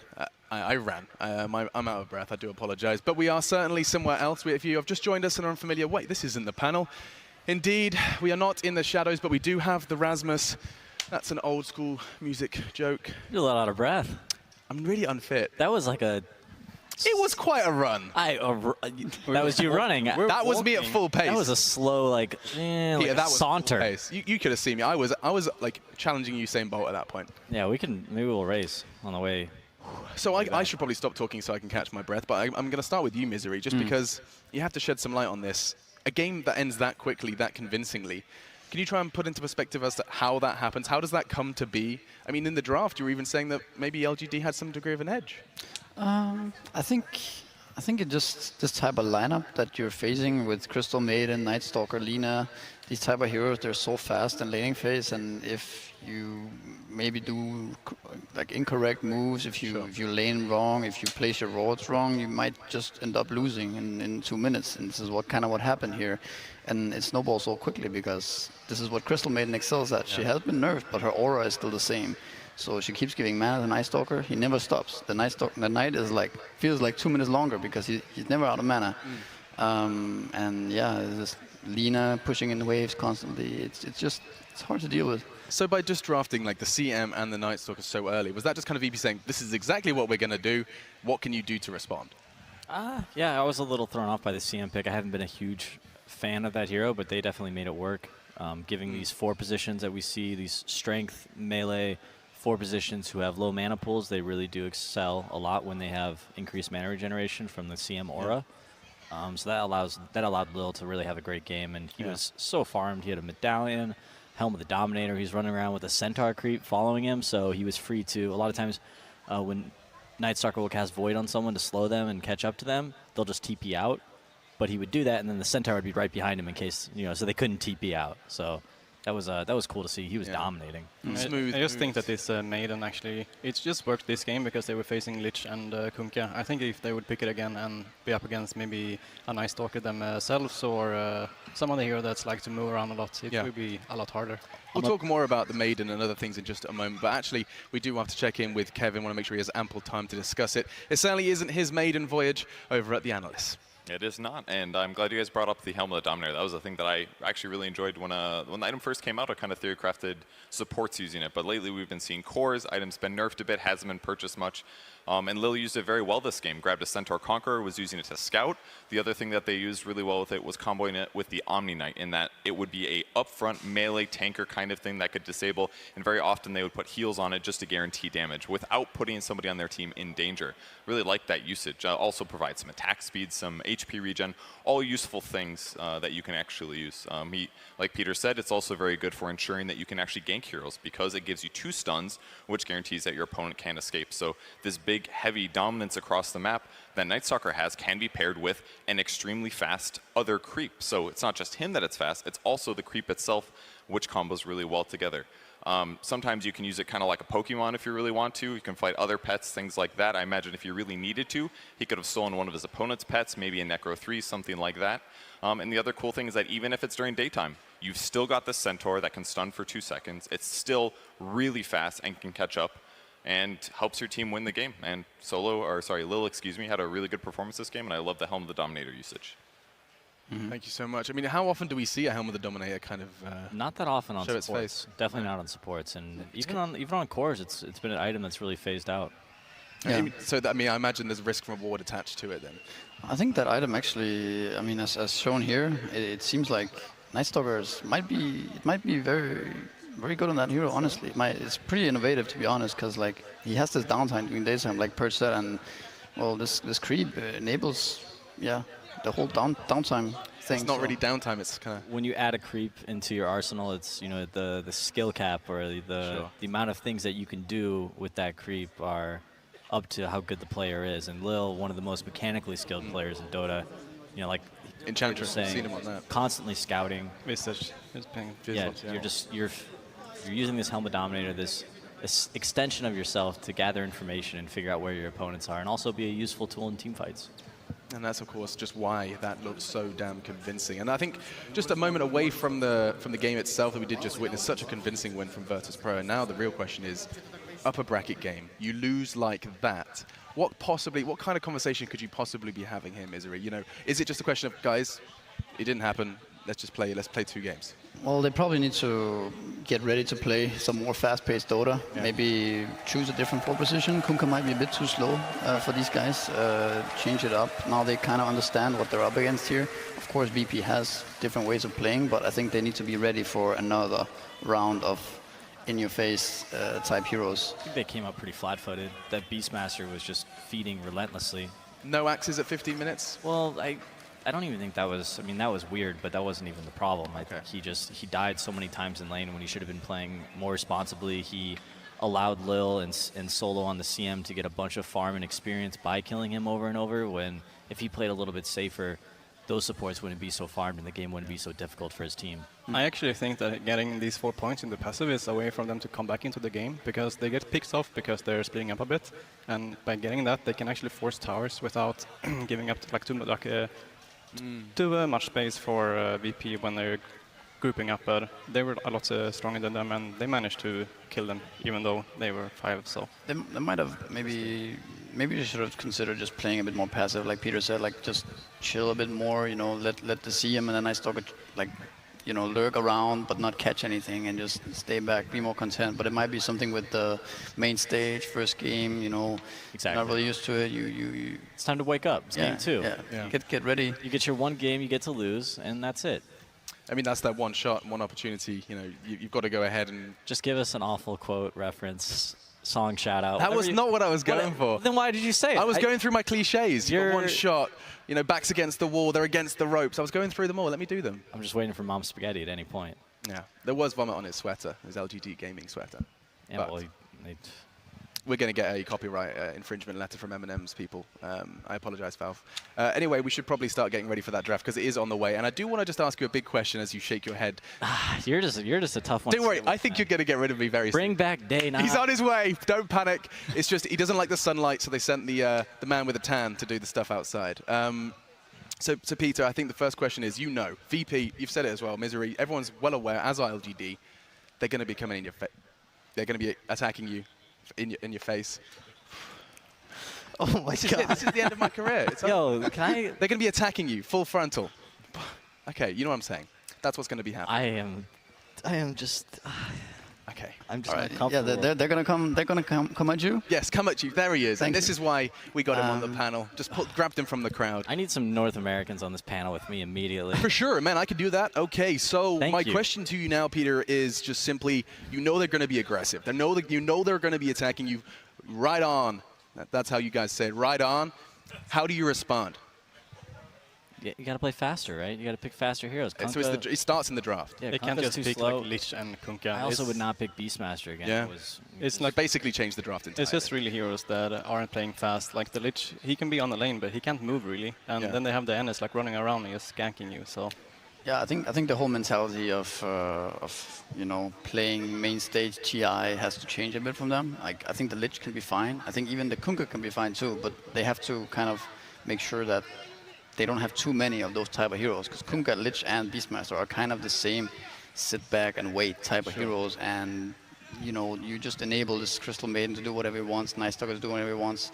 There's just no pressure anywhere. They're just all sitting back and waiting, and you can't do that against VP. You could focus on your own game plan a bit, but when you're playing against a team as good as Virtus.pro, you also need to be a little bit worried about what they're trying to do. You can't just play on your side of the map.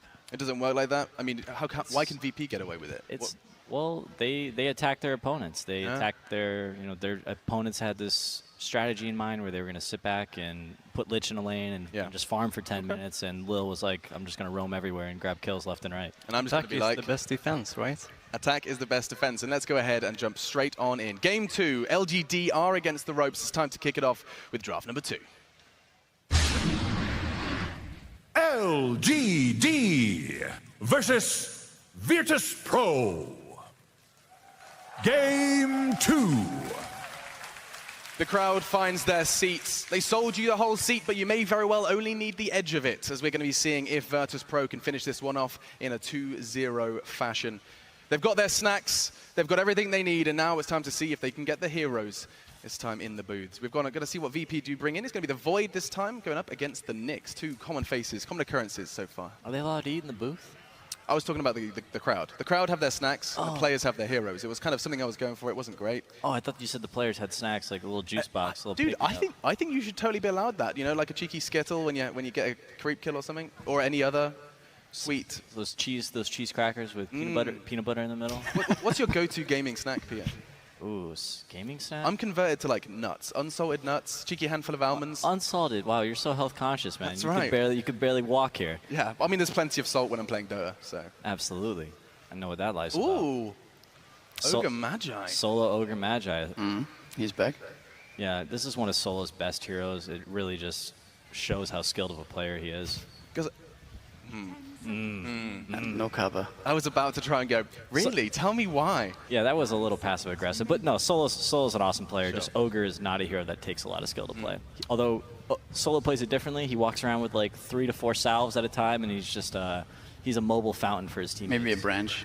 Yeah, he doesn't need, like Ogre has a ton of base regen. He only needs maybe like a clarity, a branch. I don't know. That seems a little too much. Yeah. Maybe a smoke. Yeah. Go for a courier or something in the early game.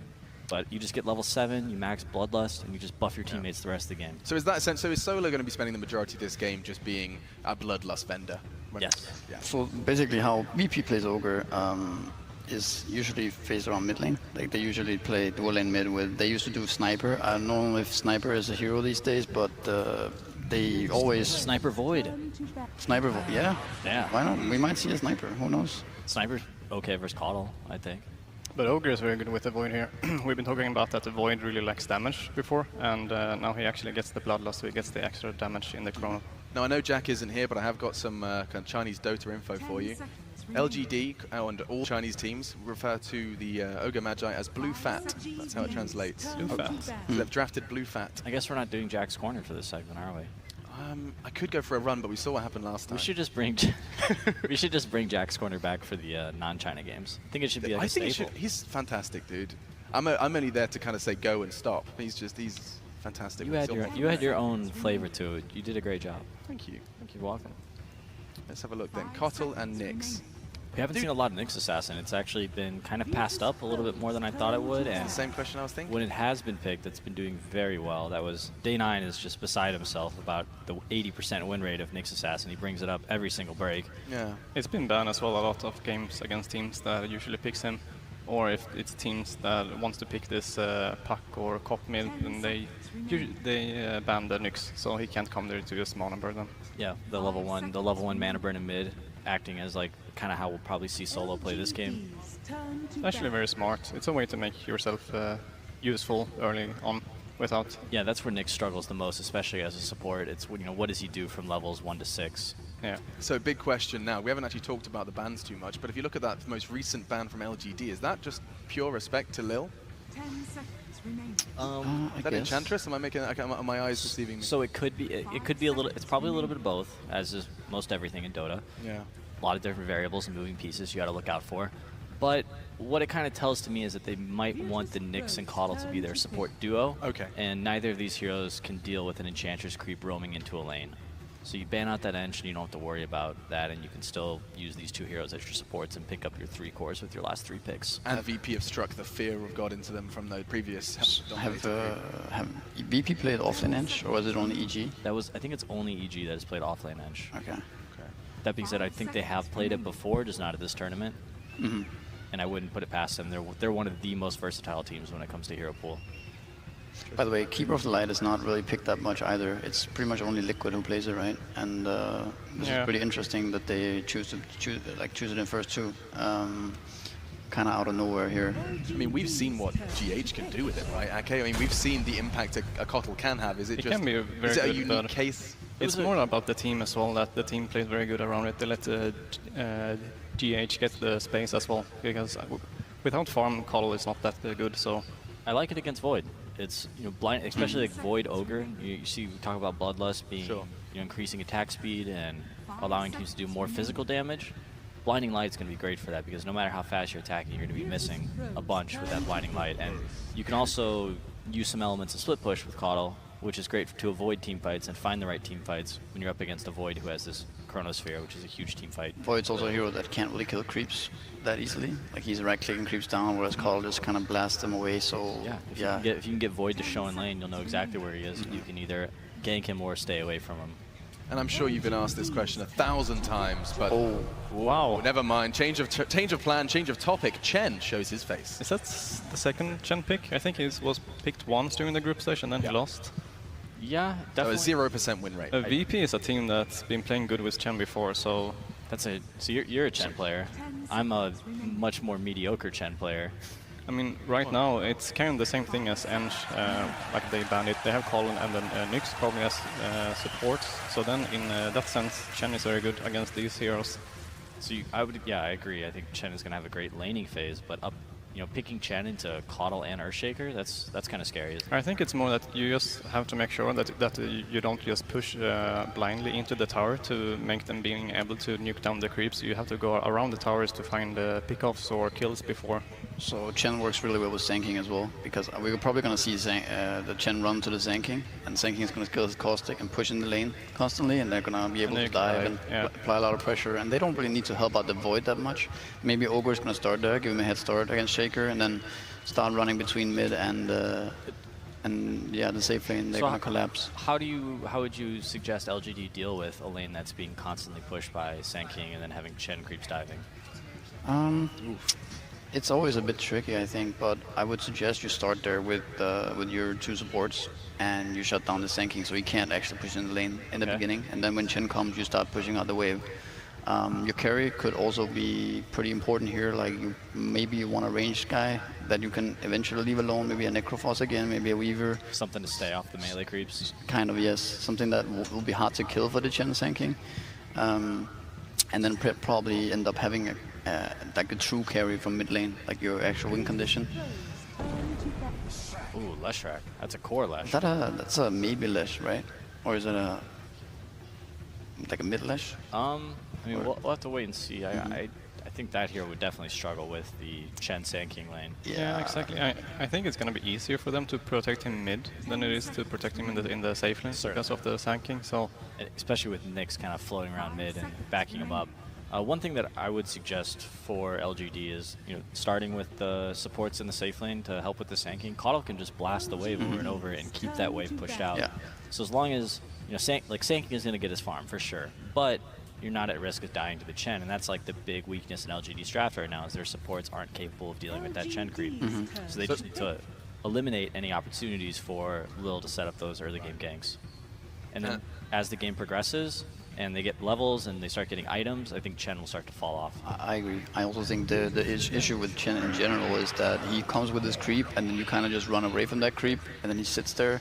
He takes advantage of that. He kind of just sits there, and he doesn't really achieve anything. He doesn't get any experience. So when he starts attacking a creep, like if he starts farming jungle, then you can contest him, and he's kind of like, he doesn't really have a catch. He's hard to pull off, I think, these days. But and it's okay, they're attacking a hero you know and love. What's happening here? Defend him. Well, there is a reason why I haven't played it in a long time as well, and I actually love the hero, but I feel he's a bit too weak, and it's mostly because of the ultimate right now as well, that it's been nerfed a lot. So it's 160 or 180 seconds on the first level, or 160. It's really and then bad. it's like too long. It's way too long. Anymore. You might not even want to skill it, to be honest. I don't even know if it's worth it. Probably. But so what rounds this out then? What's the cherry on top of this? Well, maybe we're gonna see sniper actually. I don't think it's that bad. No one hero. I like it. Sniper up against Troll. Stay far away. It's pretty good against Leshrac too. That headshot interaction like really messes him up. Those little mini stuns. Or they don't actually stun right now. They just kind of, what are they like? It's like slow 100%. A dazed effect. Is that what you call it? They just slow 100%. I think. They just So you can still move. You can still cast. You can't move. Yeah. Oh, a Venom. All right. Or the Venomancer. It's gonna be a right-click Venomancer for sure. That's also a pretty good pick, I'd say. I like it. Lots of vision. Leshrac has a, he's pretty immobile, especially when he wants to be running around on top of you with his 2 AoE ground spells, and he will not be able to do that with Venom Wars. Guys, I'm hearing vibes from you that you thinking we might be seeing Virtus Pro continue on the main stage.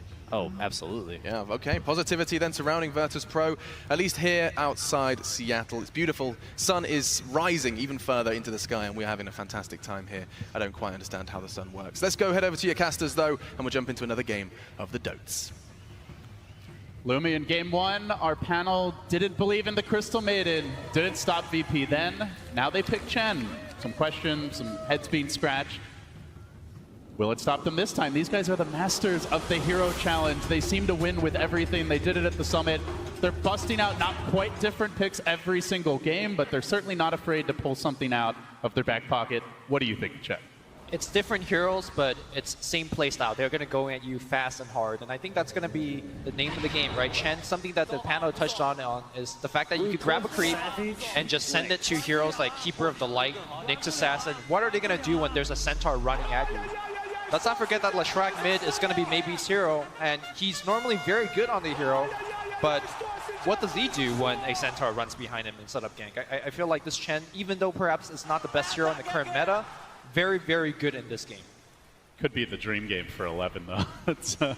It's already, 3 melee heroes. You've got the Chen army as well, so Echo Slams aplenty could abound if he can get a good start. We did see an Earthshaker go off yesterday and just dominate from the off lane for XXS, but that was against an Ember Spirit. This time, going to be facing up against a Void and an Ogre, both of whom are a lot better at trading blows with the Shaker early. So unless he gets help, I'm not sure he's going to have that explosive start. And looks like he's going to get scouted by warding into the enemy jungle as well. So too will the Donkey. Always a risky business type of game when you're up against Lil and you're a courier. Though I'm not sure if we'll see him try to snipe it as the Chen, more commonly on some of his other more traditional roaming supports, the melee bruisers. Forgive me as I talk a little bit about the Somnus or maybe Leshrac. They have played it 3 times in the group stage, 100% win rate on the hero. Here's the thing, they always play it with a save. Twice with the Oracle, 1 time with the Chronosphere on his ally. And the idea is to allow maybe to just go in and just not worry and just dish out as much damage as possible. Always goes for the Bloodstone first to extend his damage and as well as survivability. This game though, not only does he have to deal with an early game Chen roams, but also a ton of burst damage coming out from Virtus Pro. It's definitely one of their comfort heroes. I just don't know whether this is the game to do it. And we're going to see the Venomancer plop down in mid. So normally when the Venos run nowadays, it's as a core and as a safe lane core. Probably Artesian EG, the player that most fans are familiar with running the hero, but they're going to mix it up. They're going to put him against the Lash, so it is a 2v2 showdown here, at least early. VP already applying pressure top. They're going to make the move here on the Keeper of the Light, trying to punish him out. He doesn't have the extra moves, but he could be in danger. One more auto attack. Creeps it out! They Not went like Trey this. Yao! Oh, Yao is not going to be happy with them, I'll tell you that, Lumi. Well, you can talk to your teammates, but the creeps don't respawn well. Back in the mid lane, Venomous Gales flies through against Maybe. He's taking a ton of damage. Very low base armor all around. We're going to work now under the tower, but it's not going to be enough. Deny coming out from Victoria. Still a win here for VP, but not getting the experience from that kill. Yeah, good save there, but it shows you a weakness of the Lesh. He is extremely squishy. And Nyx did not have a point in the stun. He went for the mana burn early just to harass, and as a result, had no way to blunt that VP aggression. So great shot calling, identifying that there was an opening where normally, if a Nyx had saved the skill point or potentially just grabbed the stun, there wouldn't be. The silver lining out here for LGD is the fact that the Shaker is getting a 1v1 matchup. Like you mentioned, Void is still going to win that matchup, just trades better, but as an offlane Shaker, all you care about is, a couple of last hits. If not win it, you at least shouldn't lose it as bad as right, because you get hit by the enchant totem, you can time walk off some of the damage. You're just better at trading in general as well with the bash. Yep. Notice that he doesn't have a single point in fissure just yet. Just using enchant totem early on just gives you so much more of an edge. If it's a true 1v1, then you can just kind of last it and deny. Well, they'll need him to come up big because the rest of the lanes are struggling. The first blood happening early top. Ame, only 6-2 here, not exactly farming up a storm. So at the same time, Ramsey's not doing particularly well, but of course Ame is getting help, whereas at least for now, looks like Ramses has lost his. VP are just going to stick in the 2v2 set up top. Wondering if the Chen is going to make a move at some point. Like, do you see Lil leaving this top lane, or do you just keep on constantly pressuring the Keeper of the Light early? If he's leaving the top lane, he's probably going to go mid for a gank, but I think if he's calling a place home, it's probably going to be the top lane for now. You have a very easy camp to access any big creeps you might need, and you're putting a ton of pressure on this Pro Warlord as well as the Keeper of the Light. Trading the experience, at least for now, with Pasha, not farming the jungle, just constantly parked and showing himself top. Seems they're content with slowing Ame down, as opposed to worrying too much about trying to get the kills. No one continues to hold mid, already 17 CS for him, and now we will see the move. Solo's gonna, at least initially, rotate off of the lane, perhaps considers a different setup here. 11 might be the hero that he looks to zone out. Now the Earthshaker could be in trouble as Solo comes in. He's going to start things off with the Ignite. They use the stun. If they get a single bash, 11 actually no TP. They don't need to hold any stuns. They might be able to kill him off here. The Time Walk's still on cooldown for 5 seconds time. He does have the boots advantage and rings around the trees. Not often you see a Shaker get away, but somehow the Stretch Armstrong stun. Time Walking forward, they're gonna need that bash to get this kill. 11 keeps on juking, but Ramsey's cutting him off. The bash finally gets it and drills him. Did not think he would be in range there for the Fire Blast, but just barely clipped him. I wonder if he would have survived if he just walked straight home, Like he did do quite a bit of jukes in the jungle, although... I think probably, yeah. I mean, Ramsey was doing a very excellent job, body blocking as he's hitting, walking in front of him, so it would have been tough either way. Good gank here from Solo, and he takes away the rune as well, so very good.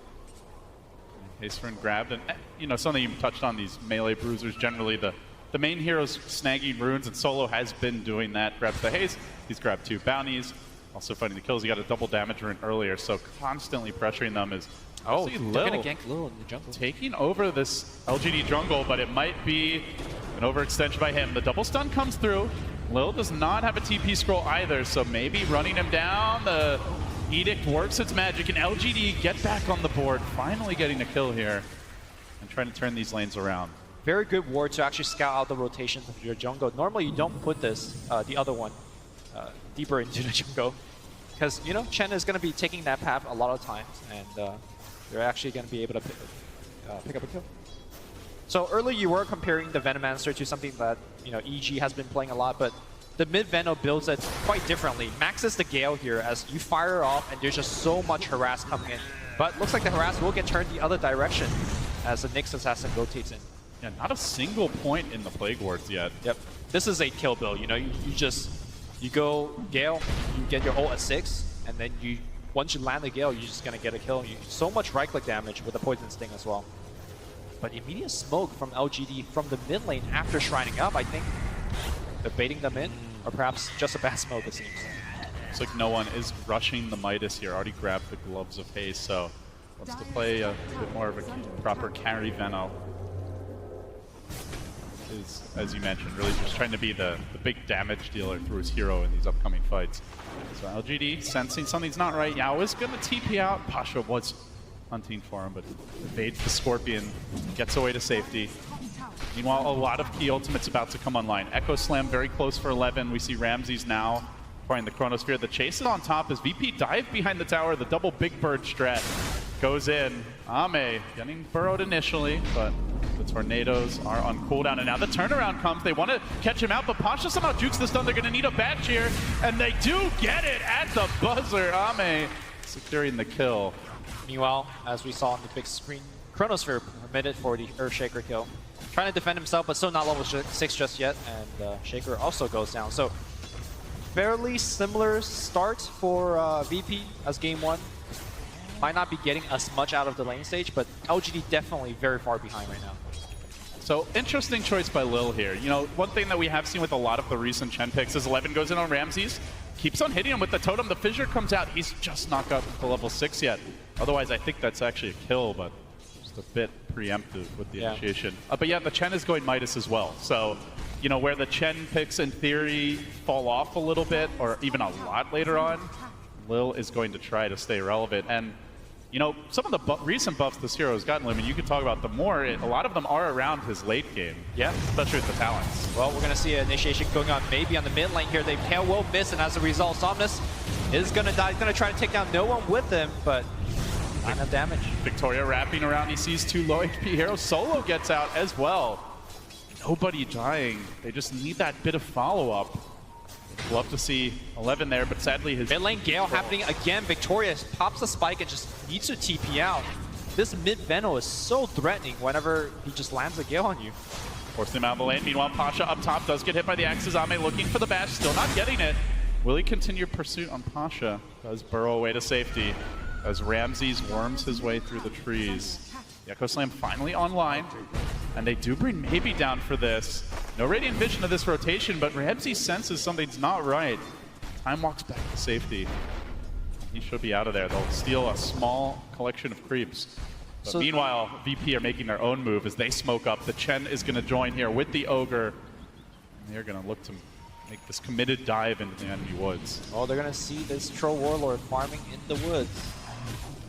Ame in danger, perhaps. The whirling melee axes are on cooldown. He might need that bit of evasion here to get out safely, and now getting slowed down, taking some decent nuke damage, gets the axes off again, but won't make it up to the high ground. Lil nukes him down. They catch anyone on the way back. Fissure trying to block people off. They just went for some Chen creeps. Don't feel like they'd kill any hero. LGD are just feeling very immobile right now. Yep. They seem a bit slow to react. They're, with the Veno Gale coming out, often heroes can't get away. Meanwhile, VP, while they have some clunky heroes on paper, are making them feel rather nimble in practice. Gale hits on the mid lane again, and Maybe just uses a very defensive stun to just get the Veno off of him. He's going to be losing these raindrops soon. Yeah. Now the rotation comes in. VP looking for the flank. They just don't stop. They're bringing 2 cores to the mid lane, and the ward gets dropped out. That is going to cancel the salve, and now, while Ame wants to chase no one, they're looking to cinch the news from the rear. It's coming. Solo's coming in with the help of the creep army. Going to connect here. Maybe he tries to juke, but they get off the slow. Now the follow-up clap can come through, potentially. Stays out, just out of range. Hadouken! Okay, raindrop does block it. Does block it. Needs to get to the shrine quickly. There's going to be another one cooling down in a few seconds, but Lumi, they had 2 cores sitting mid during that time just to try and dodge the gank.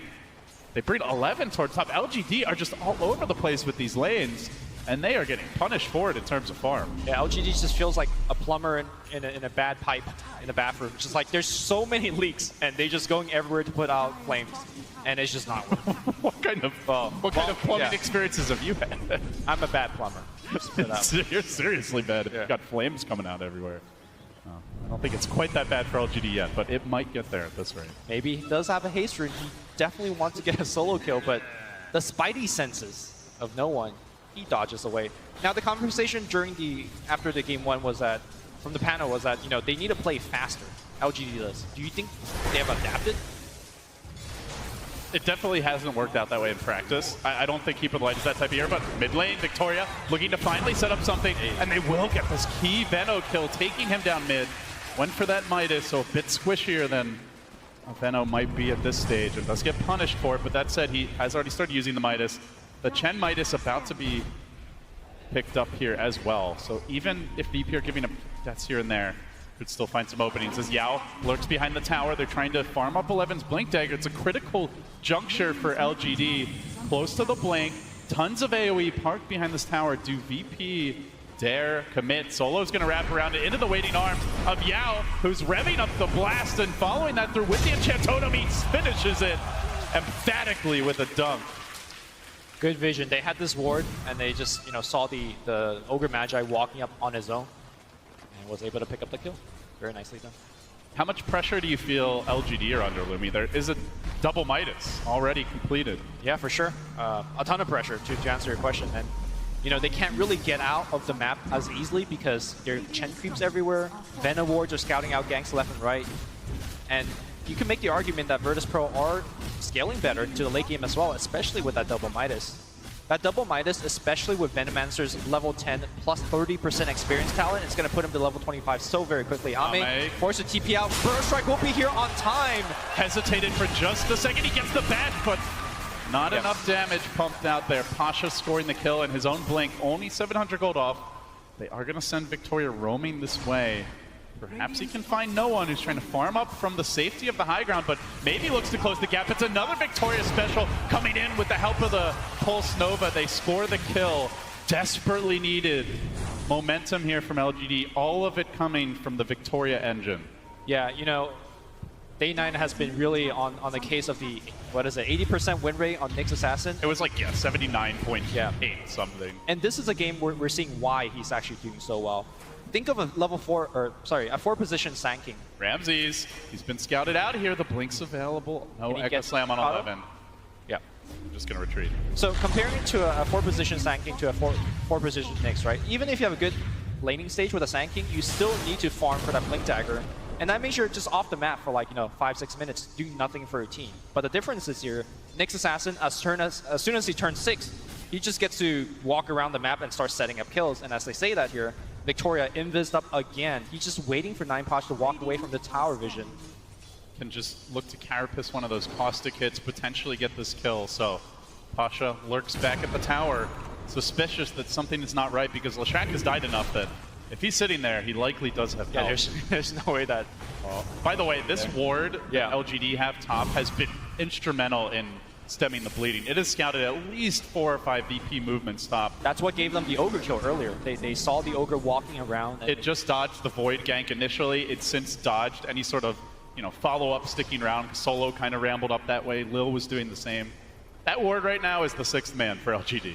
Right.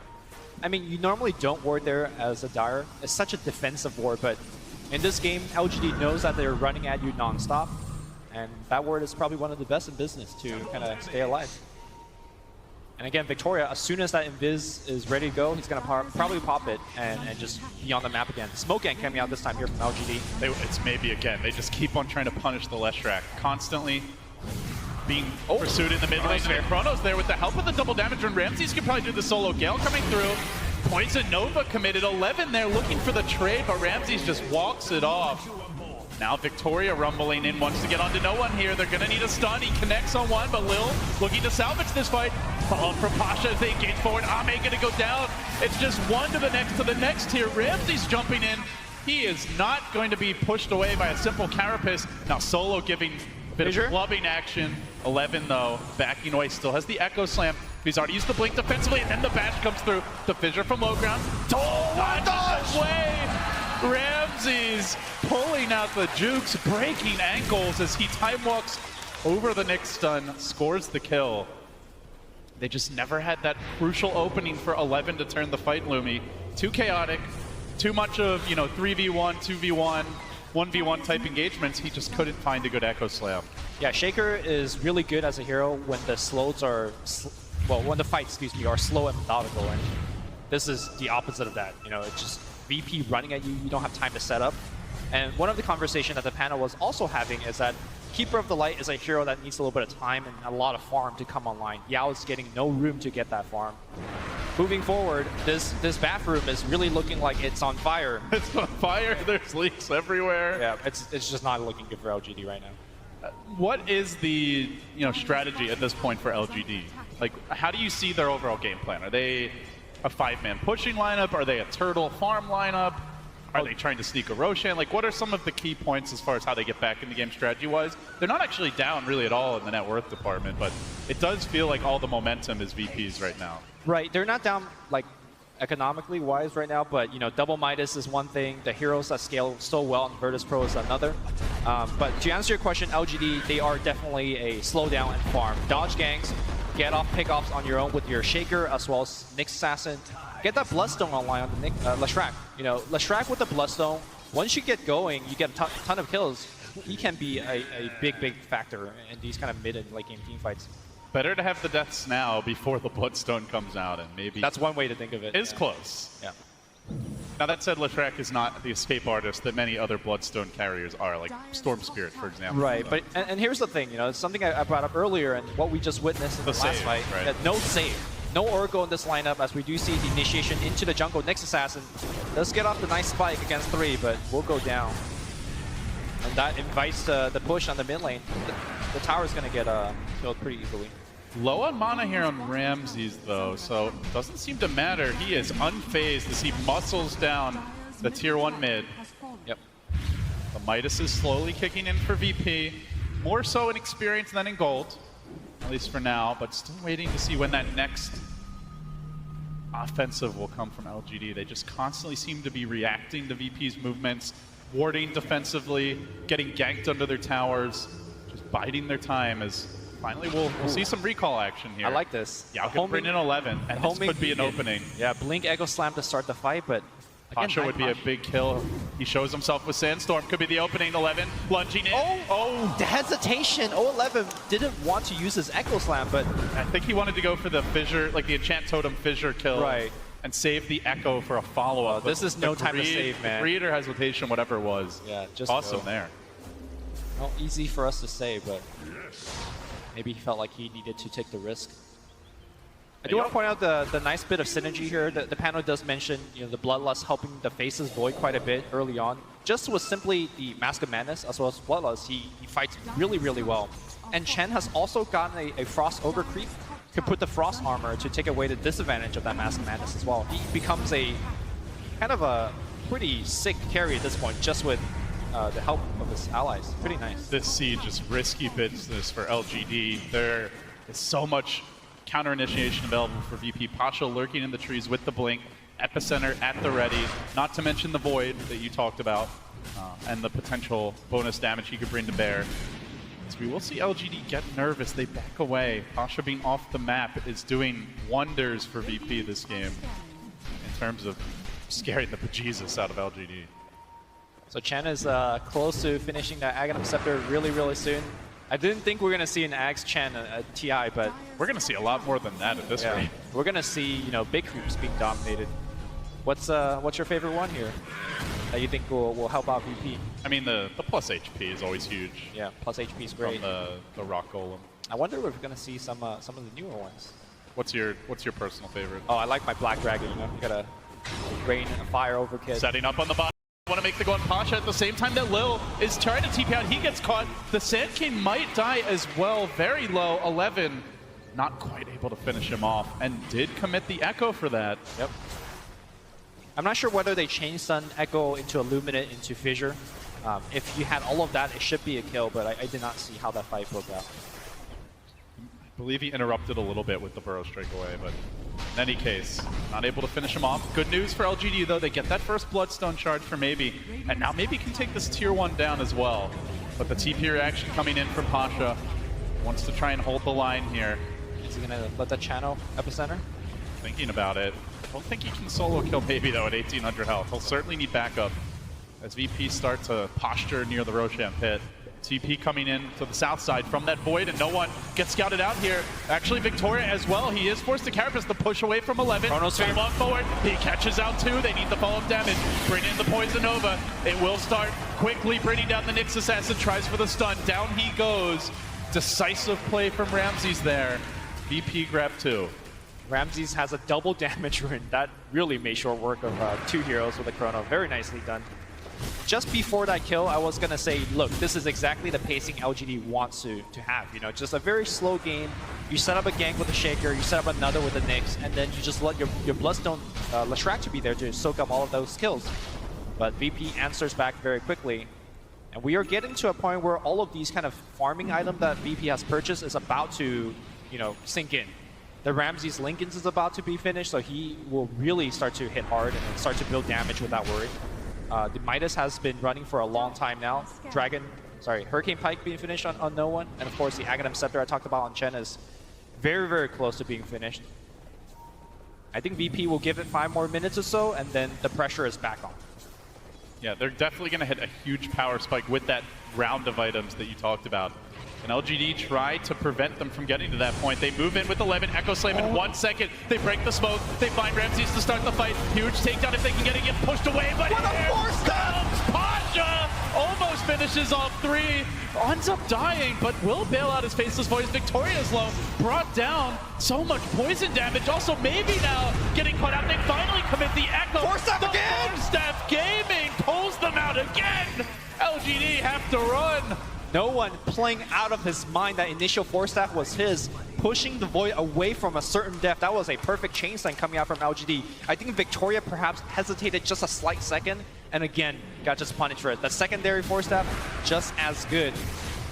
God, that epicenter was huge as well. Breaks up the chain of initiation, triple hero stun, then they get the Venomancer, damage ticking in the whole while, and nobody can fight at that point. Like, once VP just dropped that stuff, Lumi, that was a fight without Poison Nova, a fight without Chronosphere, and I would say VP still won that fight. Yeah, for sure. We're going to watch it one more time. The smoke breaks from, and they react so quickly. Venomancer pushes them away. Look at the hesitation on Nyx, and then the Sand King comes in. Good thing, I guess, silver lining here is that the Leshrac did die relatively early into the fight, giving the rest of the team a big heal with his Bloodstone. Meanwhile, in the woods here, Solo driving Ya away as a Roshan. Gonna get claimed here by Virtus Pro. VP, the numbers might say they're only slightly ahead, but the momentum has been consistently theirs. At 23 minutes, towers are falling.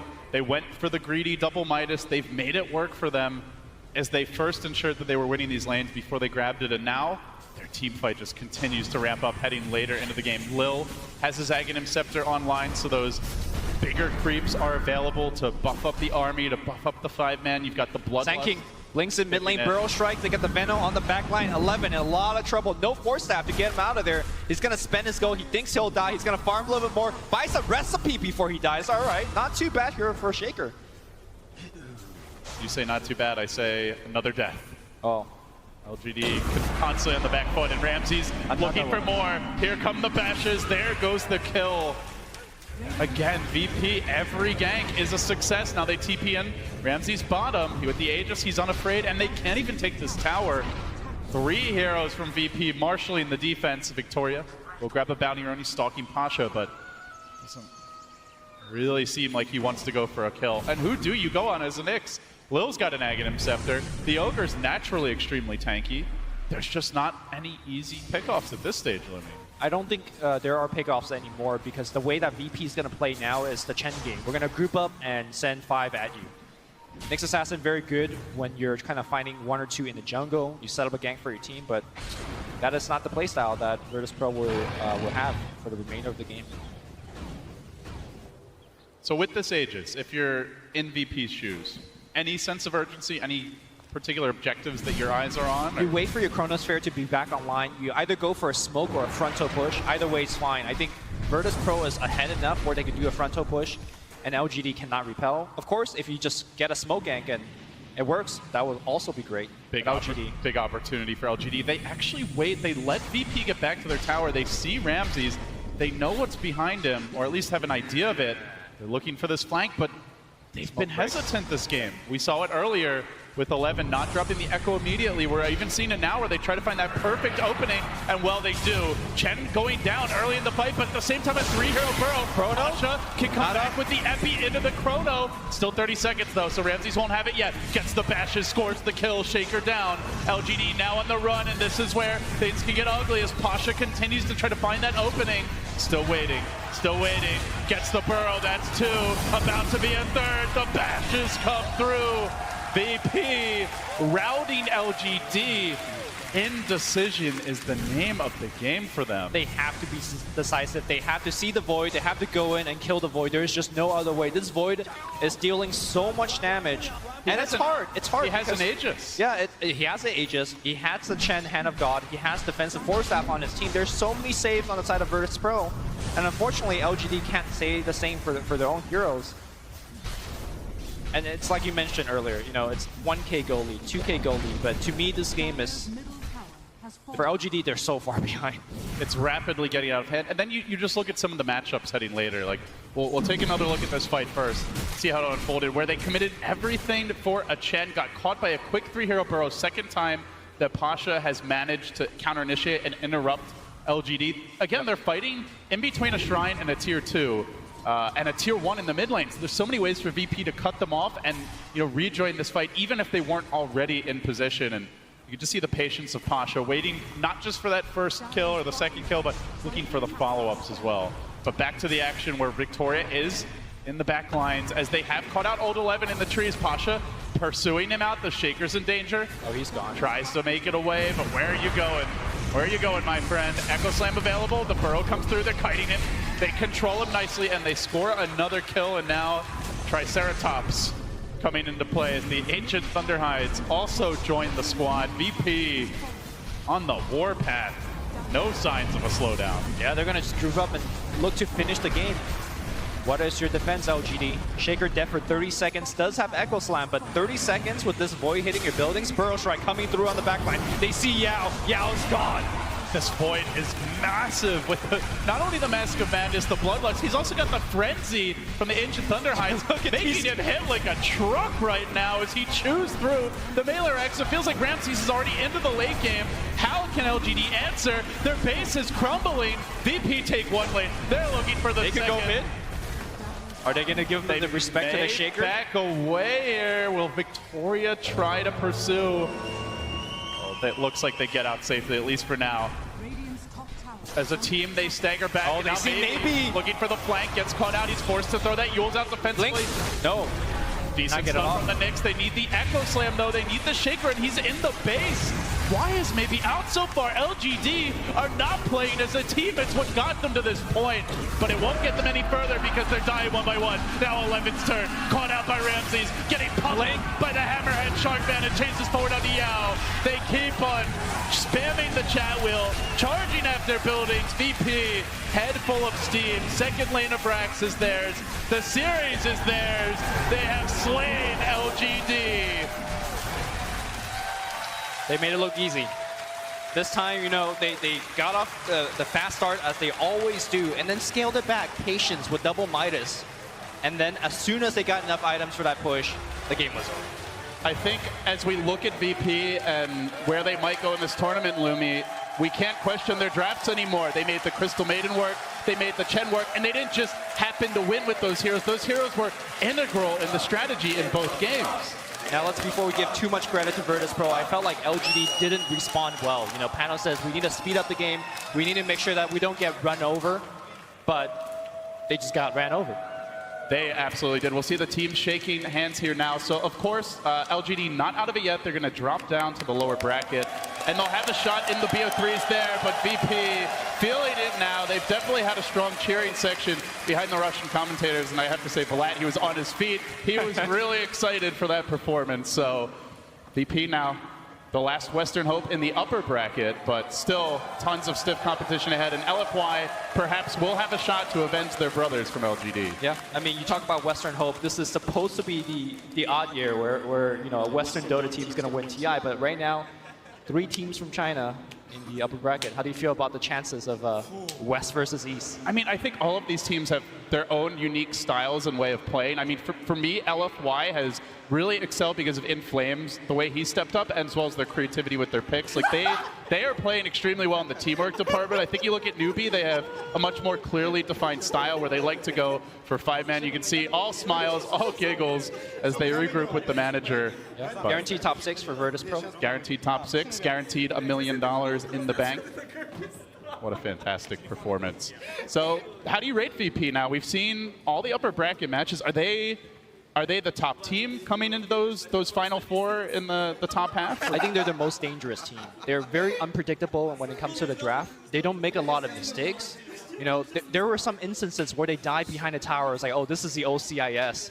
But the OCIS, you know, they make mistakes under the tower and then they throw away their lead, but they don't make any mistakes. They go in under a tower, they kill you under a tower, and they just make you look silly. And then they calmly begin to take their next objective. Yeah. You know, like as much as the stereotype for CIS Dota, a little bit for Southeast Asian Dota historically was, oh, they just like to run at you too much, overextend. VP, they were patient, they were polished. The draft might have looked a little crazy, but they had a game plan, and they make it work. And now to break it down further, it's back to our panel. Thank you, gentlemen. I mean, VP played amazingly as a team. And in fact, we were all watching together and had to hurriedly run out here because at the end, I mean, LGD almost seemed disorganized and scattered. That was a quick 2-0. Yeah. Pretty impressive games from VP. And of course, I'd like to welcome our brand new panelist up here. Pai Lai Dai, how's it going, man? It's all right. Got knocked out, but I'm happy to be here. Yeah, what in your eyes was the big highlight of the series between VP and LGD? I didn't quite catch the first game, but, you know, I looked at the drafts for the second game, and I was like, whoa, I don't know what, like this VP draft, what is this supposed to do? Then pop like 3 smokes in 10 minutes, keep running at them. It doesn't like even work out. I like look away for 5 minutes, and then I'm running out here. Yeah, no, I remember, like, you know, you came in, and of course, everyone has to get made up, you know, before we wind up coming out. So doing makeup, and every time you looked away, literally, there was like huge chronos, huge pickoffs. I mean, Ramses was just beautiful on that faceless void. I mean, PieCat, also welcome. It's the first time we get to panel together. We were enjoying games on the couch. We were. It was an interesting game. It looked for a moment like LGD had a good chance. They were kind of getting some farm on a lot of heroes. The Shaker had a good start, but then they never really got the jump that they needed. The Shaker, he had a good start, but he didn't really manage to do anything with it, and they kept losing fights because of that. Who had the Force Staff that just kept doing the insane clutch forces? I don't know. I think they had a couple Force Staffs. Yeah, I think so. I mean, there's a Hurricane Pike on the Venomancer, and then there was also a Force Staff on the Sand King. And we saw near the Radiant Ancients, we saw Sand King really burn out the Void.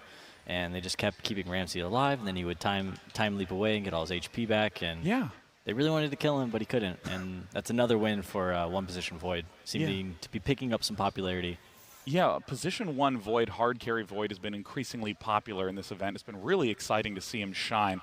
And of course, to break down in more in-depth analysis, we have good old Coach Purge, man. Let us know what's up, Kevin. Hey, how's it going, guys? Going to look a little bit about what VP ended up doing with this game. Now, when we saw the end of the draft, it looked very heavily like they were going to be going with mostly push level stuff because of the Veno pick.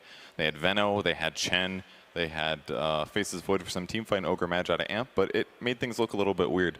But if we take a look at how their lanes matched up, it was very much about these 2v2 lanes that produced less than ideal results out of LGD's heroes. The only hero that they really let get a lot was really just Earthshaker down here versus the Faces Void, and as we saw, he didn't really have the best game both of the 2 games, so maybe they undervalue his performance a bit. But if we take a look at what Chen ended up accomplishing, started off, got a Dark Troll Warlord, he turned that almost instantly into a kill in the offlane. Slightly lucky on the Coddle kill, but VP's goal here was let's limit what the Coddle can do to zone the Sand King. And Coddle is very good at pressuring offlane heroes, but he's very poor at being pressured himself. He's fast, but his survivability is low. So that kind of pressure was really helpful in the offlane. And later, just sending Tornado creeps in the safe lane. The Troll Warlord is forced to be other places. And even though Lil did end up dying here, it still forces the mid hero to come over, the other support to do something. And even in the meantime, the Troll Warlord just didn't have very good farm.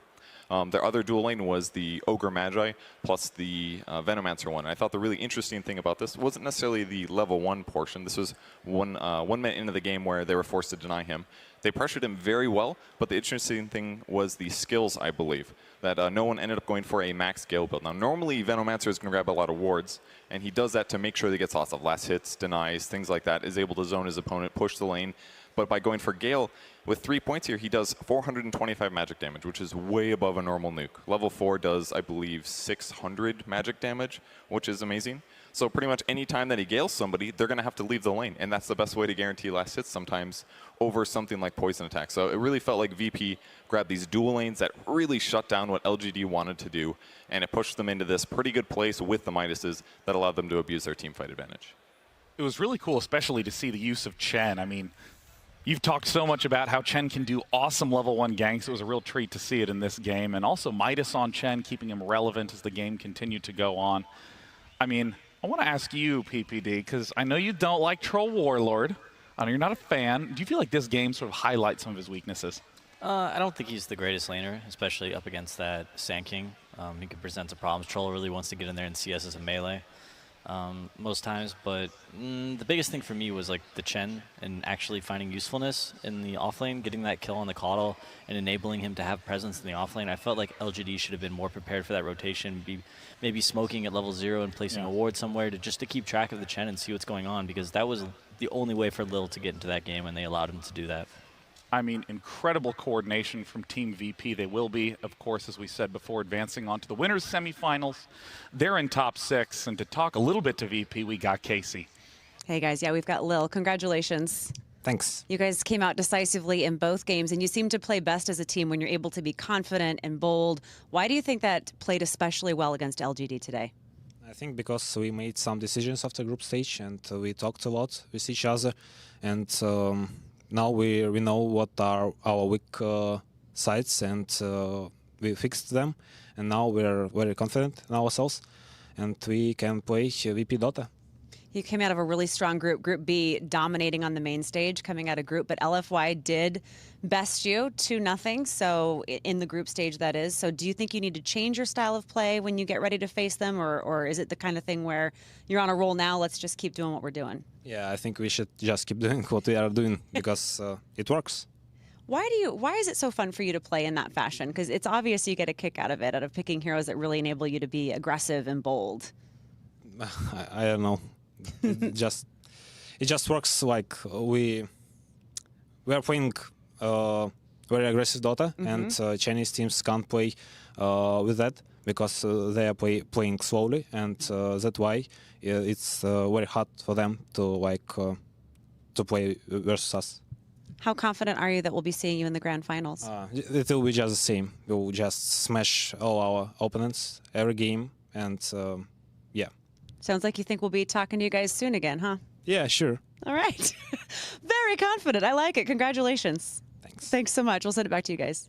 Extraordinary confidence out of VP. Love that. They can't deal with our aggressive play. Player with some gut. Everyone gets up there and goes, "Oh, he seemed really sure." Yeah, we just did our best, and our opponents played great too. But I'm just happy we won. I love that. No, we're gonna smash them. We're just gonna break through them again and again, like it's nothing. Snap them like twigs. I don't know though. Like the Chinese play slow. I don't know if that's true. Yeah. I don't. Yeah.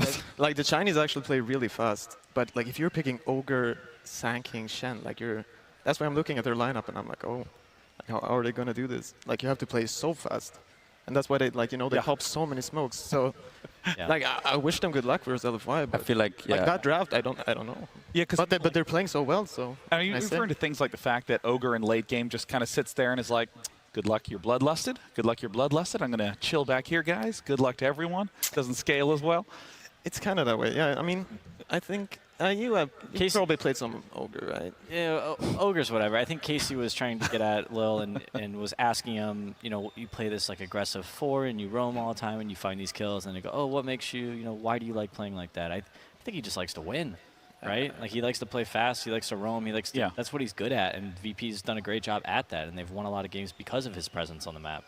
Yeah, I want to come back to something that Ake said in an earlier segment, that this tournament is really about position 4. Position 4 typically tends to be the player that is roaming around, not fixed to a lane, not staying there trying to get last hits, is instead trying to capitalize on opponents being out of position and pick them off. And Paikai, what's your thoughts on the story of this tournament is the position 4? Yeah, we also talked a bit about that during group stage. I think Blitz said the same thing, and we all were kind of in agreement that position 4, like Dota has become, like it has evolved so much to the point where early game is so important nowadays because teams are they're really good at not letting go of advantages. So when you get this position 4 player who can kind of get you ahead in the game, it's so crucial. You can kind of you can keep that advantage nowadays. Yeah, it gives you options. Yeah, and so in the past, it was a lot on core players, but now we see this, like this position 4 player and maybe to some extent the 3, but the supports, mainly the 4, they kind of create your early game, or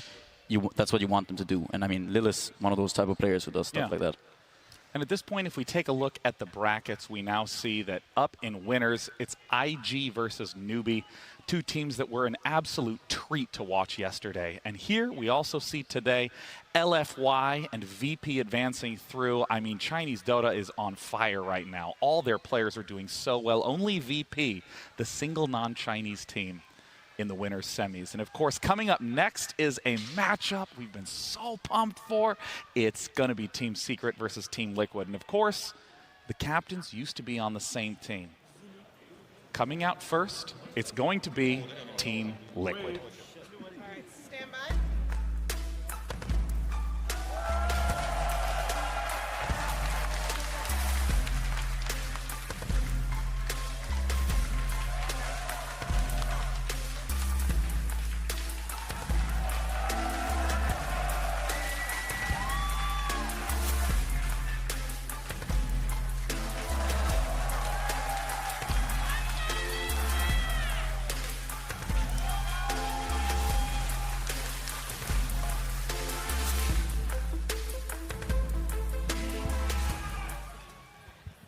Kuroki and Puppy used to be on the same team. What kind of captain has Kuroki become? He's forging his own destiny every day. Thank you. I love the inspiring quotes. I mean, you got to take charge. If you want something, you got to get out there and take it. I mean, his philosophy, it's become more and more just, I want players who are really good, and obviously he's looking for high MMR players. Of course. And then I want you guys to do what you do, and I'm gonna captain. He's going to facilitate their strengths. Exactly. That's what a good captain does. He looks at all of his players and he says, "What are you guys good at?" Yeah. I mean, but some players, some captains, they want that, a second guy. They're okay, he's a little worse, but he contributes something else. What about Eternal Envy? How does he captain? How does he captain? Yeah. Oh, I mean, it's similar, right? He collects. Coming up next, my bad. We got Team Secret.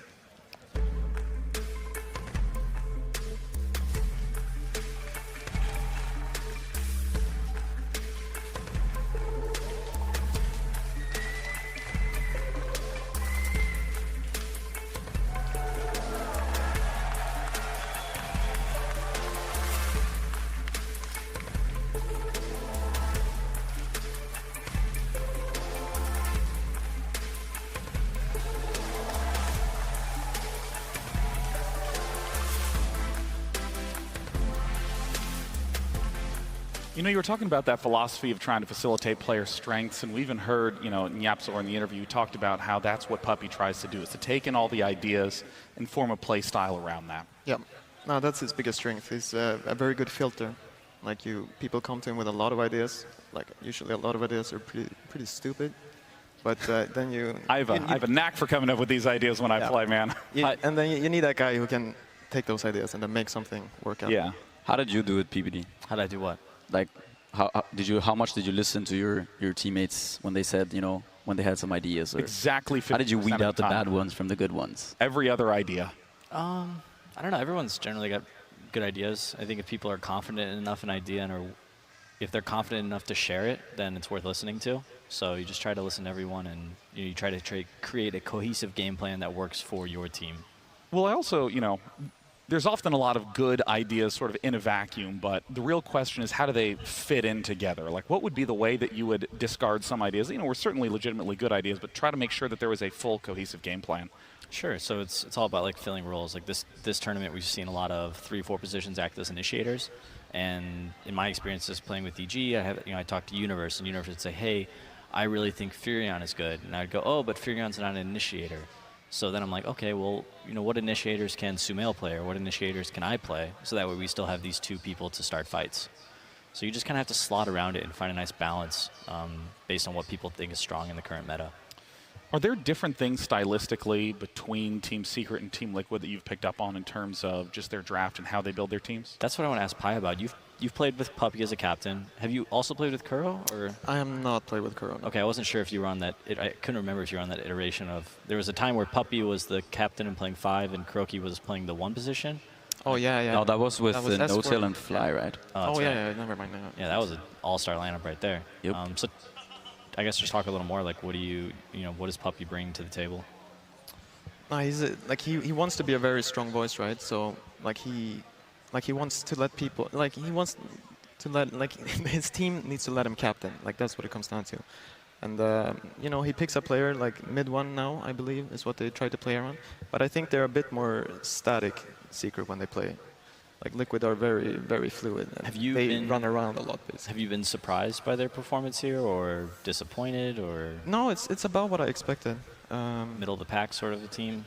Kind of, but they can kick it up a higher gear, and we'll see now if they win this series. I think they might be able to go far. They just need to get warmed up, get comfortable with certain heroes. They looked incredibly dominant in the EU qualifiers for TI, but at tournaments following that, they were a little lackluster. And here they've been in the group stages. They haven't showed too well, but their best of one yesterday was very dominant. Yeah, I mean, that said, I'm very curious to see what's going on in the minds of Team Liquid, given the fact that they had an absolute amazing performance in the group stages. They've had a lot of really strong play out of the mid laner Miracle, but they kind of struggled when they were in the winner's bracket. They didn't ever really seem to be able to find their footing. So before we get into the game, we want to take a closer look at the mid laner from Team Liquid, Miracle.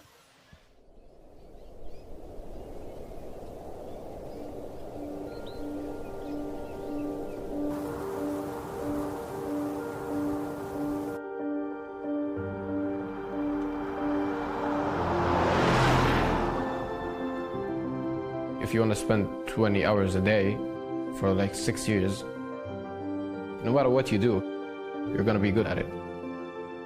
Especially when you have the talent. That's what happened with Amir.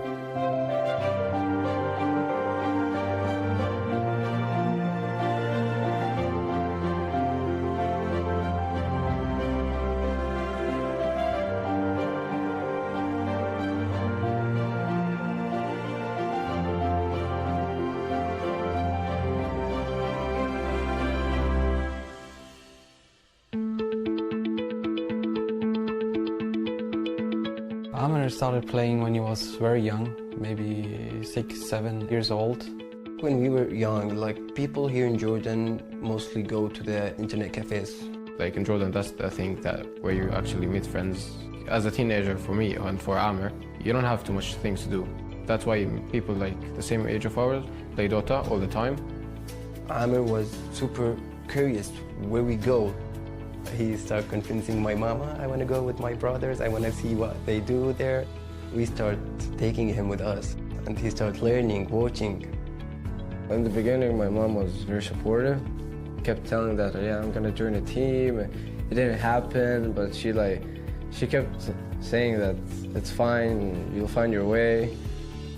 People usually follow competitive Dota before they become pro, but he didn't know anyone. Even when I asked him, did you watch TI 1, 2, 3? He's like, nope, never heard of it. In that sense, he's very unique. He just played the game, and apparently he's so talented that he just got picked up. After high school, maybe after 2 to 3 weeks, some of the pro players talked to me about the gaming thing. So it was pretty fortunate for me, let's put it that way. I actually didn't know what direction do I want to go for. I was pretty confused, and I was in the middle, what do I want to do? I think Amir is a person that lives in the moment. Doesn't feel like he is worried about a lot of things in his future, or maybe even the next day. He just takes things very lightly. He just lives his life the way he likes to do it. He just doesn't care what happens next.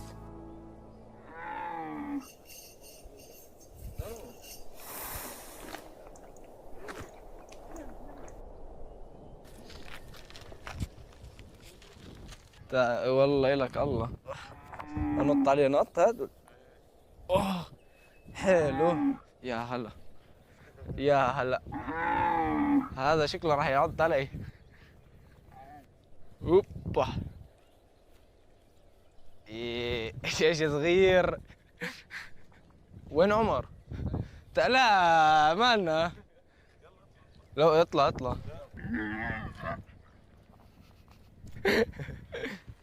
ايش برو لا مش هيوصلك طب طب طب طب طب طب طب طب طب.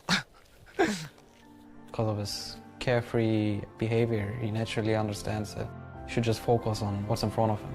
I don't really think much about the goals outside of the game, you know. Like, it's only in the game. His level of focus is something uncomparable to any player I've ever seen. I've seen a lot of players grow and become excellent at the game, but when he looks at the screen while he plays, it's as if he's in the game, as if he's in the battlefield. It becomes a beautiful picture in the game. Most of the players play Dota because they wanna do something later. I wanna play Dota because I wanna win TI. He wants to win TI, but he just wins TI without thinking about winning TI. He plays Dota because he wants to have fun. Living in the moment, let's say.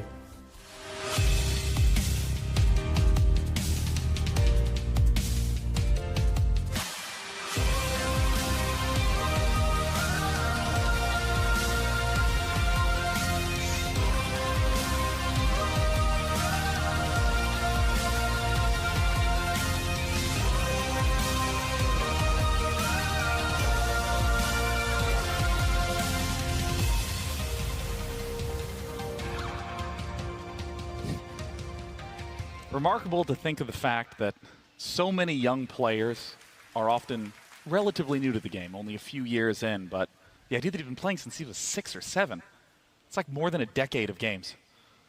Yeah, I mean that's what I mean. People ask me all the time, like, how do you get good at games, or how do I become a pro? I say, okay, well, when did you start playing? And they go, oh, 5 years ago. Well, try 12. Yeah.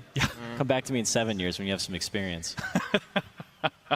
Miracle, really one of the big talents. I mean, he was the guy that a lot of people would look to when they talk about the strong mid player, one of the first players over 9K. Excited to see what he'll do in this match between Team Liquid and Team Secret.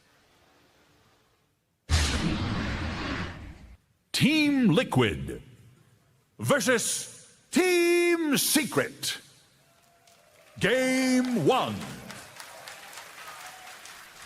Man, 14 different heroes on Miracle in 19 games. That is a very nice little backup to have. It's like the opposite of LFY, pretty much. Oh, all right. How many have they played? What's the difference there? They play like 3 heroes, DP, DK or something? Yeah, it's like Death Prophet. Super's up to like 5 or 6 now. Not bad, not bad. Yeah. I think this speaks to Liquid too, though. Like, they have GH, he plays like a very, not a limited, but like you can see he has some amazing heroes he plays. Like, yeah, you see here, they picked up Coddle, right? So it's like Coddle, Earthshaker. There's one more, right? Zeus? I don't know if that counts. It's Wisp and Coddle. Coddle, Wisp, and Shaker. Yeah, that's the GH. He played Visage the other day, didn't go well. Yeah, He played exactly. some Night Stalker, that went a little bit better. But Wisp and Coddle where he really excels, which I'm surprised to see Team Secret let through. Yeah. But maybe they have a plan. Well, they banned the Wisp and the Shaker, right? People have been banning. It's those 3 heroes. Oh, so you give him one of the 3. I mean, it's kind of like the Alliance tier 3. Sure. When you had to ban a certain number of heroes, but they would always get something. That's kind of Team Liquid. That's one of the coolest things about competition is it's like a conversation. Your opponent is going to get to do something, right? They are going to be able to get one of the heroes they want. Their team will be strong at some aspects, and it's about trying to figure out where yours slot in. I mean, talk to me about these first picks from Team Secret, Pylai, Rubik and Spirit Breaker. I mean, Rubik is just, that's like their Secret's own version of these Coddles and stuff. Like, Yapster plays a really good Rubik. And they've noticed that Rubik can actually play as a 4, like these other, like Sanking, these heroes with a stun. Like, Rubik is one of the few range heroes, with the same insta-stun. That He steals the other melee hero's stun, and then he's got 2 disables, right? Infinite disables for the first pick. Yeah, so he might actually be a bit of an underrated 4 right now. And then, like, the Spirit Breaker is because it's supposedly good against Coddle. But I don't know, when GH plays at Coddle, it's like a different hero. It just seems to work out every time, right? I don't know. Yeah. I imagine, so both teams, Liquid dropping down to the losers bracket, Secret winning from the best of ones. I believe that's even, and so they actually do a coin flip to determine who gets first pick. So I would imagine Team Liquid, they can either choose first pick, second pick, Radiant, or Dire. I imagine they chose first pick. Team Secret then choosing Radiant. Next game, I imagine it'll be switched up, but and then if there is a game 3, they'll do another coin flip Interesting. And that will determine who gets first pick, because that is the power pick. I'm pretty sure if Puppy had first pick in this situation, he would have picked Caudle for himself as well. Yeah, exactly. And then you can deny Wisp, Caudle, and Earthshaker. Because that is what IG did. They didn't take the Caudle for themselves, but they got the Shaker. They got the first pick, then they took the Shaker. And the other game that they beat them was when they picked up this Night Stalker. They gave the Caudle away and then took the Night Stalker. But now we see the Liquid are they're preparing for this already. So they're banning out this Night Stalker and Nyx. Just so even when they get their Caudle, they know it'll be at its full potential, because these two heroes kind of make Caudle's life a bit harder. But now they kind of get, I think they get what they want here in Liquid. Now Bristleback has, I believe this is the third time in 4 total games that Mind Control will be on Bristleback, and a lot of his success comes down to how well he's been able to do in lane. If he has the great start, we saw that was the game that Team Liquid was able to have a very strong win at yesterday. But when he doesn't have farm, he's almost like a dud hero. Doesn't even exist in a lot of the fights. Yeah, but with the Caudle in combination in lane, it's pretty difficult to shut down the Bristleback, so I imagine he would have a pretty decent laning phase. I actually thought about this Necro though, because this is something I remember back in the day, back like a few months ago, when we were playing against Team Secret, everyone was playing this Caudle Bristle, and their counter to it is the Necrophos, because you build up so many wands against this hero, this Bristleback, and just if you ever just go into your second skill as a Necrophos, all you need is a wand, and you're set. You can sustain that lane alone, so it kind of negates a lot of what Caudle Bristle does. So that's one lane where they can't go, kind of. Yeah, I mean, the fact that Caudle can give so much mana to Bristleback, I mean, Necrophos, the fact that what is the multiplier on his self-heal when he uses his second ability? It's like 2x, 3x? I don't know what it is, but when he uses it, he'll use the magic stick as well, and he'll be full. And heal, yeah. He goes from pretty much like 5% to full. The weird thing though is like, Necrophos should really not be a good hero against Caudle, like how it kind of should work out with the mana leak and then like the high nukes early game. Because I think what Liquid are gonna end up doing here is they're gonna basically tri-lane it with the Tuskar, and like then they'll do that for a couple of minutes, and like if you're not careful, like level 1 Necrophos, like you don't got no stick, you don't have no W, like you're not doing anything. We'll just have to wait and see, Mr. Pilot X. I don't know if I agree with you. Yeah, I was on the kind of also. Because we'll see how, like Secret are gonna pick a hero, right, and then Liquid are gonna get one counter matchup here for the. I'm sure Necrophos will get a little help. I don't think he'll be left alone. No, they'll try. They'll try lane versus try lane, but they have quilts and they have a 200 nuke. Yeah. Also, we talked a bit about or we saw the Miracle video there, and now we have a 10K here. So you know. Oh, yeah. What I think Secret can do, and to address what you were discussing as well, maybe their try-retry is a little bit weaker, but what they can have Rubik kind of help Necrophos and just have them survive that lane, and then Puppy on the Spear Breaker can roam between the other lanes and force rotations out of Team Liquid's tri lane. Yeah. So picking up this Queen of Pain, a very aggressive hero on lane who can blink onto his opponent, hit him with the Shadow Strike, and with the Spear Breaker charge in, it'll be difficult for Team Liquid's solo heroes to exist on lane. Yep. Mid 1, 99% chance going to be on Queen of Pain. Queen of Pain, again, I've never heard a mid player not like playing Queen of Pain. Just nice, deals a lot of damage, great escapes. This is Phantom Lancer right now. Let's go. Yes, come on, PL. I think Secret are kind of lacking in tower damage right now. They need a hero to kind of be able to break towers. At some point they're going to have to, and it's Kezu's hero. And I'm not exactly sure which tower hitters he plays. I know he used to play a lot of Abaddon. I know back in the day. Yeah, Abaddon. I've also seen him play some Lone Druid. Right. Do you think Lone Druid is good here though? No. No, they could don't feel like it, right? Maybe Furion. They're still gonna be, yeah. But they're gonna wait too. They want a good lane matchup as well. So, but yeah, they're gonna need some building damage. They could even do. I mean, I still feel like they could even do offlane Necro or something a little bit out of left field like that. I feel like they wanna put that Necrophos against the Caudle Bristle. Certainly, certainly. But then if you know that Caudle and Bristle are going to another lane, the other lanes don't. They become 1v1 lanes or 1v2 at the worst. They're not really these traditional offlane versus the tri lane. Yeah, I got you. Ursa. Now, and he can pick that up quickly to yeah. dispel the ethereal form from Necrophos. Yeah, I'm curious to see here what Team Secret goes for in the last. I think Abaddon is maybe one of those heroes that they might go back for. And that was actually something that I was thinking about also, because back when they did have a lot of success, I think Kezu was playing that hero a lot. He played Omni Knight a bit and Enigma, and he played a lot of these farming heroes that eventually do scale a bit. And I feel like that suits him. Any hero in particular you're looking at, Pi, for either side? I'm just trying to think about his Ursa, man. I guess you're gonna snowball on this Necro with him. What do you think Miracle would want up against this Queen of Pain matchup mid? I thought it really wanted that Phantom Blaster. Secret Bandit now. I'm like, it's very thrown off by this Ursa, man. I mean, just looking at him. What about, no, okay, Ursa. I mean, it's something they're, like I was thinking, yeah, maybe they go an aggro with the Ursa, but that's not good. That's not good at all. I mean, who even are mids that are solid against Queen of Pain in terms of matchup? Puck is fine. I mean, they can do some Dragonite and stuff like that, but... Dragonite's good too. DK against Necro is a little bit iffy though, but yeah, DK could potentially matchup. Puck is fine. I mean, they can do some Dragonite and stuff like that, but... Dragonite's good too. DK against Necro is a little bit iffy though, but yeah, DK could. Puck makes sense. A nice silence for good against Necro, good against Queen of Pain. It's hard to play Spirit Breaker against as well, kind of. Yeah, it's pretty tough to bash a Puck. Yeah, charge a Puck. Phase shift out. Rubik though, instantaneous disable for Puck. Very good throughout the game. They could easily lift Puck and Necro ult him and burst him. So what's the big thing missing for Team Secret in their final pick? About to find out.